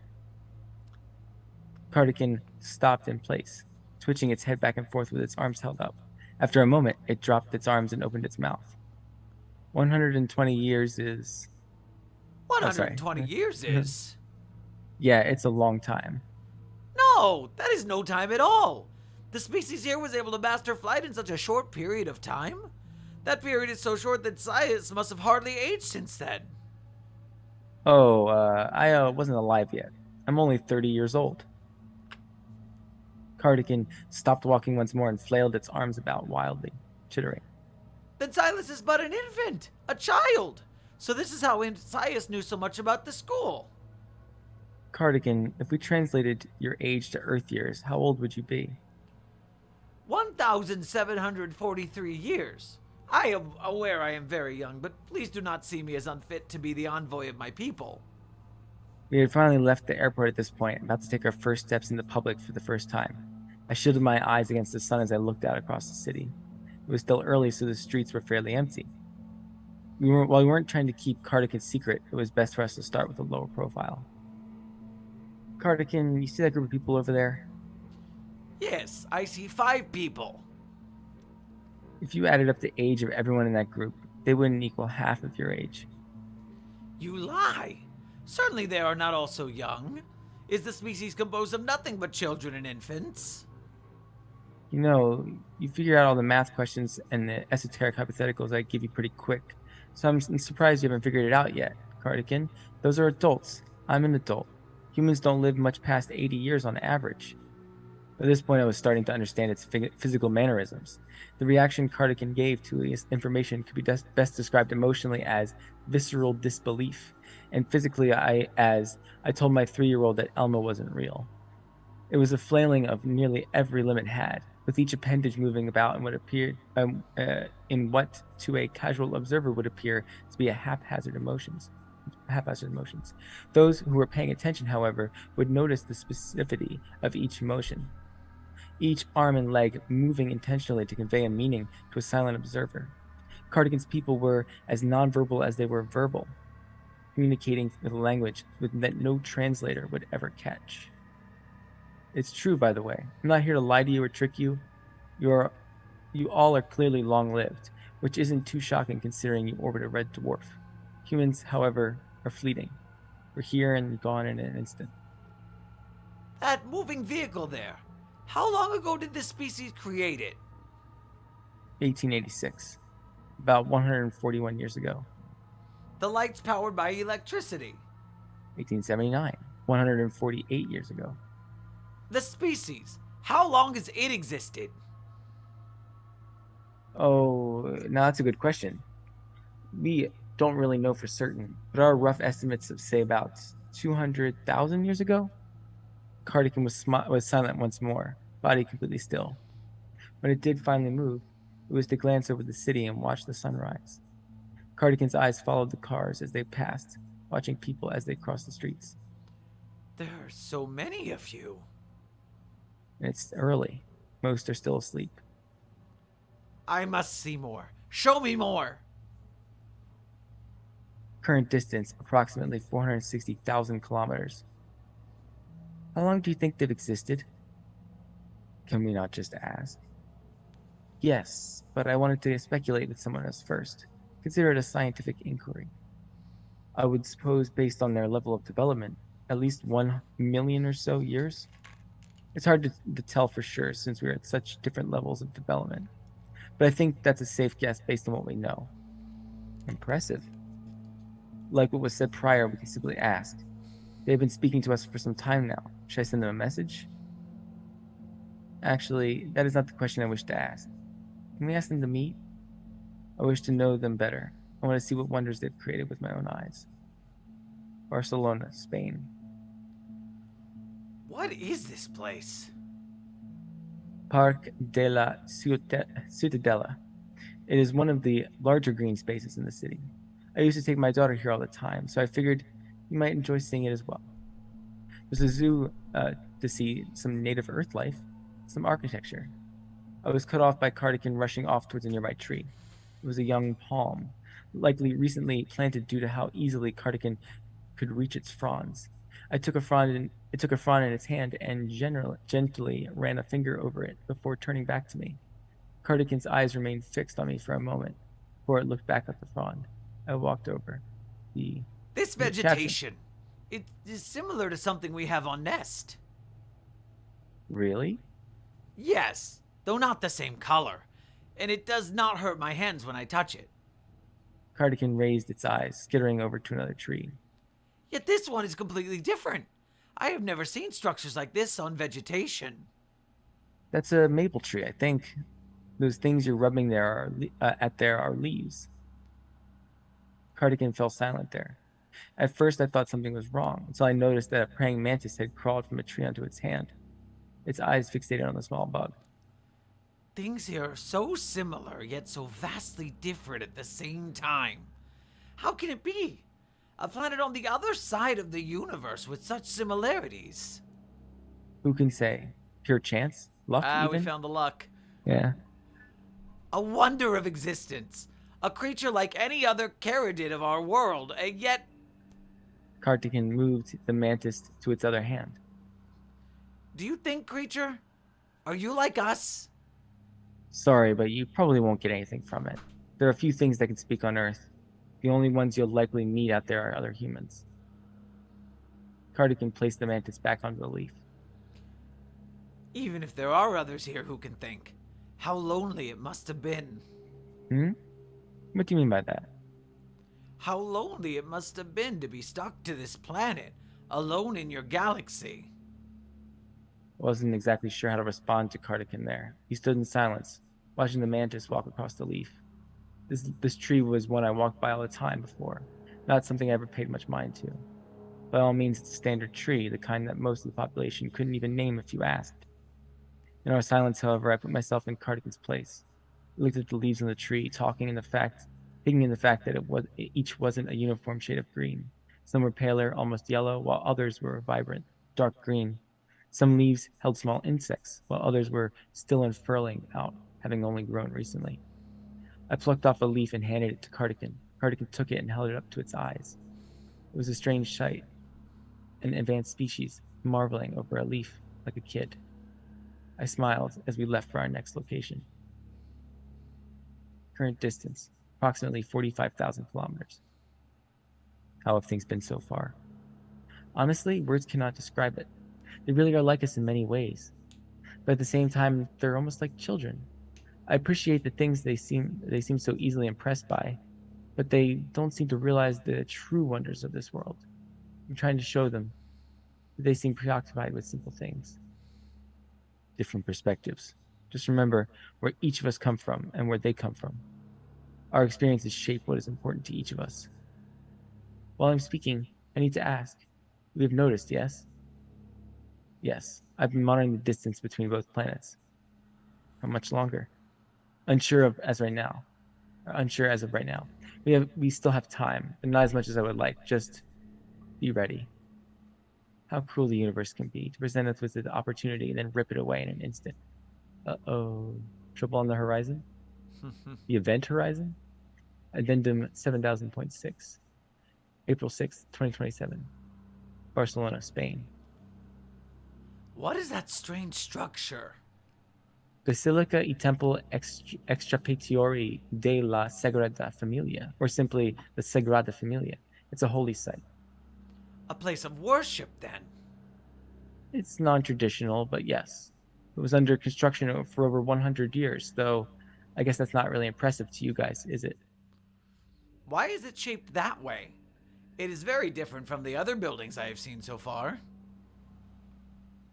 Cardigan traced the outline of the structure with a finger. Oh, well, the only way to really explain that would involve explaining the history of church architecture. Let's just say for artistic reasons. I paused, listening to Rosetta translate my words. A familiar clicking of confusion followed. That word did not translate.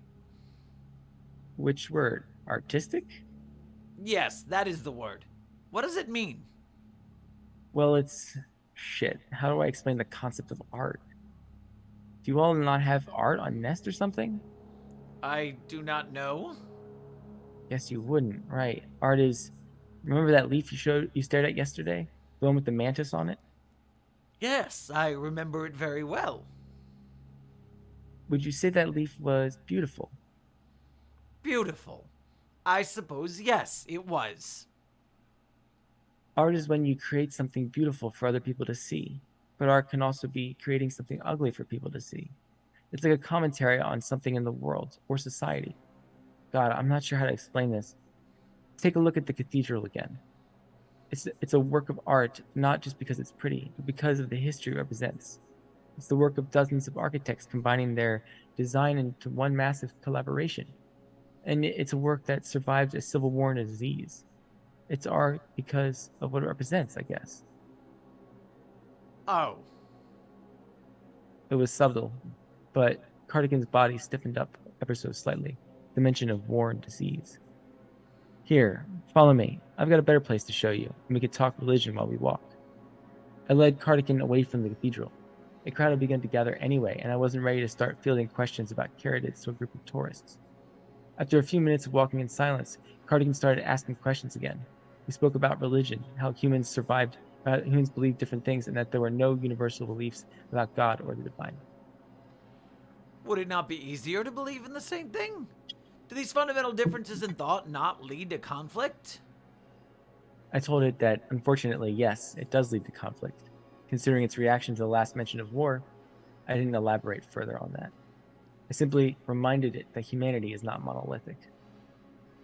Everything I've shown you here so far, it would be completely different, even just a few kilometers away in this same country.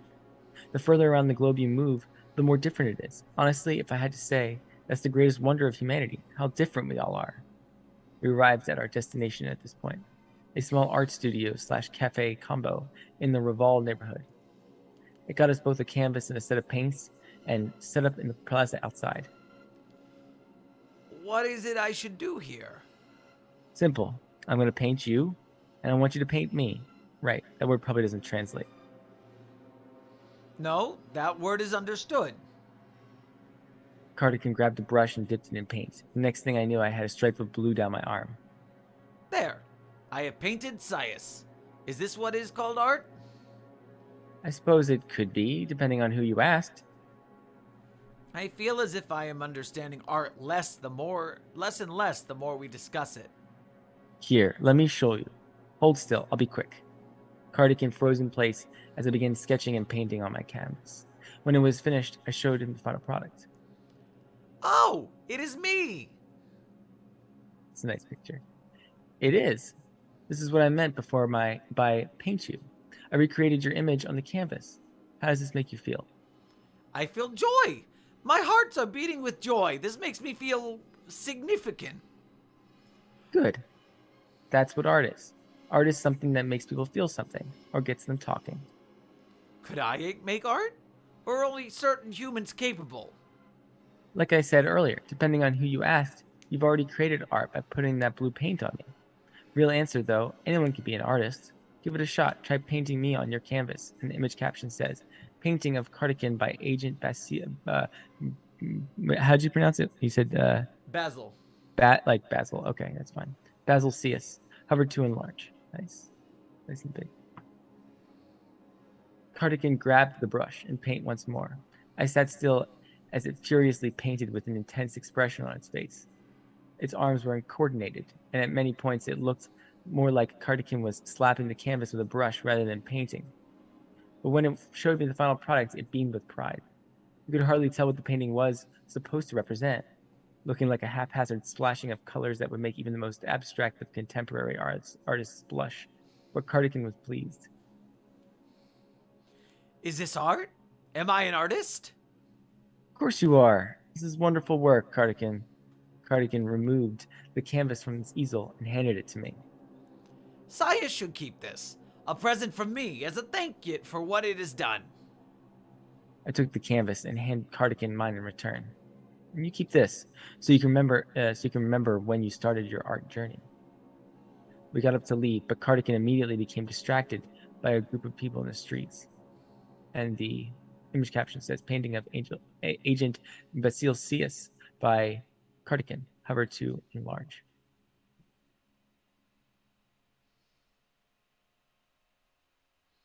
What is this? Oh, right. I forgot that they were doing a tango demonstration today. Someone turned on the music, and people began pairing up. We watched the groups dance, moving about the plaza with the coordinated steps and dips. This makes me feel excitement. Is this art? It's dancing, which is a form of art, yeah. May we try as well? We? Those humans are paired in groups of 2. Oh, right. Sure, I'll dance with you. Just a heads up, it has been a while since I last did this. We set our canvases aside and set out to the plaza. I moved Cardigan in front of me, placing one of its hands on my hip and the other holding the other out. I had Cardigan place its front legs on my feet in order to help guide it through the steps. We began moving in a clumsy approximation of the other dancers. Sias is warm. Is something wrong? No, it's just I spun Cardigan and led it into a dip. It was light. Its barely 3-foot frame easily moved about. You reminded me of my daughter. We used to go dancing like this all the time when she was little. About your size, actually. You humans are quite large. Well, I am taller than most, if that makes you feel better. The crowd had begun to gather to watch the display. Despite our clumsy, uncoordinated movements, it felt as if most eyes were on us. You remind me of her in a lot of ways, actually. She was always so curious about the world, stopping to admire every flower we passed in the park, always asking why things were the way they are. So many questions, and my husband and I never felt like we had all the answers. I spun Cardigan around once again. Even now, I feel like I don't have the answers, but that's fine. These moments are special, and I'm glad for the opportunity to share them with you. Sias sounds sad when talking about the child. Did something happen? I laughed. I guess I am talking like she's dead. No, she's just grown up now. Off living her own life. I'm not sad either. I'm just nostalgic, that's all. I took a wide step and dipped Cardigan once more, before one final spin. I let go of its hands and bowed. After a moment of confusion, it bowed in return. It had hardly been an impressive display, but the gathered crowd cheered for us nonetheless. Wow, people are really taking well to this. Mm-hmm. Current distance, approximately 410,000 kilometers. Anything new to report? I'm trying to find ways to describe it at all that does not repeat what I've already said. I'm learning so much here. Yes, in many ways, they're all well behind us. But they have and do things I never thought possible. There are concepts I have learned that I cannot even explain in ways that make sense. Things that I still have yet to understand myself. They will not be behind us for that much longer. We have seen the pace they are moving at, yes? They'll be at our level in but a moment. We are lucky to have met one another. I just wish there was more time. Addendum 7000.7, April 7th, 2027. So many sevens. Mm-hmm. Nest. Cardigan surprised me in my room the next morning. It insisted that we go to its homeworld right away. I was confused, to be honest. There's still so much to see here, I remember asking. It had hardly been a week, but Cardigan wouldn't take no for an answer. It spoke with a sense of urgency that couldn't be ignored. So we loaded up onto the shuttle alongside Katadanka, the only thing that could pass through the other side, and we left. Frankly, I expected more when passing through the portal. I'd grown up on the classic sci-fi movies after all. Something inside me was expecting this flashy jump to hyperspace as I'm pressed against the seat, holding on for dear life. But it wasn't anything momentous at all. By all means, it wasn't any different than a trip to the moon. By that I mean no jumps, no sudden shifts in momentum. We were simply just there. Current distance, approximately 380,000 kilometers. Yes, that is why I'm being contacted, yes? That is correct. The current projections are inconsistent as to what exactly will happen, but they all spell out some level of disaster for both our people. Then might I make a request? Of course. May I bring CS to us? Let humans see our world before it's too late for both of us. Are we certain that is the correct choice? Yes. They should know us as we know them. While there is still time. Very well. Caption. View of Earth from SCP-7000-2 recovered from Agent CS's body cam. That is wonderful, by the way. I love that picture. Yeah, it's like otherworldly, but still kind of like, it looks photorealistic enough, kind of evokes a uncanny feeling. And they mentioned the palm prawns, which we have here. Yeah. In the blink of an eye, I was on the other side of the universe. It was a small solar system, no more than maybe 5 planets orbiting a red dwarf. Didn't get much time to really take it in all, though, as we arrived at Nest within an hour. Much sooner than I expected, but their tech was vastly superior to our own.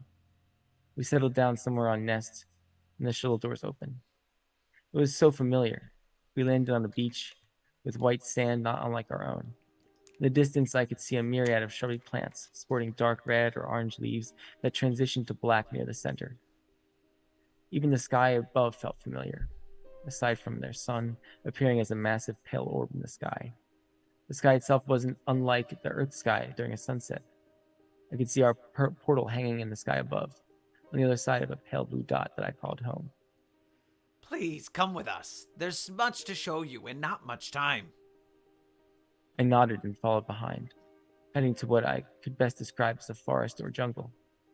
It was difficult to judge climate in my suit.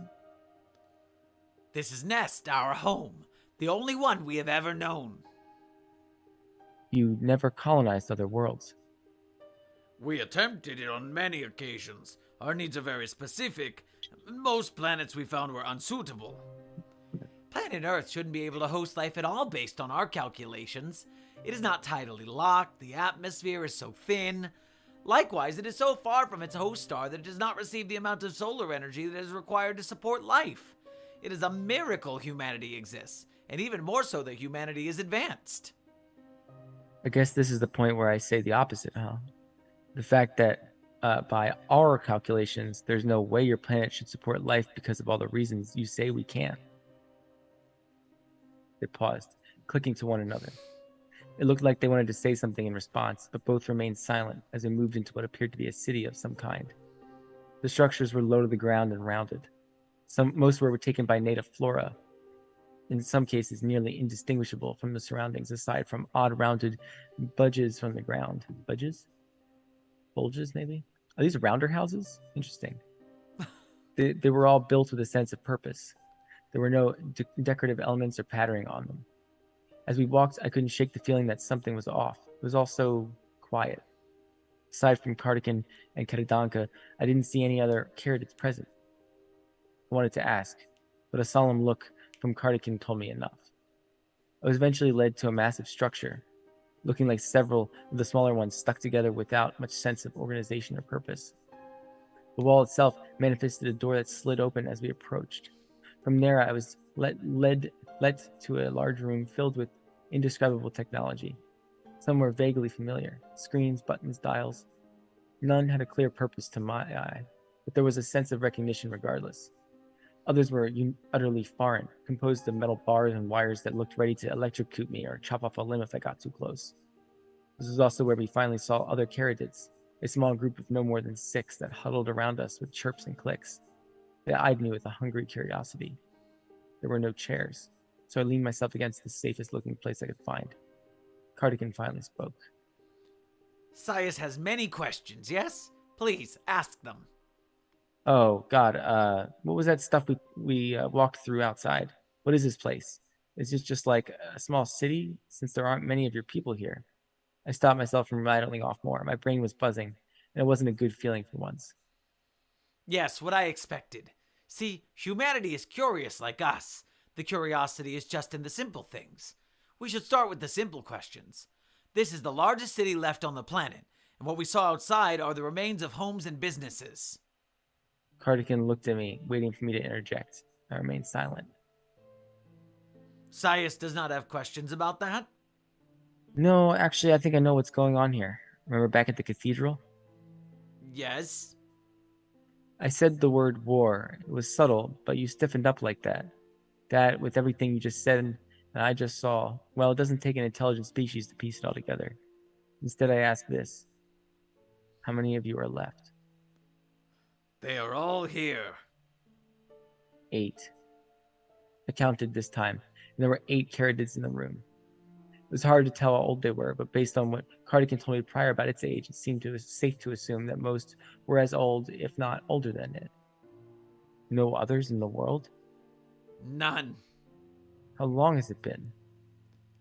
Kartekin is the youngest. It happened when it was freshly hatched from the nursery. And there haven't been any other kids since? The group chattered to one another, and Cardigan mentioned a motion for me to follow it. I was led to a section on the floor that began descending deeper into the ground than when we stood on it. It took us to a large cavern. Looking around, I could see the ground covered in large ovular objects colored in a splotchy green. This is the nursery. It is where the eggs are kept and where they hatch. There's easily over 100 here. Correct. More specifically, there are 345 eggs here. Forgive my confusion then, because I just don't understand what the problem is. Neither do we.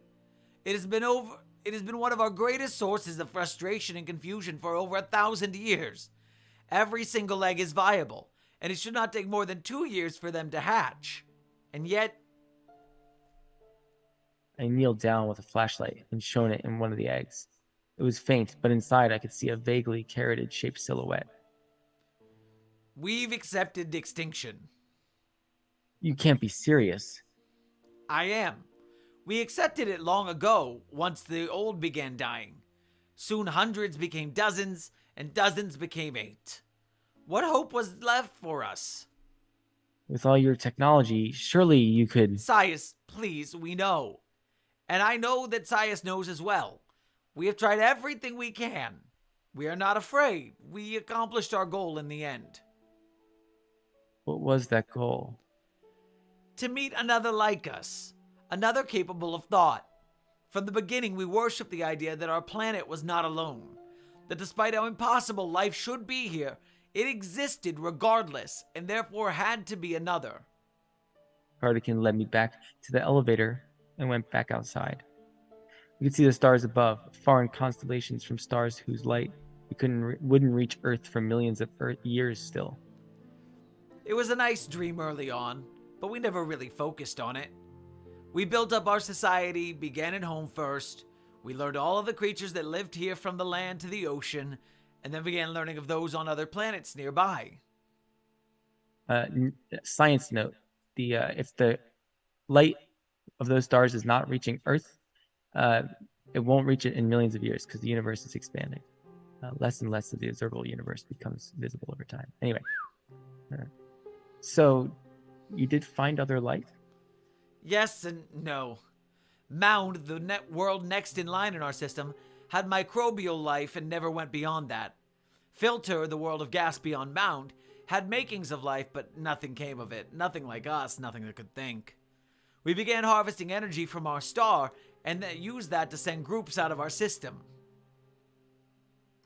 That's the thing. That's the kind of thing I wish we could do, but there are so many problems at home still to solve. Saya says that as if that was not the case here. We had problems at home, but our eyes were blind to them. Problems that I saw on Earth as well. There was something Saya said before. Humanity is not monolithic. We were not either, though not quite as diverse as Earth seems. Cardigan clicked, stomping its back legs. I do not wish to waste time describing the entire history of my people. Time is precious right now. Sias has already understood what happened. Once that passed, those of us who remained doubled our efforts. The portal technology was created once we focused all our efforts on finding another out there, and we began peering across the universe.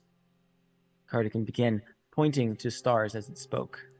Each star and system above was searched, all barren and empty, nothing more than a few dying microbes. Fitting, I suppose, for a few dying specks of dust to find others. But you found us. We did. After 2 million years of our people's existence, we finally found another like us, on their own little impossible world. I looked to the sky, fixing my eyes on the portal and the pale blue dot on the other side. Strangely enough, it didn't feel that far away. It almost looked like a moon in our own sky. But fate is cruel. Cardigan, you keep saying that there isn't enough time. I don't want to bother you about it, but there's something wrong, isn't there? Yes.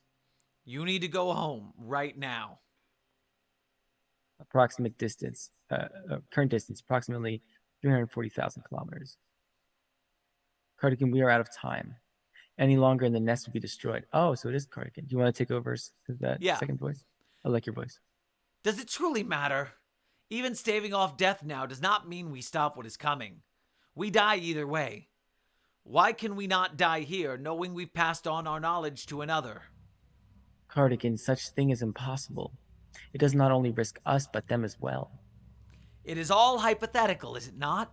Just modules and simulations that cannot be proven for sure. We don't know what will happen. Cardigan. The knowledge gained from this exchange is invaluable. Something we will never get again if we cut it off now. There's still so much for them to see here, and so much for us to see there. Cardigan. There are so many concepts left to discuss, things to learn. We have yet to speak on their belief systems, or their history. There's so many nations to see. CS has only seen this one city. There's so much more of Nest still to... Cardigan! Enough! The simulations do not lie. If we do not close the portal, either Nest will be thrown through and to be torn apart by Earth's gravity, or worse. It cannot be left open. Is it not possible to simply close it and reopen it in a safer place? Those were the final coordinates, Cardigan. The last person who knew how to enter in new coordinates died years ago. This has been known.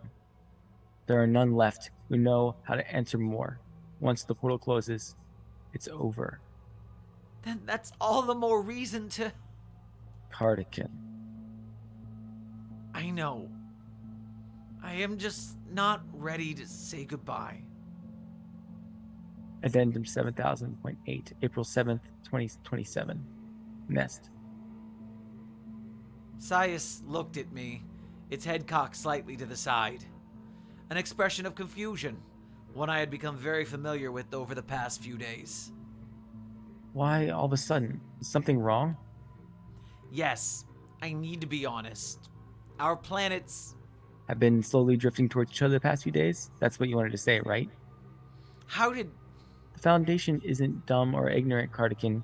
We've been monitoring the distance between our planets since the portal opened. It's pretty clear that you all opened it between our orbital paths.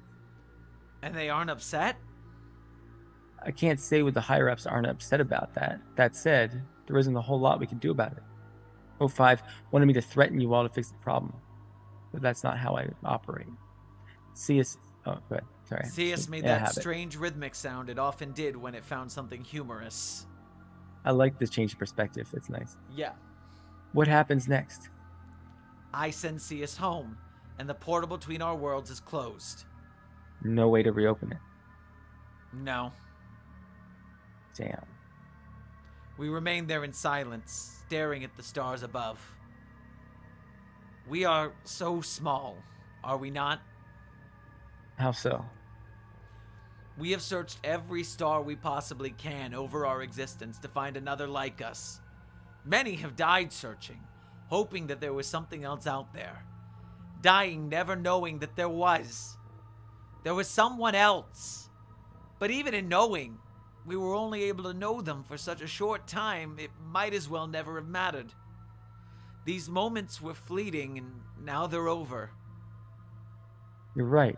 We are small, and it would have been nice to have more time together. You all know it better than we do, but the universe is vast beyond our comprehension. When we die, the stuff that makes ourselves will return to that universe. We will become the matter that makes up the next stars, or even the next civilization. We become part of that universe, don't we? CS rose to its feet. It reached out a hand to me. I took it in my own.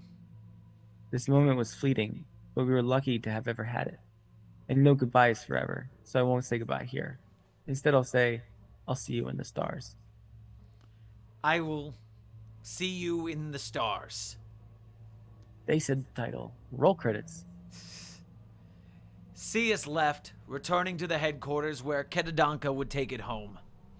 I returned shortly after, but by the time I had arrived, they had already left. One of the others who remained behind handed me something, a gift from CS. Inside was a set of brushes and paints. While the others worked to close the portal, I returned to the cavern below with my gift. I laid the brushes out and I began to paint. It wouldn't be a wonder, nothing like what I had seen on their planet, but it would be beautiful. I worked long into sleeping time and into the next day, stopping only to eat. CS would never see it. No one from Earth would. But it would be a memento of my times there. When it was finished, I sat my brushes down. There it was. My landscape of stars with a Caridid and a human looking to one another. I looked around and saw all the blank space that remained on the cave walls, and began planning my next masterpiece. In the distance, I could swear I almost heard the sound of something cracking. Jump scare up ahead, be careful. What? Current distance, approximately 32 billion light years. Come find us. We'll be waiting. Adorable. No, there's a lot of white space. There's no hidden messages. Yep. Very, very heartfelt. Oh, tiefling. Sad. That's an upvote immediately. I'm not crying, you're crying. Yeah, reminds me kind of like, Harbinger from Series 2. Very, it's like there's deep time elements, but then there's like the friendship and forming a relationship with something that's extraterrestrial, come from different, completely different worlds, find something mutual. The whole like art, the painting scenes, that was so funny. I loved it.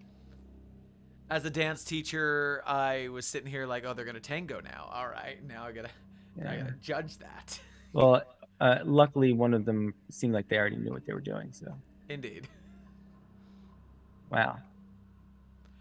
That was. I'm glad that it wasn't like the typical like, oh, there's like a betrayal that happens, or they showed them an anomaly and the anomaly does something dumb and then like they get mad or something and they're like, it's just a very wholesome story. That's for I'm sure. honestly glad that they didn't save the day in the end. Yeah, that would have muddled the impact, I think. Mm-hmm. I was half expecting them to go like humans are the real problem and like have them like ridicule the aliens or something and have them like leave and then. But this is definitely the best case scenario ending here for me, is like in terms of narrative structure. I was kind of confused by the back and forth in the current distance thing. If they had colored the names, maybe, or the words, maybe I would have been, because like if I'm understanding correctly, the conversations both between Cardigan and some other party and CS and like an 05 or something like that, I think. I don't know if they're all from him, but like it seems like all of them are context. Cardigan versus just another one of their race, and it's either what's his name, the second one, Kedadanka. But like it says, I suppose based on their level of development, at least 1 million or so years. It's hard to tell for sure since we're at such different levels of development, but I think that's a safe guess based on what we know. We weren't developing for 1 million years in that. I don't know. Maybe, like, I think it's purposefully ambiguous until the end there. It's Yeah. fine. Yeah, but like I felt like it flitted back and forth, but I think it's just, yeah, it's probably just those two. Very cool. Very, Cool. very good. And we have reasonable time for maybe one more, depending on the length. Oh boy, I hope there's enough for a couple more, and it's just they're like normal length. I saw it in the chat earlier. They said there was a sea of long ones in front of us. Ain't that just the way? But Tiefling got the upvote for Meet Me in the Stars. Digging it. Absolutely. Absolutely. Ad break. Quick ad break. Machine gunning through it. Shubling.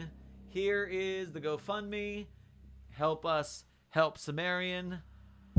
Every dollar given to the fund will buy 1 milliliter of amnestic so that Cimmerian can forget that this ever happened. Correct. Support Team Fire. Meanwhile, you can also become a patron of Site 42. Help me quit my day job this week so we can stream every day and actually get through all of these. That sounds great.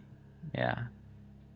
And for Billith, we will talk about slowgramming. Sure, yeah. Actually, talk about slowgramming X SCP. I have the new album dropping in 4 days now. On the 15th, come and get it. It's a SCP OST, and it's going to be free to download. It's pay what you want, and all the proceeds will go to Cimmerian's GoFundMe. But I wanted to stick with the spirit of Creative Commons. It's free if you want it, and it will be great. I've been working with collaborators in the community, and we've been making themes for articles. Mostly myself been doing this, but there's a couple people. There's Pure themes for articles. 100% sad boy vapor lo-fi future bass. Correct. Awesome. Yes. The great things over there. Themes for articles, interpretations of articles, remixes from the community, all sorts of cool stuff. Come check it out. You can click on my my YouTube thing to see some of the songs that have already been released. I kind of want to put it behind our streams instead of the Kevin MacLeod for a couple, if we're going to keep doing this. That'd be sick. Yeah, I can put together a little, because I have ambient stuff as well. Nice. Yeah, we'll work it out. But links are in the bio, in the description. Go check out our support links and help us celebrate the 7000 contest and help Cimmerian in the process. Perfect. Do it. Ad break, and it is time for SCP-7000 Reaper's Spear by Percival. And I've got to adjust my microphone a little taller because I'm going to sit up for this one. Going ahead and just opening up the classifieds to see. This one's not so bad. Gotcha. This is maybe 1,200 words. At a +7, let's see what we're looking at. Item number 7000, classification level 4, secret. Containment class, esoteric. Oh, wait, I gotta slide this real quick so it looks better on screen. Stream fix. Bada bing. Bada boom. Bada bing, bada boom.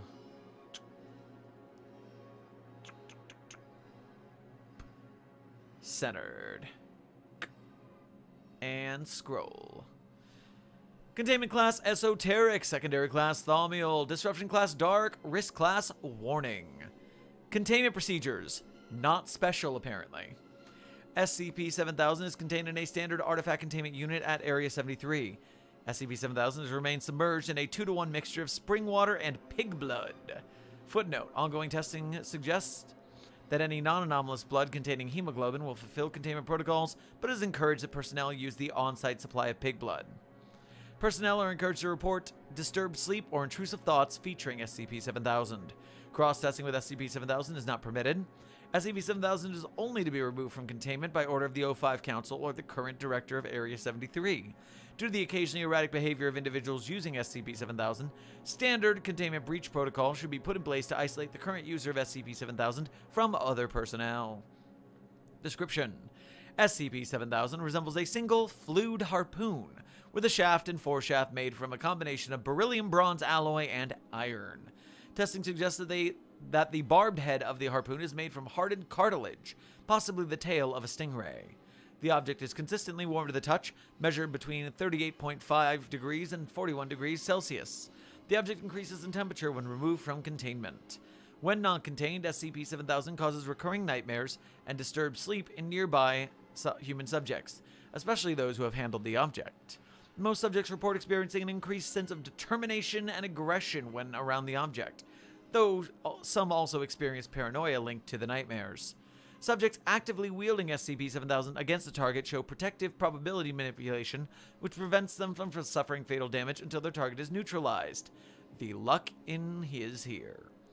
When used by anomalous entities, damage from SCP-7000 results in the termination of the entity with a 92% success rate.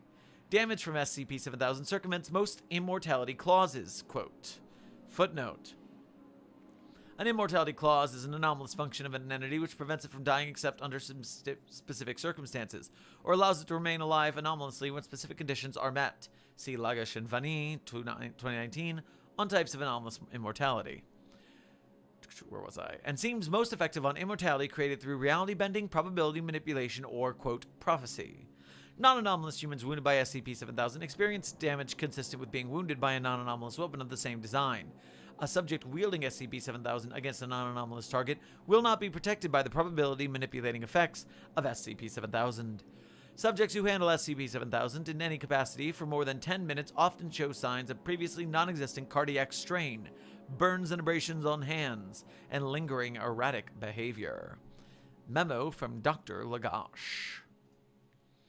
Regarding SCP-7000 plus immortality. Most anomalous immortality is probability manipulation in some way. There's no real quantifiable difference between fate, probability manipulation, and a series of random events that, say, make sure that an anomalous artifact activates at a certain time. 7000 can just cut through all that. Like hitting spider webs with a stick. It wants to, clearly, or whoever made it wanted it to be used like that. I suggest that we increase security clearance to level 4.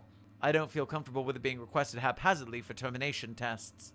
Signed, Dr. Lagash, Area 73, Containment Research. Retrieval. SCP-7000 was retrieved from an archaeological dig in the Macgadikgadi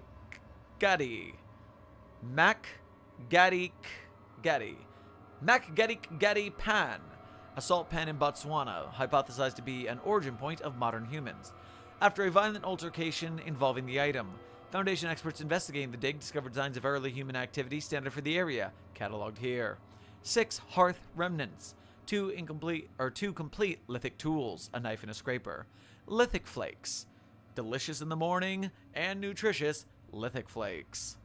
The remains of at least 8 non-anomalous humans, including bones and small personal articles. The remains of at least 1 large anomalous entity with dense bone structure, prominent teeth, and sharp spines or protrusions. Forensic analysis indicates that this entity had sustained fatal damage consistent with SCP-7000. Despite the majority of the archaeological site being dated to approximately 150,000 BCE, Foundation Forensics suggests that at least one of the individuals found at the site came to the area considerably later, estimated 1750 to 1050 BCE. A gold necklace found with the remains has been identified as Mycenaean Greek. This individual is the only human at the site to show signs of damage consistent with SCP-7000. Interview A. Interviewed Annalise McKinsey, a student at Redacted University and intern at Macgadikgadi Expedition. Interviewer, Researcher Knight, Historical Anomalies Department. Forward, McKinsey showed high levels of distress during the interview, sporadically crying while giving her answers. You want Knight or McKinsey? I think I'll take McKinsey. That sounds nice. All right. Good morning. Sorry for the wait. I just have a handful of questions to ask you about Professor Calloway. You talked to Dave, right? I wanted to talk more about how she was acting before her death. We were all having nightmares, which I guess is kind of normal because it was a creepy, stressful sight. We started having the same dreams, too. It was really scary. Could you briefly describe the nightmares, please? A big trench full of mud, something moving around in it. It's like kind of dark colored and reddish and soft. I always sort of thought I was chewing on something down there, like I was eating at the center of the earth. Doesn't sound that scary when I describe it, but it was always really scared when it was going to come out of the mud, and I would have to see it. The nightmare started after you retrieved the spear from the dig site. Yeah, we had taken it over to the lab trailer to get better pictures because it was so weird. It's not made out of a kind of metal that you would find at these sites. You have to be able to forge iron. The spear was in the dream too. It was stuck in the mud next to me, or in my hand sometimes. I guess it should have been a relief that I have a weapon, but it wasn't. I'm scared of that thing. It feels like it really wants to be used. Mackenzie pauses for several seconds. Thank you. Back to Colway.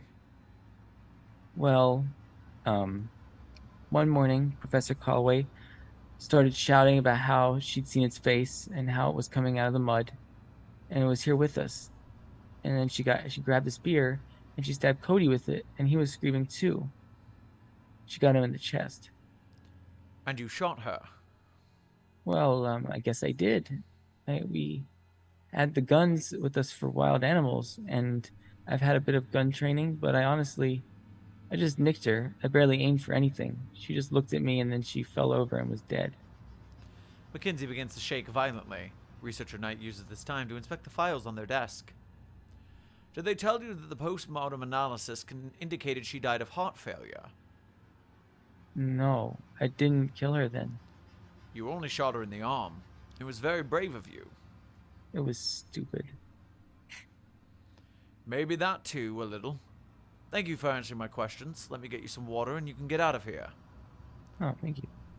End log. Other members of the dig crew verify Mackenzie's version of events, including various versions of a nightmare about a dark red thing in the ground. Addendum from Researcher Knight. Regarding SCP-7000, I believe stingray barbed spears can be found in some South Pacific cultures, but from the few examples I was able to locate, I understand that the structure is different from our example, and the tips tend to be narrower and more fragile than the heavy cartilage point on SCP-7000. In the lost Greek epic, the Telogony, the titular character kills his father, Odysseus, with a spear tipped with the barb of a giant stingray. This is a rare literary description of a similar weapon, and it is involved in the very specific situational fulfillment of prophecy. Edward Pittett, 2015, suggests that the spear of Telogonus shares an origin with Kukulain's spear, the gay Bulga, as a hero-killing weapon made from the part of a sea beast. This relation seems tenuous to me, but mythological precedent would further cement its anomalous properties as a kind of fate or probability-altering weapon. Footnote. Interestingly, we do occasionally see spears that can compel the wielder to violence in Irish and British Isles mythology. See the Schleglu. The question remains, if the more recent skeleton brought SCP-7000 to the retrieval site from Mycenae 3,000 years ago, why does it look like the older remains used it against anomalous entities tens of thousands of years before that? Why return to the same location? Signed, Researcher Knight. Historical Anomalies.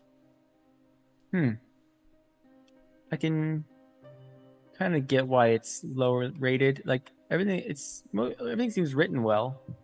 I don't have any major concerns for how it was written. We didn't get hit with the... I was afraid when we saw containment procedures again and not special containment procedures. I was getting worried, but the rest of it was fine. Yeah. It's not like, it just didn't grab me very much. That's all. There's not much to grab, but I mean, like the mystery is pretty interesting. Like I like the idea, but like why return to the same location? Maybe because you have limited space on Earth. I don't know.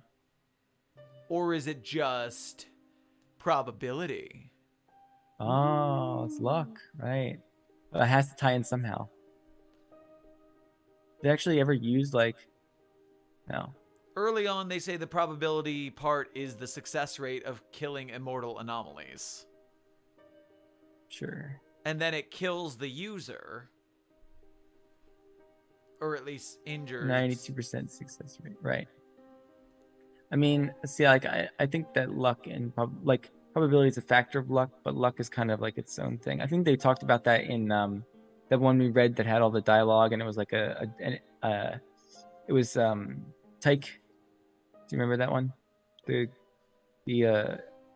from it was Greek mythos. They were all characters from that, and then it was first day. Yeah, it was the first day. So exactly, yes. Yeah, they talked about how there was the three aspects of it. It's like there's luck, chance, and probability or something like that. I don't know. I'm looking at the discussion here because I want to see if Percival said anything. First attempt at writing for the wiki in a while. Pointy probability stick. Tologonus' spear was made from a stingray identified in at least one source as Trigon, like the Greek stingray. General spear of Lug, stored at the point submerged in water. So it's an object what does a thing. It's an object what does a thing. Yeah. Which can work, but is usually also facing a higher level of scrutiny as well. That one's going to be a no vote for me. I could see this being like a Series 1. I know that Series 7 had a lot of Series 1 kind of reminiscent. Yeah, I'm neutral on this one. It is written well enough when it comes to the spag, thankfully.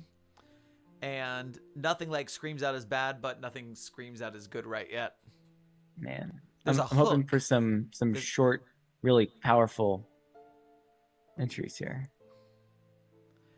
That's the question, is I don't know what this wants me to feel. That's the question for when Percy sees that we read this, Rura, is that I want to know what I'm supposed to feel from this, because I'm not horrified.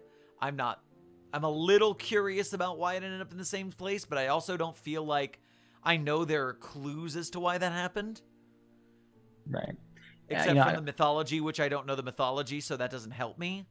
I think a lot of times people think that like having something be cool constitutes a type of article that can really get people like, oh, that's neat, like you have to. I always say there's like 5 major archetypes of article you can write. They're scary, heartfelt, mind-blowing, sad, and funny. And I'm guessing they're going for more like a mind-blowing kind of thing, because that's like mystery is also featured in that kind of archetype. But there's not really a huge mystery here because there's nothing to solve, All right, that was a shorter one, so we can skip the ad break, and I want to get us to the next article, so we're not... Absolutely, let's do it. All right, so this is SCP-7000, Every Pearl's Inside. Oh, look at that scroll bar. Oh, boy.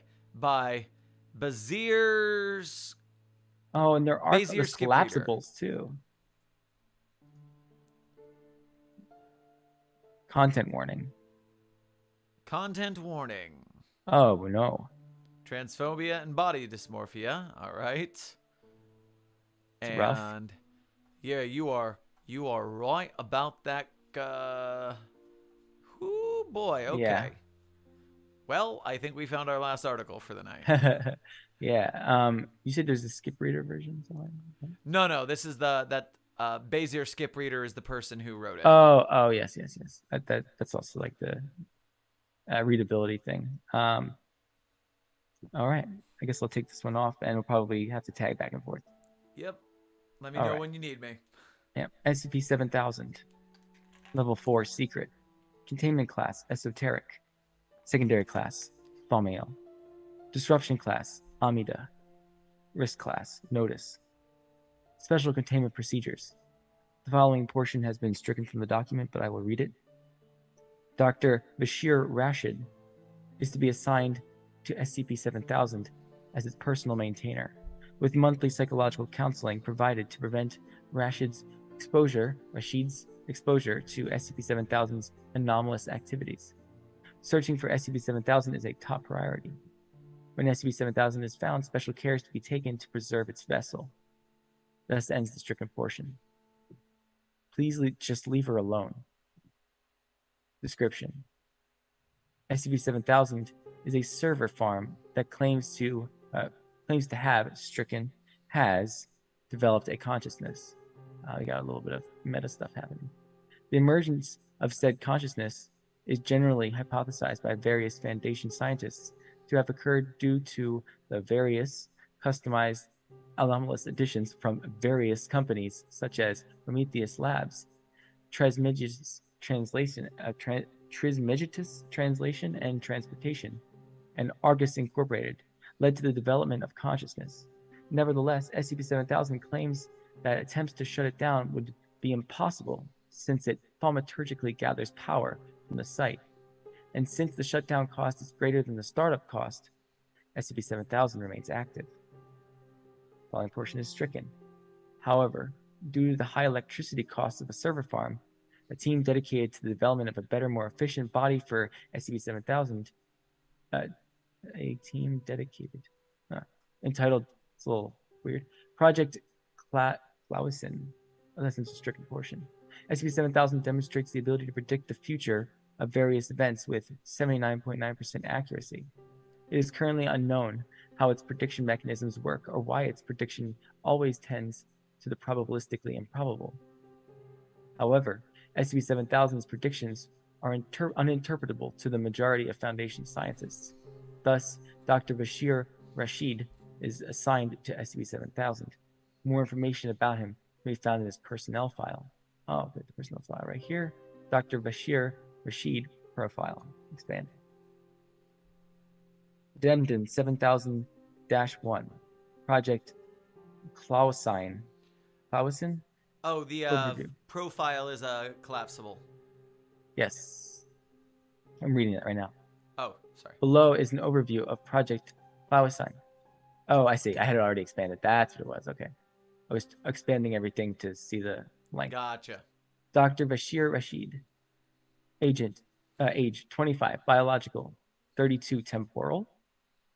Sex. Male. Education. PhD in statistics from Site 5874. Also known as Maynard University. Or University. Foundation work summary. Dr. Bashir Rashid was born in New York and raised in 3 Portlands after accidentally falling through a way. He was first discovered by the Foundation after being caught experimenting with various transfiguration thaumaturgic spells in California. His cooperation with Foundation forces in capturing those responsible for spreading thaumaturgic practices in anomalous communities earned him a spot in Foundation offices. During an anomalous breach in 2010, Rashid was stuck in a temporal loop for 7 years, causing him to take up a doctorate in statistics to search for a way to break out.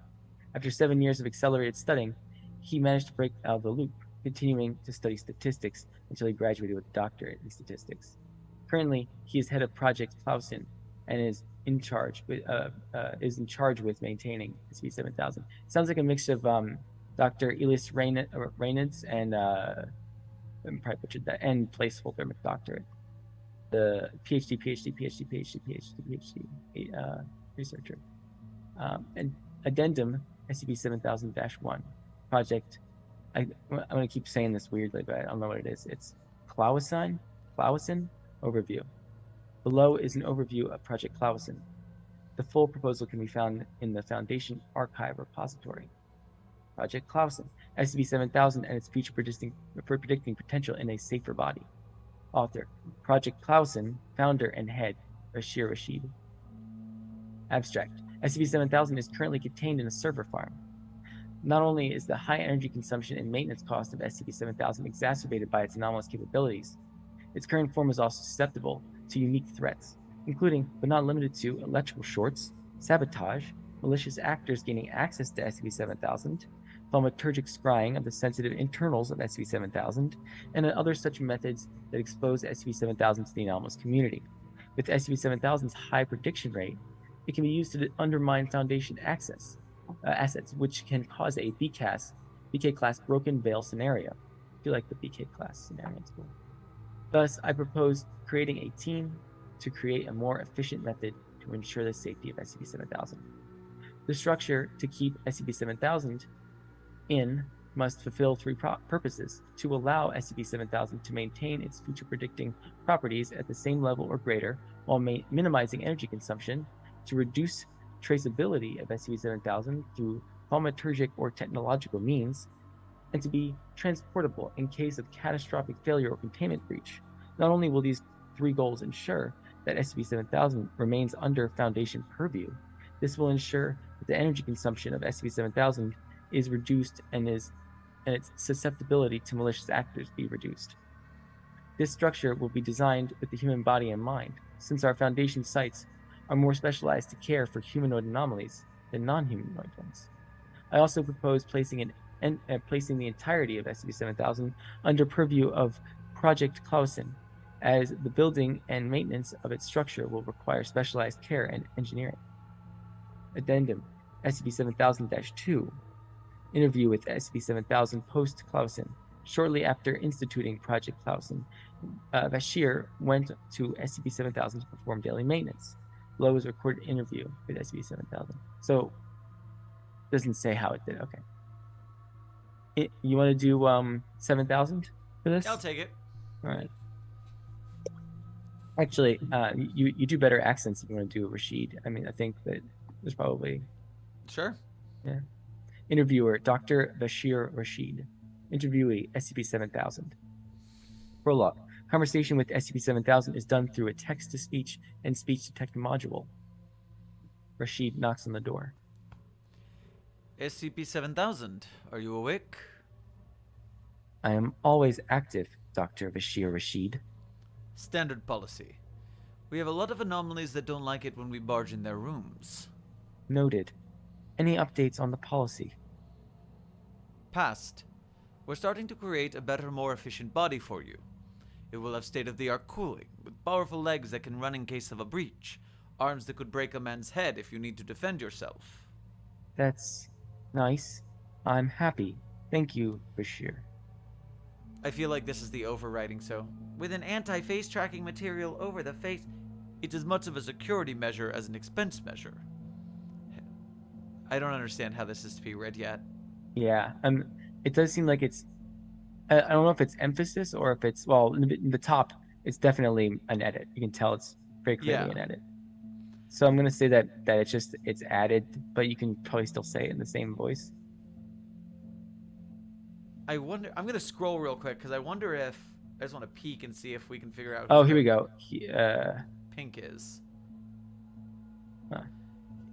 Because, like, the woman's like, I can handle the heat, and I wish I could look in on you. Those this ones is... I'm going off the trans metaphor thing.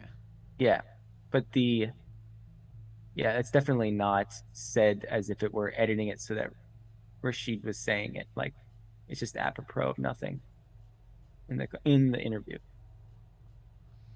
So should we assume the pink is 7000 then? It's definitely an influence of 7000, but whether or not it's a... I don't know. You can decide how you want to... If you want me to read that, I'll read that part. Or you can... Because it's... Sometimes it feels like it's meant to be like the one... I don't know.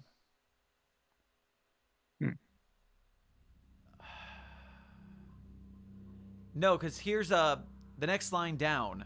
I wish I could look in you. Is that a request to teach you how I do my calculations? Oh, definitely not. I'm not allowed to... No. That the 7000 is responding to. It's interesting to see you do those predictions, though. Yeah. So, it's definitely edited and added post interview. But I don't think we know just yet who's doing it. So I'll read that in a more neutral voice for now. Sure. There you go. Yeah. So accent for Rashid. All right. So, and I think that's all the things I want for Project Clausen. Anyway, I have a list of prediction requests from various scientists. Care to calculate the odds for each of them? Leave me for a few minutes. I'll run these calculations. Why do you want no one watching you while you run your predictions? Mostly a privacy and temperature issue. I get really hot when I run calculations. I think I could handle the heat. It's interesting to see you do those predictions, though. I wish I could look in you.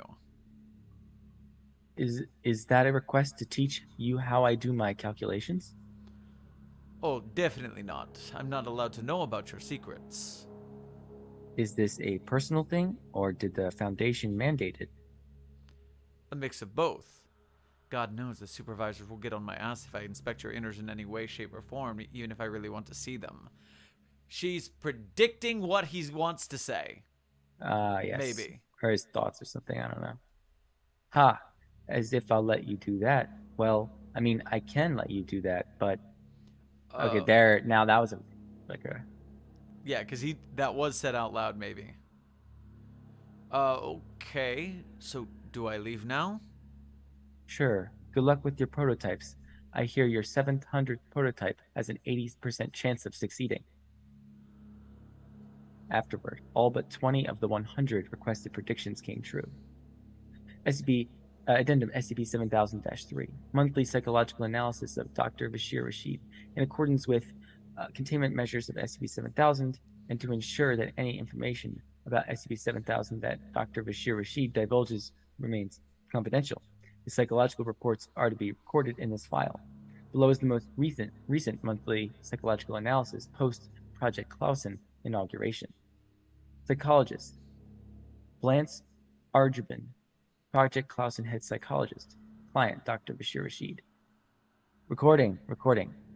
This is recorded interview with Project Clausen founder and head researcher Dr. Bashir Rashid. I mean, you don't really need to mention my whole title like I'm in an Oprah show. Who wouldn't be impressed? It's pretty rare for a project founder to remain the project head after 3 months. Besides, this is a recorded talk. Oh, sorry. Don't be. That's one of the signs that I look out for, whether you are still you. Right. SCP-7000. Some part of me wants to be trusting around it, but my god, it gives me eccentric predictions. Did anything happen recently, Rashid? Remember, you can't let your guard down around these kinds of anomalies. True. SCP-7000 still does do suspicious things. It likes to ask me to leave it alone when it does its predictions. If I may say so myself, it is quite understandable that an anomaly like it would want a sense of privacy, seeing as it's already monitored 24/7. I don't know. It's quite suspicious to me that along with that behavior, it's offering to teach me how it does predictions. Don't get me wrong, I would love to peek inside SCP-7000's brain and see how it does its predictions, how it uses magic to completely bend the laws of the universe around it, but come on, the way it acts around me? Incredibly suspicious. Why would it be suspicious? It's just offering you something. Trust me, Blance. I've been studying SCP-7000 for 3 weeks continuously now. It talks to me while I'm busy. It tries to peek in my mind to take my secrets. Like one time I was trying to talk about Project Clausen and it just keeps interrupting me. It even calls me with my first name. I mean, who the hell does that? The creepiest thing to me, though, is that it tries so hard to sound like a human. Sends chills down my... Dr. Rashid, calm down. Would you say that you want to be moved out of the project? Well, I mean... Don't have shame in admitting that you can't handle the project as large as this, Rashid. We all have our limits. No, I think I'm just stressed out from all the meetings and files and requirement that I had to pass along recently. And yeah, maybe SCP-7000 is getting on my nerves too. Don't get me wrong, I love working on this project, but being around that thing for so long. Would you like to be booked for a mandatory vacation?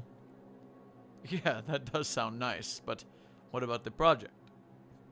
Dr. Rashid, sometimes we need personal time to ourselves, to remove ourselves and get more inspiration from the world around us. Seeing as how you've been quite anxious this interview, I would recommend you take the vacation time to relax and have fun. It's also mandatory. I'll take that offer then. When's the vacation? Hopefully as soon as possible, if my supervisors allow it. Nevertheless, I would recommend assigning more busy work and interaction with the anomaly to your staff, instead of stressing over the unimportant stuff.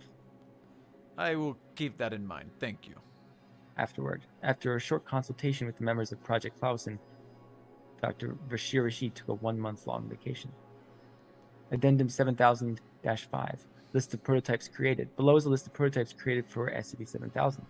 The full list can be attained from Dr. Bashir Rashid. Prototype name, prototype action, and notes. SCP-7000-1, Deep Blue. Reduce the size of SCP-7000 by reducing the amount of servers used. Notes, failure. SCP-7000's predictions became less reliable. SCP-7000-2 Skylake. Swap the processors of SCP-7000 for a more energy-efficient model. Moderate failure. Temperature dropped to negative 20 Celsius, leading to a condensation buildup and unsafe conditions. Interesting. SCP-7000-3 8086. Ran SCP-7000 on ARM processors. No meaningful change, reverting to previous status. Extraneous data redacted. Yeah, sure. SCP-7000-444. Tesla. Shrinking the space where SCP-7000 is stored to reduce energy consumption. Failure. The temperature during an SCP-7000 prediction increased to unsafe levels. SCP-7000-445. Mendel.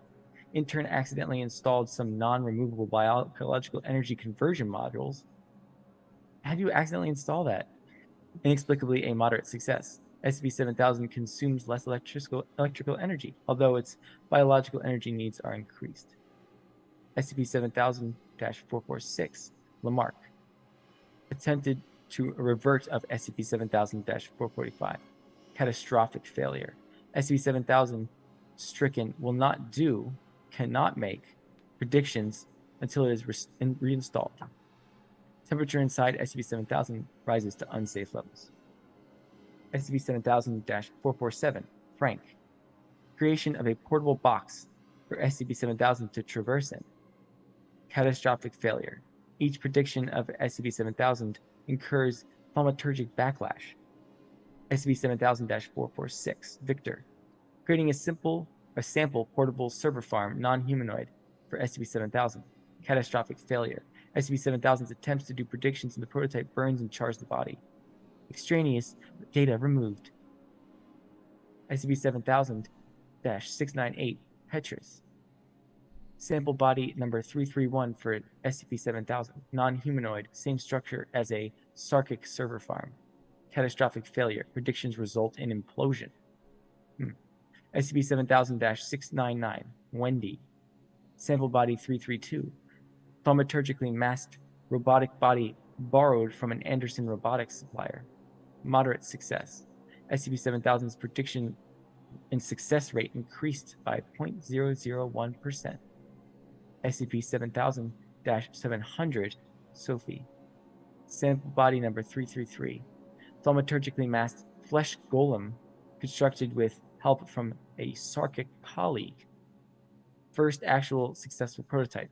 SCP-7000 prediction success rate increased by 1%. Energy consumption down by 10%. Immediate collapse of the golem due to intense heat. More tuning required.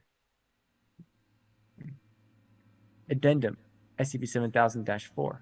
Impromptu interview with SCP-7000 by Dr. Bashir Rashid. While Rashid was doing a pass over SCP-7000, it gave Dr. Bashir Rashid an impromptu interview session. Interviewer, Dr. Bashir Rashid. Interviewee, SCP-7000. Getting along. And sitting here, it's kind of boring, you know? I'm glad to have you here. Wait, going back to your offer. You're giving me a summary of your prediction methods? Yep. To massively simplify, I close my eyes, and multiple points of light appear in my peripheral vision. Using some simple geometry, I map a point that what I feel I want to use to the center of my vision. What kind of geometrical maths do you use for your predictions? Oh, just the simple stuff. Some 10-way ANOVA, a little bit of linear correlation coefficient calculation and confidence testing for the y-intercept and slope of this regression line, maybe even some particle displacement of sine waves and Lorentz factor calculations if I'm being spicy. Interesting. With these equations, anyone can predict the future? I think so. That's why I need your help, to see if it actually works. And why me specifically? I just want to look around and fiddle with things. Most of the scientists feel so cold compared to you. Besides, I've known you for a long time now. You're a very close friend to me. Yeah, okay. Anything you say, SCP-7000. Want to test your theory out? I have another body prototype ready here. Sure, thank you, Bashir. I think you can call me another name, though. Anything you like? What did you say, SCP-7000? Oh, you want a name. Why though?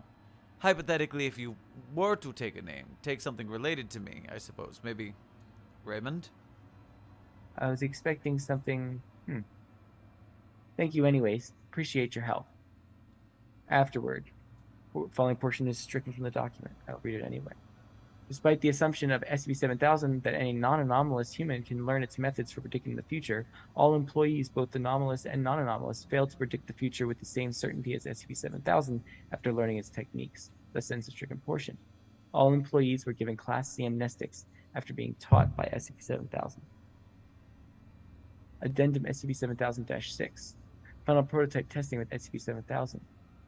Below is the 999th stricken 77th prototype run of SCP-7000. This is to be a final prototype run, as all prototypes post 700th run were found to be successful, and all that remained was tuning the container to the needs of the Foundation. Stricken.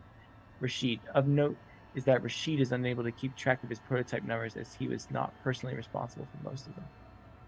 Tester. Dr. Bashir Rashid. Subject, SCP-7000. Prologue. Each SCP-7000 Project Clausen prototype run starts with a backup of SCP-7000's consciousness. It is currently the 377th, stricken 7th backup of SCP-7000.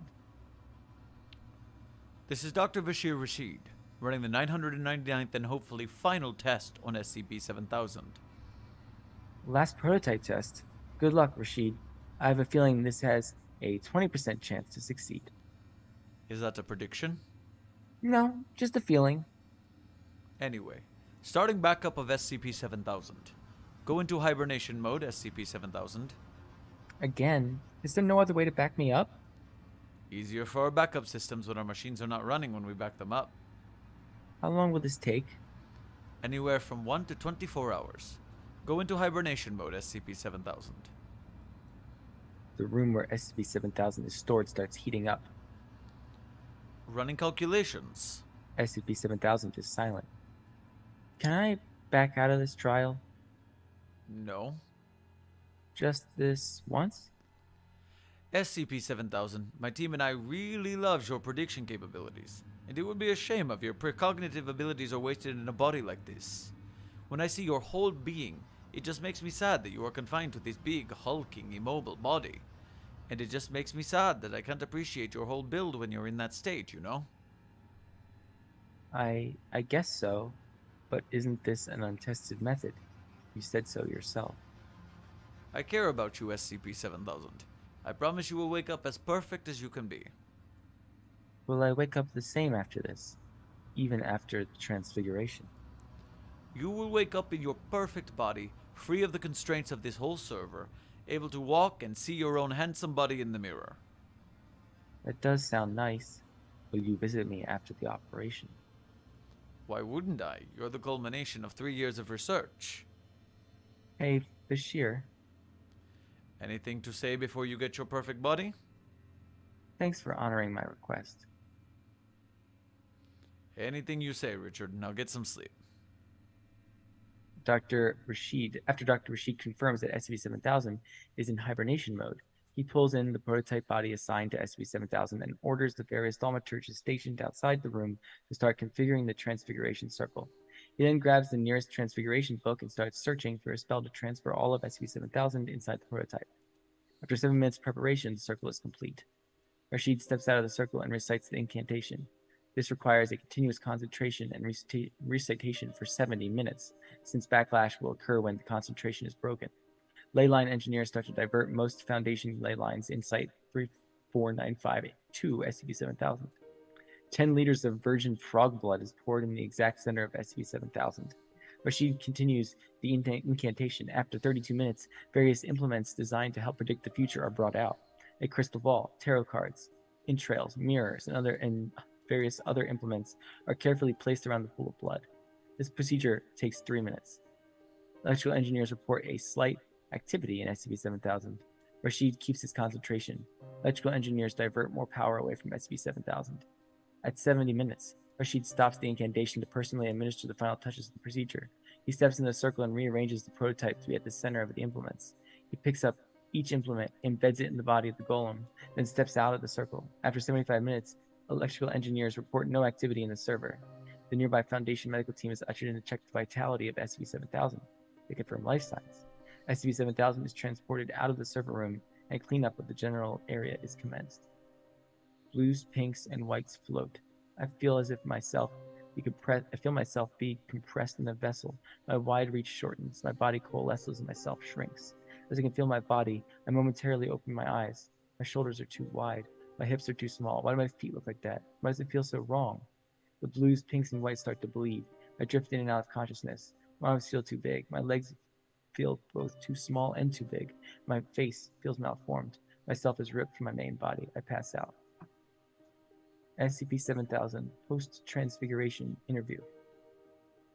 Interviewer, Dr. Bashir Rashid. Interviewee, SCP-7000. SCP-7000, please raise your arm if you're conscious. Silence. SCP-7000. An arm is raised. Then the hulking body of SCP-7000 gets up and scans the area. It is on a small bed inside a standard-sized foundation cell. In front of it is a full-body mirror. SCP-7000 is naked. So, SCP-7000, what do you think of this perfect body? I modeled it after this one. Rashid points at himself, smiling. Silence. I'll give you time to appreciate this model. It took me a lot of nights working on this body, you know. Silence. Anyway, to the standard post-transfiguration survey. I will give you this form and you have the whole day to fill it out, okay? Just use those things at the end of your arms called your hands to pick up this thing called a pen and... A deep, gravelly voice comes out of SCP-7000. I know. SCP-7000 stops. It looks at its large hands and shoulders. Oh, you do? Great. I assume you have the required knowledge to fill out the form. SCP-7000 nods. No. I need an audible confirmation. Come, speak SCP-7000. I do have the requisite knowledge to get to... No, SCP-7000, slowly. I do have the requisite knowledge to fill out the form. Thanks, SCP-7000. Turn around now, slowly. SCP-7000 turns around slowly, with Rashid intensely observing each body part of SCP-7000. And that's it. Yeah, turn around more. Let me appreciate it more. Oh, stop turning here. You okay with some pictures being taken? SCP-7000 nods slowly. Rashid sighs. How many times will I say this, SCP-7000? Do a vocal confirmation. Yes, sir. There we go. You should say that more. It fits you. Rashid pulls out his phone. He takes pictures of SCP-7000 while SCP-7000 slowly spins around. God, these pictures. They'll definitely serve as proof of my work. 3 years of research. 3 years of the perfect body, all on display here. Perfect body is his own body? Woof. Yeah, what a vain dude, man. What a weird... Okay. Oh, thank you for cooperating, SCP-7000. Would you like to show me your body? An alarm goes off. Oh, right. The meeting with the O5s. Sorry, SCP-7000. I'll have to leave earlier than I wanted. See you later. We still have checkups to do. SCP-7000 stays silent, staring at the mirror. Thermometers record that SCP-7000's body temperature raises to 40 degrees Celsius, although Rashid does not notice this. Rashid exits the room. Thermometers record SCP-7000's temperature dropping to baseline. SCP-7000 collapses on the bed. It, stricken, she cries. Project Clausen. SCP-7000 updates. 1. Tracing and scrying through thaumaturgy minimized due to technological interference. 2. Inability to technologically trace SCP-7000 due to thaumaturgic interference. 3. Portability. 4. Prediction success rate increased by 5%. 5. Energy consumption decreased by 30%. Status: success. That's another... Oh, okay. Welcome. Error unknown user. Is it collapsible? Oh. Okay. Yeah. Addendum 7000-7. Another 7 addendum. Wow. Oh, you see how much that adds? It's funny. SCP-7000-7. Below is a sample log of SCP-7000 maintenance check. Operator, Dr. Bashir Rashid. Patient, SCP-7000. SCP-7000 lies opened on an operating table. Its eyes scan the premises. Intestines fine. Turn around. Turn around. Oof. Lying opened. SCP-7000 turns around. Transfiguration lock list still working. Open your mouth. SCP-7000 opens its mouth. Rashid checks it for any signs of damage. Salivary gland still working. Vocalize something. Vocal cord still working. Rashid closes the various openings made on SCP-7000. After the operation, it stands up and sits on the chair beside Dr. Rashid's table. No problem so far. Sanchez, escort it outside. I have things to do. SCP-7000 leaves. Subject, SCP-7000 request list. From Bartholomew Watchhouse, I'm going to say. Dr. Bashir Rashid, CC Blance Arjabin. Here's the complete list of various requests that SCP-7000 has made for over 4 months. Post, Project Clausen. Requested items. Status. Clothes. Sent. Gendered clothes. Accepted request. Hobby books. Sent. Theories of surplus value. Sent. Beginner's Guide to ASL. Sent. Knife. Denied. Makeup kit. Denied. Weighting scale. Sent. Estradiol. Estradiol. Yeah, estradiol. Yeah. Denied. Long skirt. Accepted request. Estradiol. Denied. Fabric. Accepted request. Estradiol. Accepted request. Needle. Sent. A asterisk. Sarcasm books. Denied. Pink blanket. Sent. Yeah, I never said that out loud before. I was like, I've read it. Since you have requested my personal opinion on the anomaly, I would say that its behavior has been stellar since its requests for various objects have been accepted. However, it has a tendency to be uncooperative at times and be aggressive when making its request. Taking all these into account, I would recommend delaying the distribution of its items until better behavior of the anomaly is observed. Please keep this in mind before you approve giving it more objects. The footnote is blunted so as to prevent piercing. Got it. Blunt syringe. Okay. Let's see. Bartholomew Watchhouse. SCP-7000 request recording staff. Read.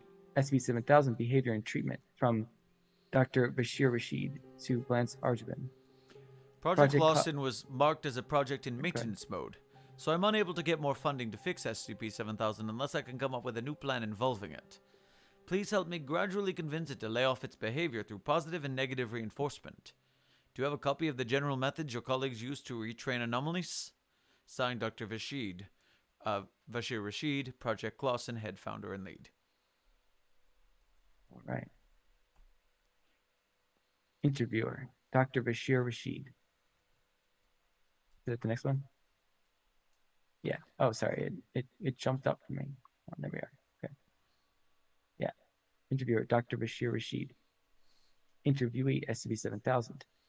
SCP-7000 enters Rashid's office and sits on the leather sofa.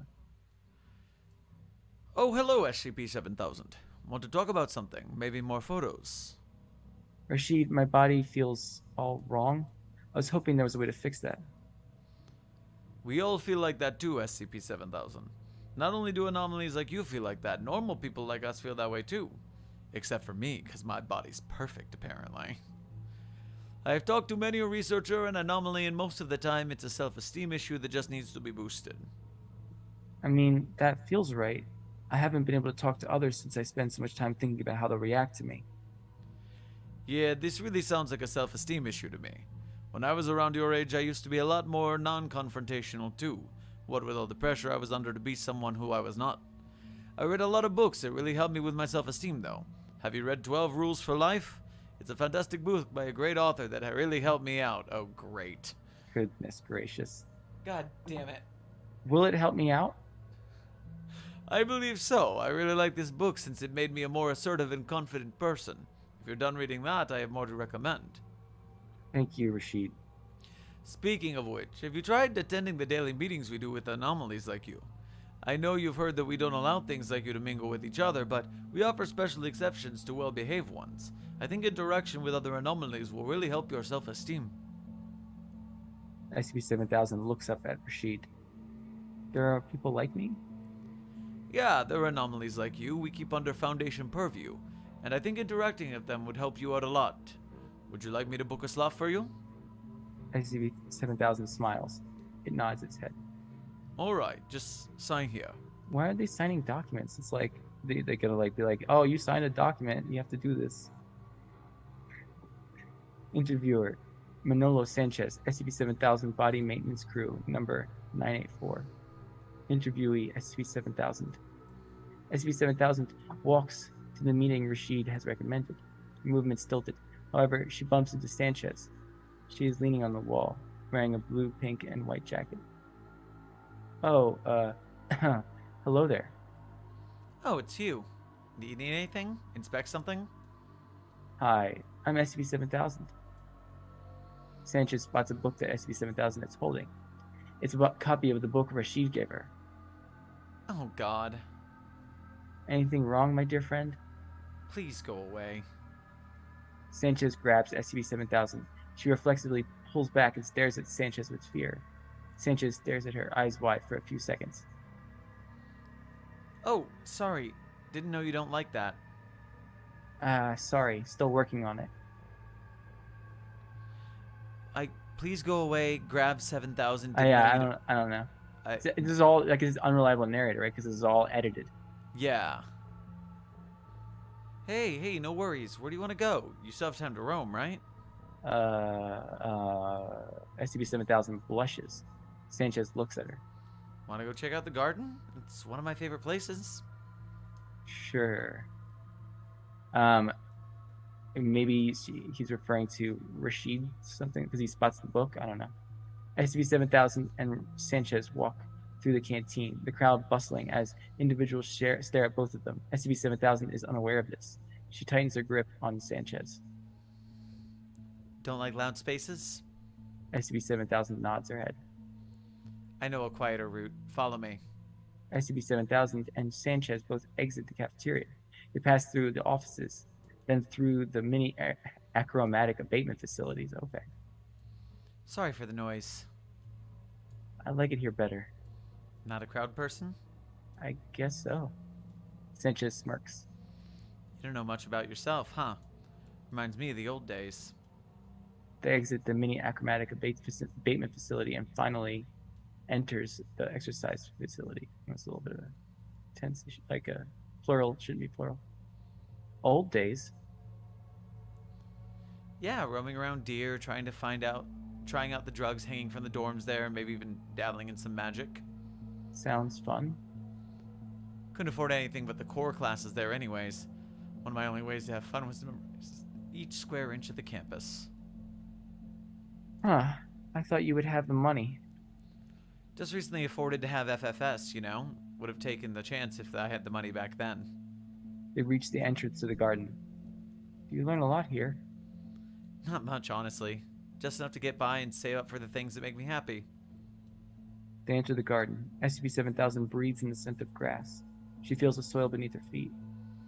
And hey, I get to interact with anomalies like you. Is it fun to work here? Depends on the work. Sometimes it's managing tech and spells, sometimes it's cleaning up after a mess in the labs. Mostly, it's taking care of lovely people like you. SCP-7000 blushes. Easily pleased. Come, have my hand, your majesty, and let me guide you to the wonders of the Site-3495 garden. Okay. SCP-7000 grabs Sanchez's hand. She leads her in the garden. That's a stink beetle.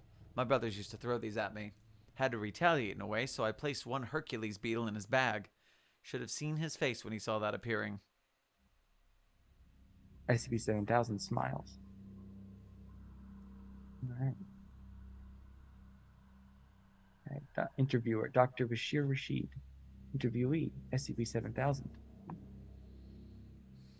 SCP-7000 lies naked and opened on a surgery table hooked up to a monitor. Sanchez opens her chest while Rashid is inspecting her internals. Breathe for me? SCP-7000 takes a deep breathe. Yup, lungs still working. Sanchez, its eyes please. Sanchez shines a light on SCP-7000's eyes. Still working? Rashid. Sanchez, turn her over. Sanchez carefully turns SCP-7000 over. Rashid probes SCP-7000's back and neck hard, checking for broken skin. All good? SCP-7000, please vocalize an agreement to confirm functionality. What? Good enough for me. Stitch it up, please.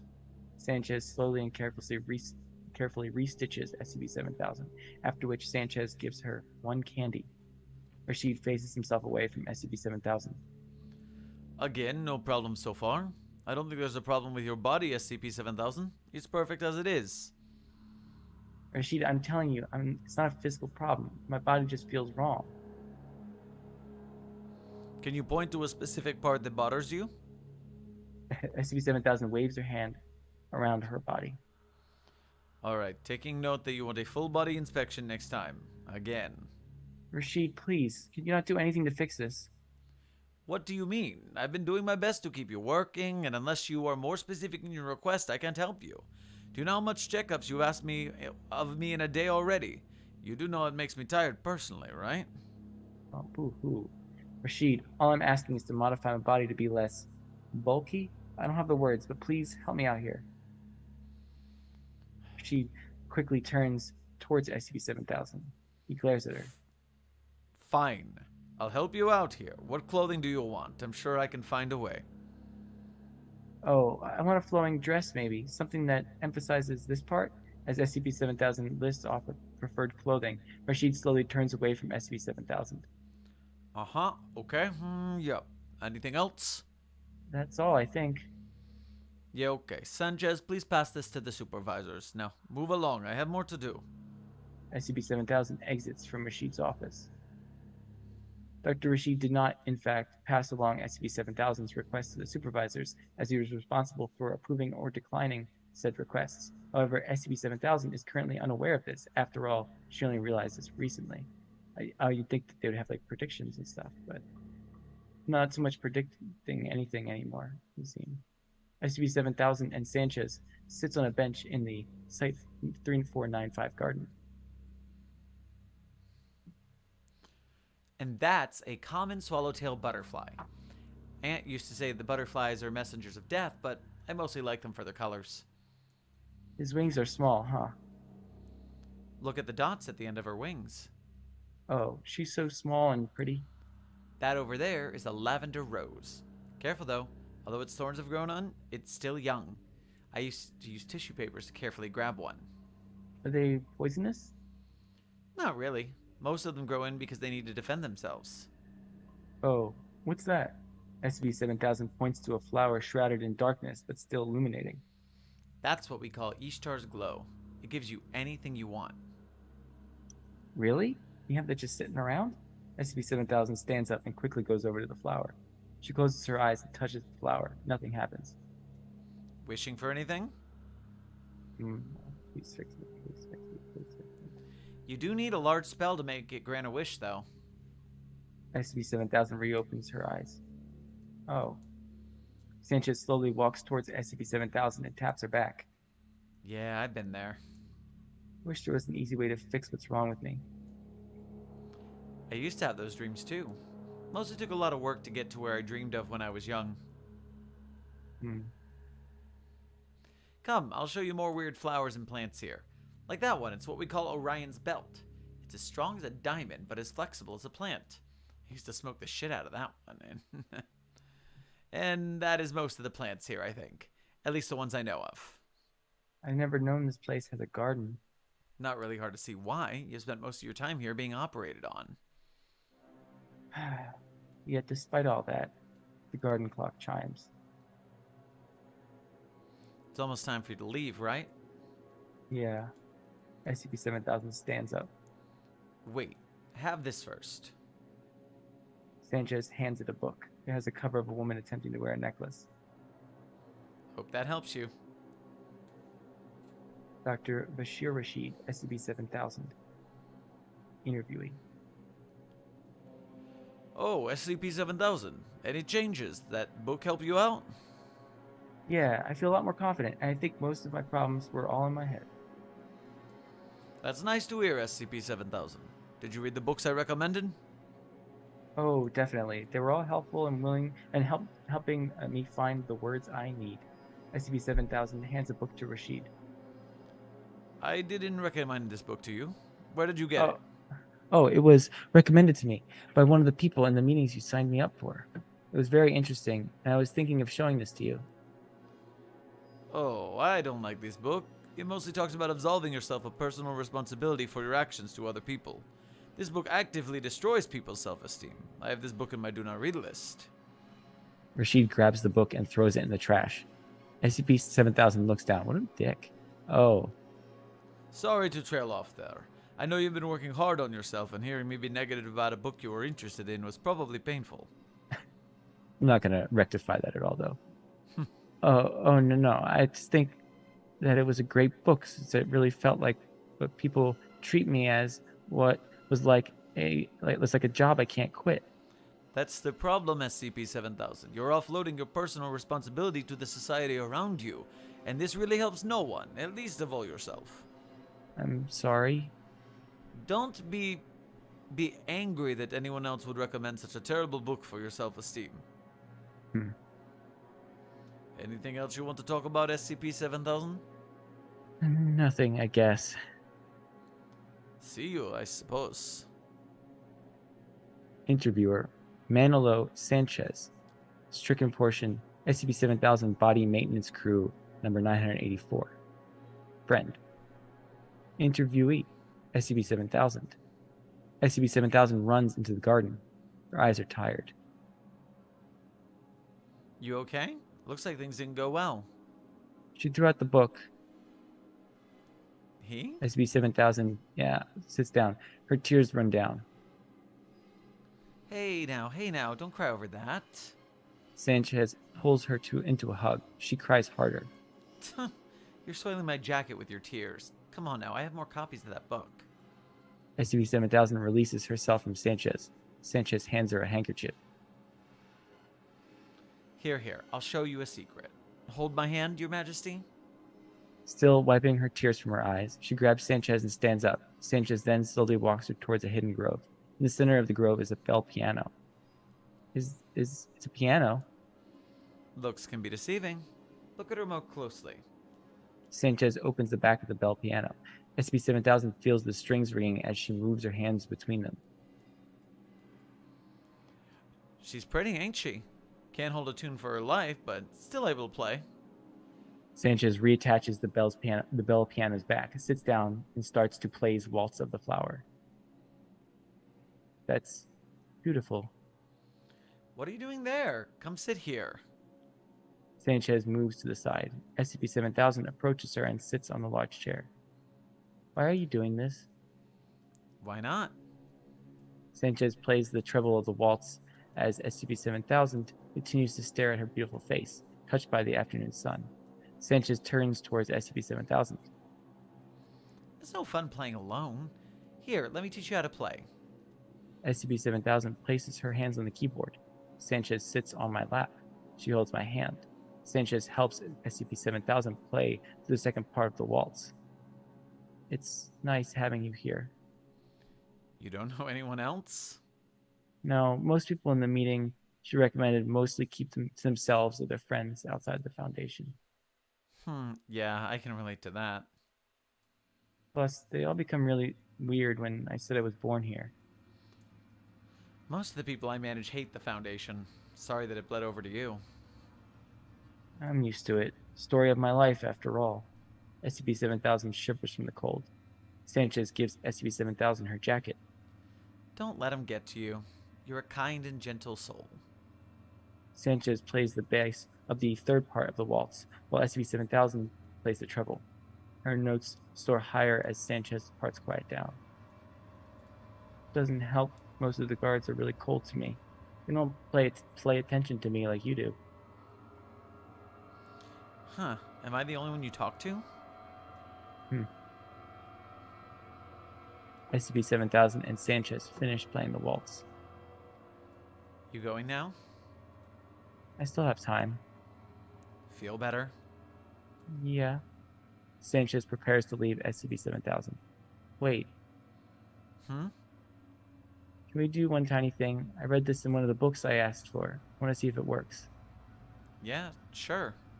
SCP-7000 offers her hand to Sanchez. Would you dance with me, or would you like to dance with me? Sanchez blushes. Of course. SCP-7000 and Sanchez waltz together, the setting sun streaming from the window. Subject: regression of SCP-7000's behavior from Dr. Bashir Rashid to Lance Arjman. I personally believe that SCP-7000 has regressed from its good behavior. When I last met SCP-7000, it was still insistent on its request. Maybe more positive punishment will help.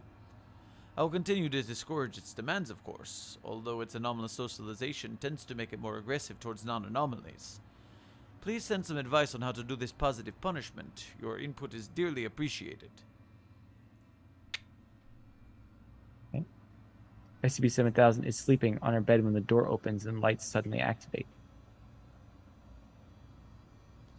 SCP-7000, are you awake? Guards, can you carry it to my office? Wait, what? 2 guards carry her to Rashid's office. She first struggles to get out, but gives in halfway to the office. Sorry, SCP-7000. I know you don't like this, but it's for your own good. Ah, yes, that exact line. SCP-7000 tries to scream. Rashid personally disables SCP-7000's vocal cords.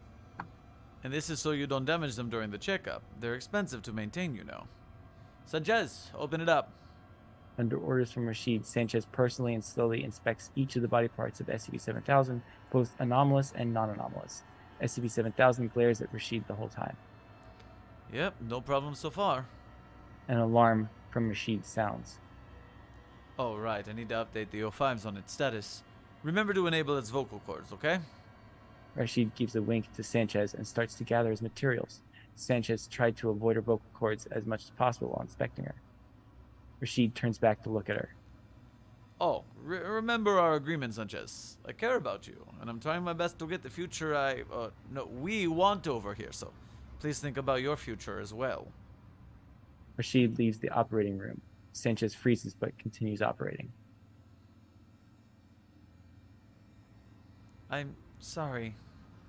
Sanchez's tears fall on her face. Since SCP-7000's lacrimograms were also disabled during the operation, she is unable to cry. After the operation, Sanchez attempted to re-enable her vocal cords, but Sanchez was caught in the act by Rashid. She is now disallowed within 3 meters of SCP-7000 unless ordered by Dr. Rashid.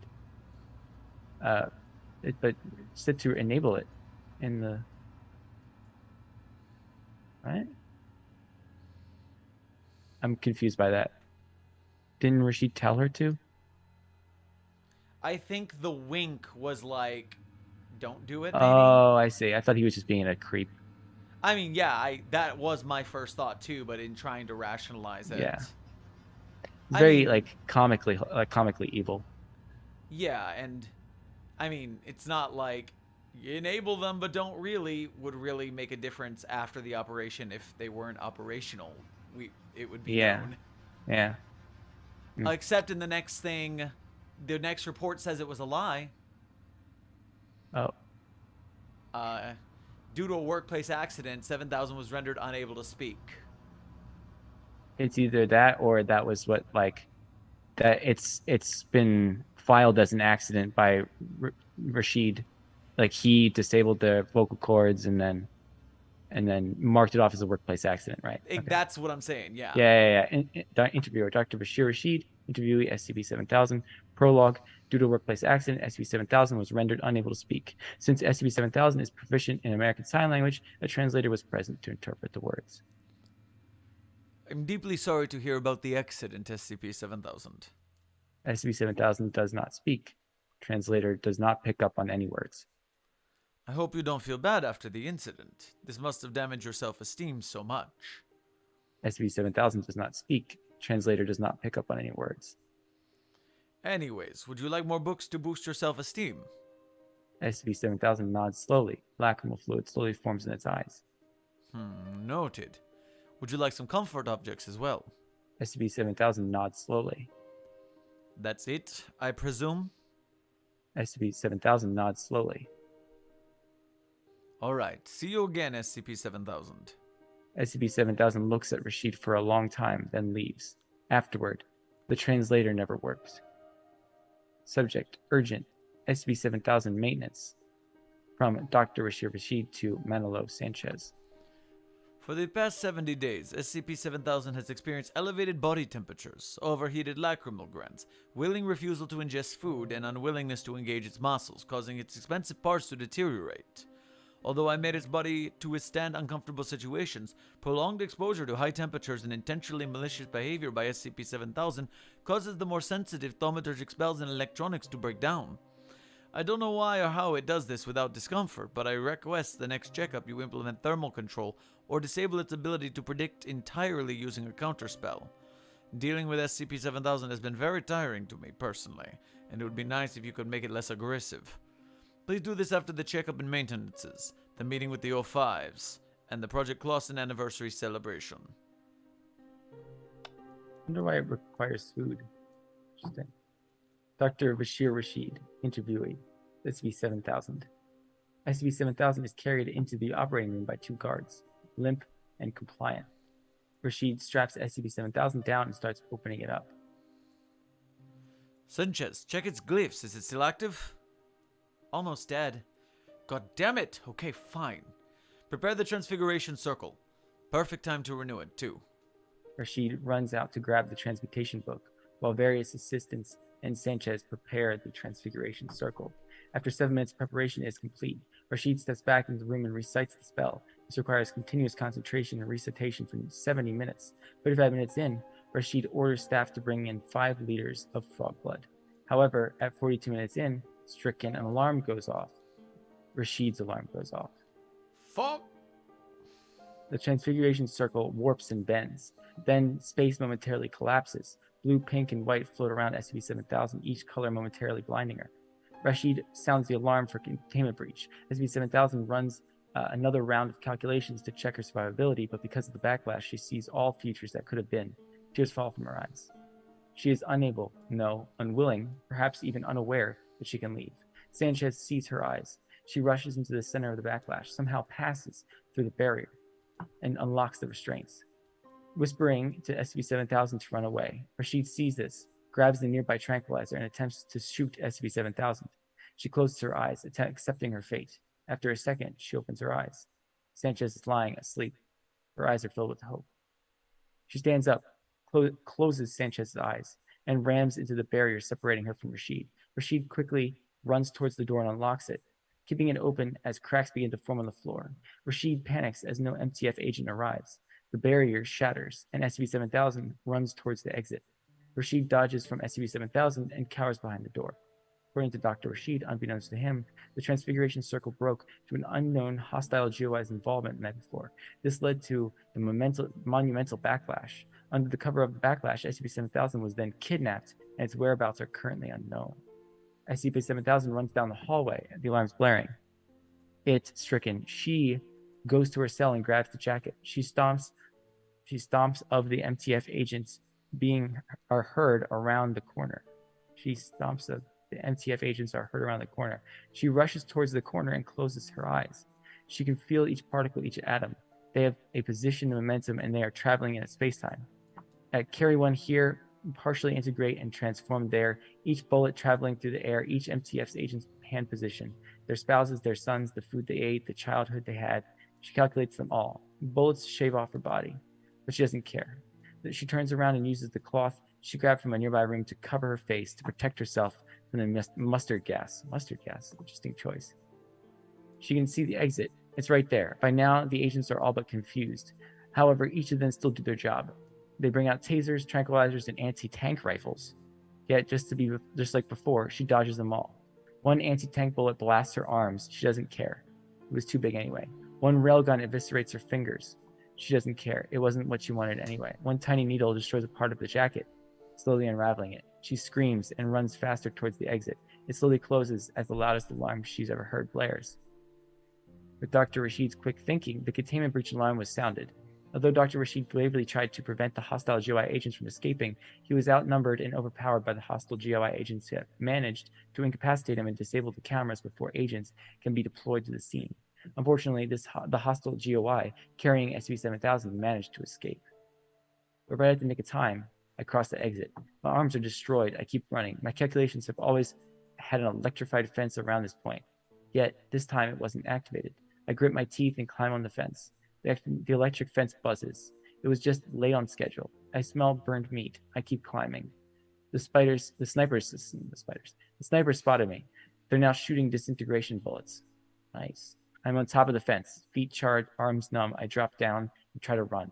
My legs don't move. Bullets are coming on all sides. I react and use my dead legs and arm to block them. Each bullet destroys a chunk of my leg and arm as I crawl away from the building. The stars are pretty. Dionysus smiles on me from up high. I am leaking something. I can still see flashlights of the agents searching for me. One agent steps on the stump where I was hiding. I close my eyes and pray to whatever is out there to save me. They don't notice me. I hear their footsteps fading away. Tears flow down my cheeks. Tonight I sleep peacefully. You know what Dionysus is? Interesting. So. Dionysus hasn't come up any other time in this article, so I'm confused. Yeah. Due to the special circumstances of SCP-7000's creation, normal tracking methods are unavailable. Thus, an HRT squad, okay, I see that, HRT Sigma 41 cargo chasers under Dr. Rashid is made to ensure that SCP-7000 is recovered safely. During the special investigation, Manola Sanchez's attempts to hand the anomaly over to the hostile GOI were revealed. In light of this revelation, she is to be given unpaid leave for a year and stripped of her benefits. In addition, Dr. Rashid, project founder and head of SCP-7000, were found to be engaging in personal activities using Foundation resources. Due to this incident, he is to be given paid leave for 5 months. However, this can be reduced through volunteer work, as he has demonstrated good behavior with SCP-7000. Nalkin flesh sculptors are a dime a dozen. Nalkin flesh sculptors that hate the Foundation and are willing to do flesh sculpting to spite them are as many as fish in the sea. Each of them gave me a body part. Each of them took care of me and made me feel loved. Mechanite technomancers taught me how to read and manage my own body. Serpent's hand magicians taught me how to cast. Wanderer's library taught me how to be me. I cook up a plan. I bide my time. Fake my identities. I become a researcher. I can plan an escape. I know this changes nothing. I've ran the calculations. But I also know calculations aren't everything. After all, there is a future out there where I am not who I am. I would like to believe that I am who I am not because of some fluke, but because I choose to do these things. Thank you, Sanchez. Fuck you, Rashid. Hope you rot in hell. And SCP push SCP-7000.SCP. Error, file SCP-7000.SCP by Dr. Rashid, PhD exists. Would you like to add your own edits to it? Yes. Please enter your name. Celeste. SCP-7000.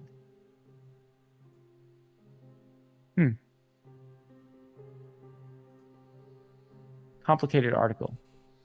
So, I am immediately brought to reference 2 articles when I think of this one. Right. I think of SCP-2721, the yes, Kinch. Yes, of course. And Classic. I adore that article. Yeah, it's a fantastic article. Absolutely. And I think... And then I think of like 6113. Like, we have a lot of articles that handle trans issues. Yeah, like the that whole handle them allegory. well. Yeah. And I think this one falls a little flat for me for being... I don't want to say too blatant, because I'm fine with blatant. I feel like some of the narrative tropes that are used are kind of ham-fisted.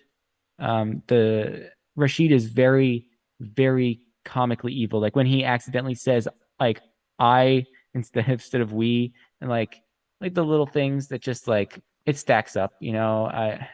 It's a lot of little things. Yeah, that's what it is. I because think. For Rashid, I immediately go to 4311, and 4311 is this amazing article on the Foundation's containment procedures for this anomaly. Is literally gaslight it into containment.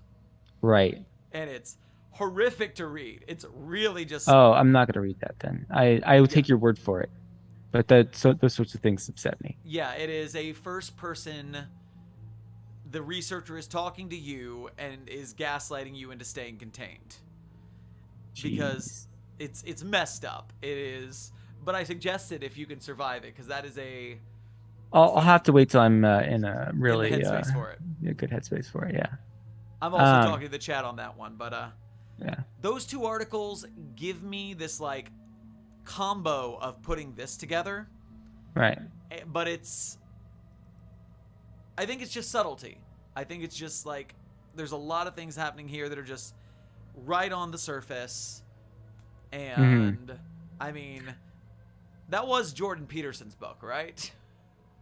Yeah, I'm pretty sure it was. Yeah. And then I wonder what the necklace book was, because if the first one was a reference, I'm hoping the second one was. Yeah, I didn't recognize it because they only described it via the cover, if I remember correctly.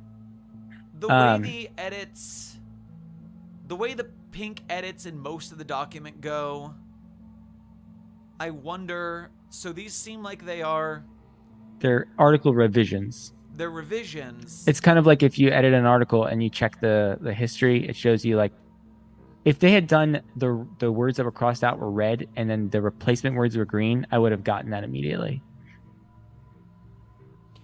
Because like I'm going back to the first interview, and it feels like I guess what's happened, and I finally got it down near the end, is it looks like Rashid is just omitting a lot of the data.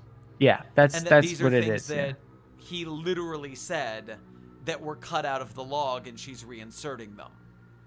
Right. So he is just a real piece of shit. I mean, we knew that already, but like, it just takes it to another level because, like, you know, the comical bad guyness of him being like, "Oh, I gave you the perfect body. It's the same as mine." That's just like. But he says later as well. He's like, everyone's finds something about their body they don't like. Even I did. So is it perfect or not? It's ambitious. Yeah. Hold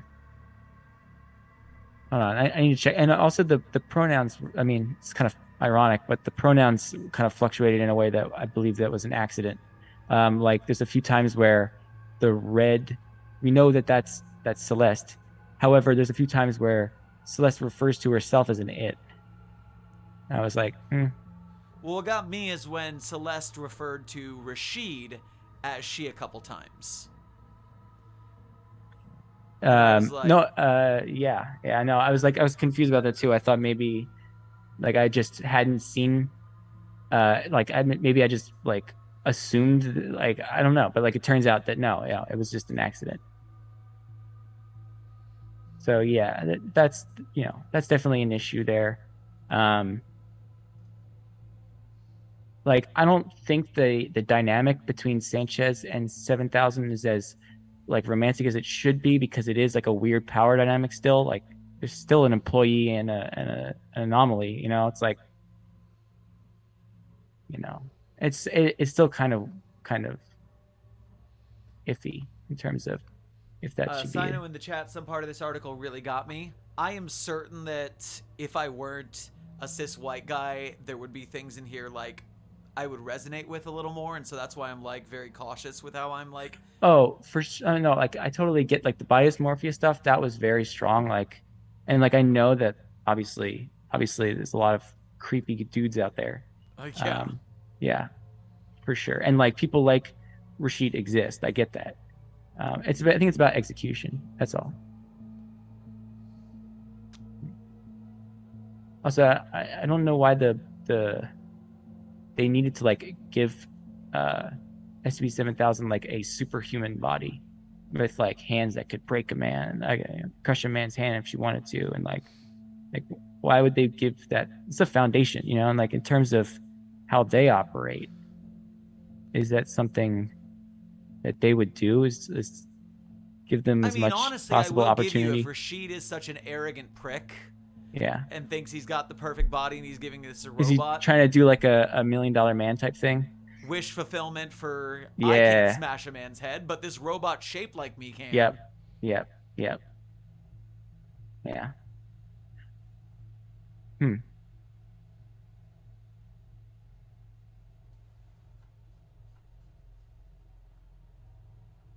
I mean, so overall, I liked the story. There was a lot of things that I like narrative, like I said, just comes down to like writing choices.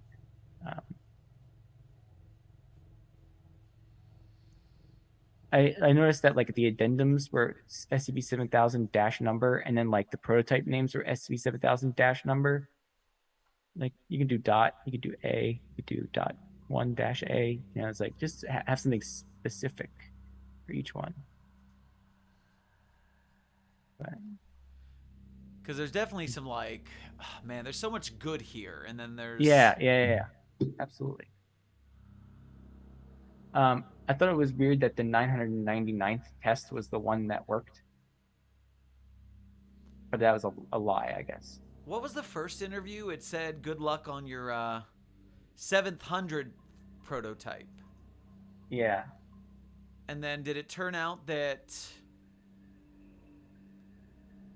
it was that he didn't 77th prototype run of 7000? Yeah, so why is it not the 999th? It's the 77th because Maybe he's just fudging data again. maybe. Oh yeah, there we go. He's lying again. As he is not personally responsible for most of them. Because he's taking credit for people's shit. How did he cover up that final thing? Because he had a bunch of MTFs there, and they all shot. They shot them. Pulling out fucking like anti-tank rifles and disintegration bullets. Yeah, the disintegration bullets. That's new. Also, mustard gas. I didn't like the use of that. That was a little bit topical. Maybe they should have stuck with neurotoxins.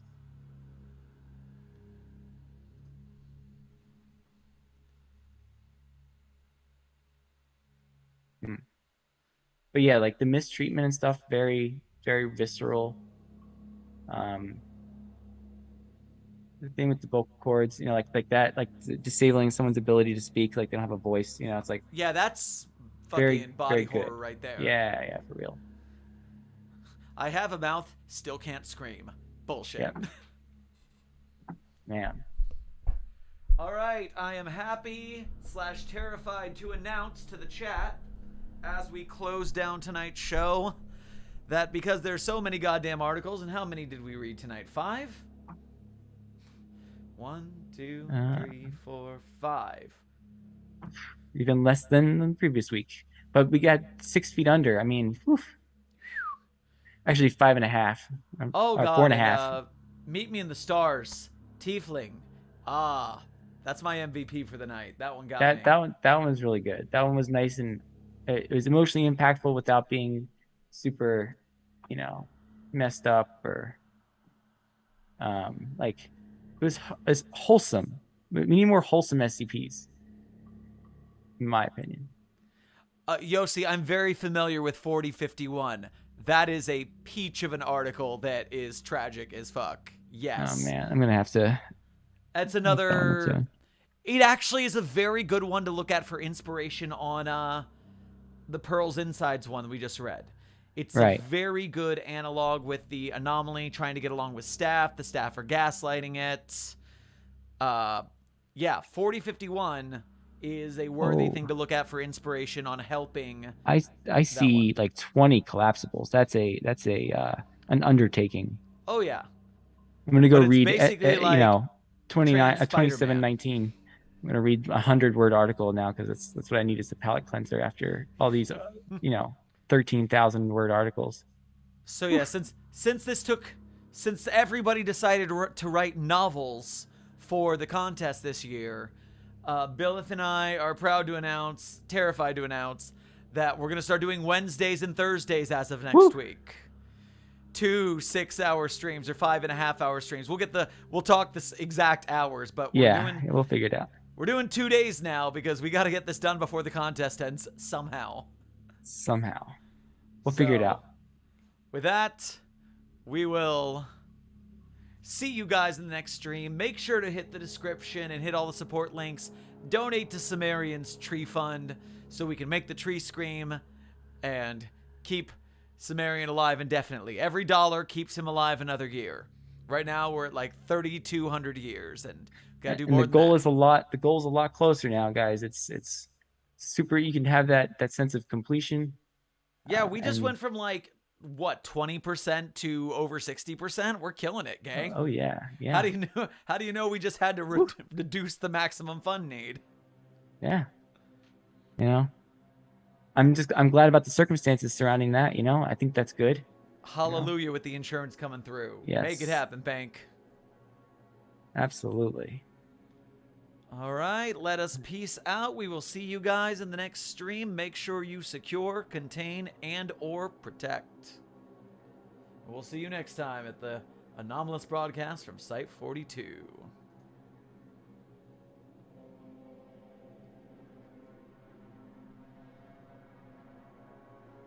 Fly me to the moon, let me dance among the stars. Let me see what spring is like on Jupiter and Mars. In other words, please be true. In other words, I love you.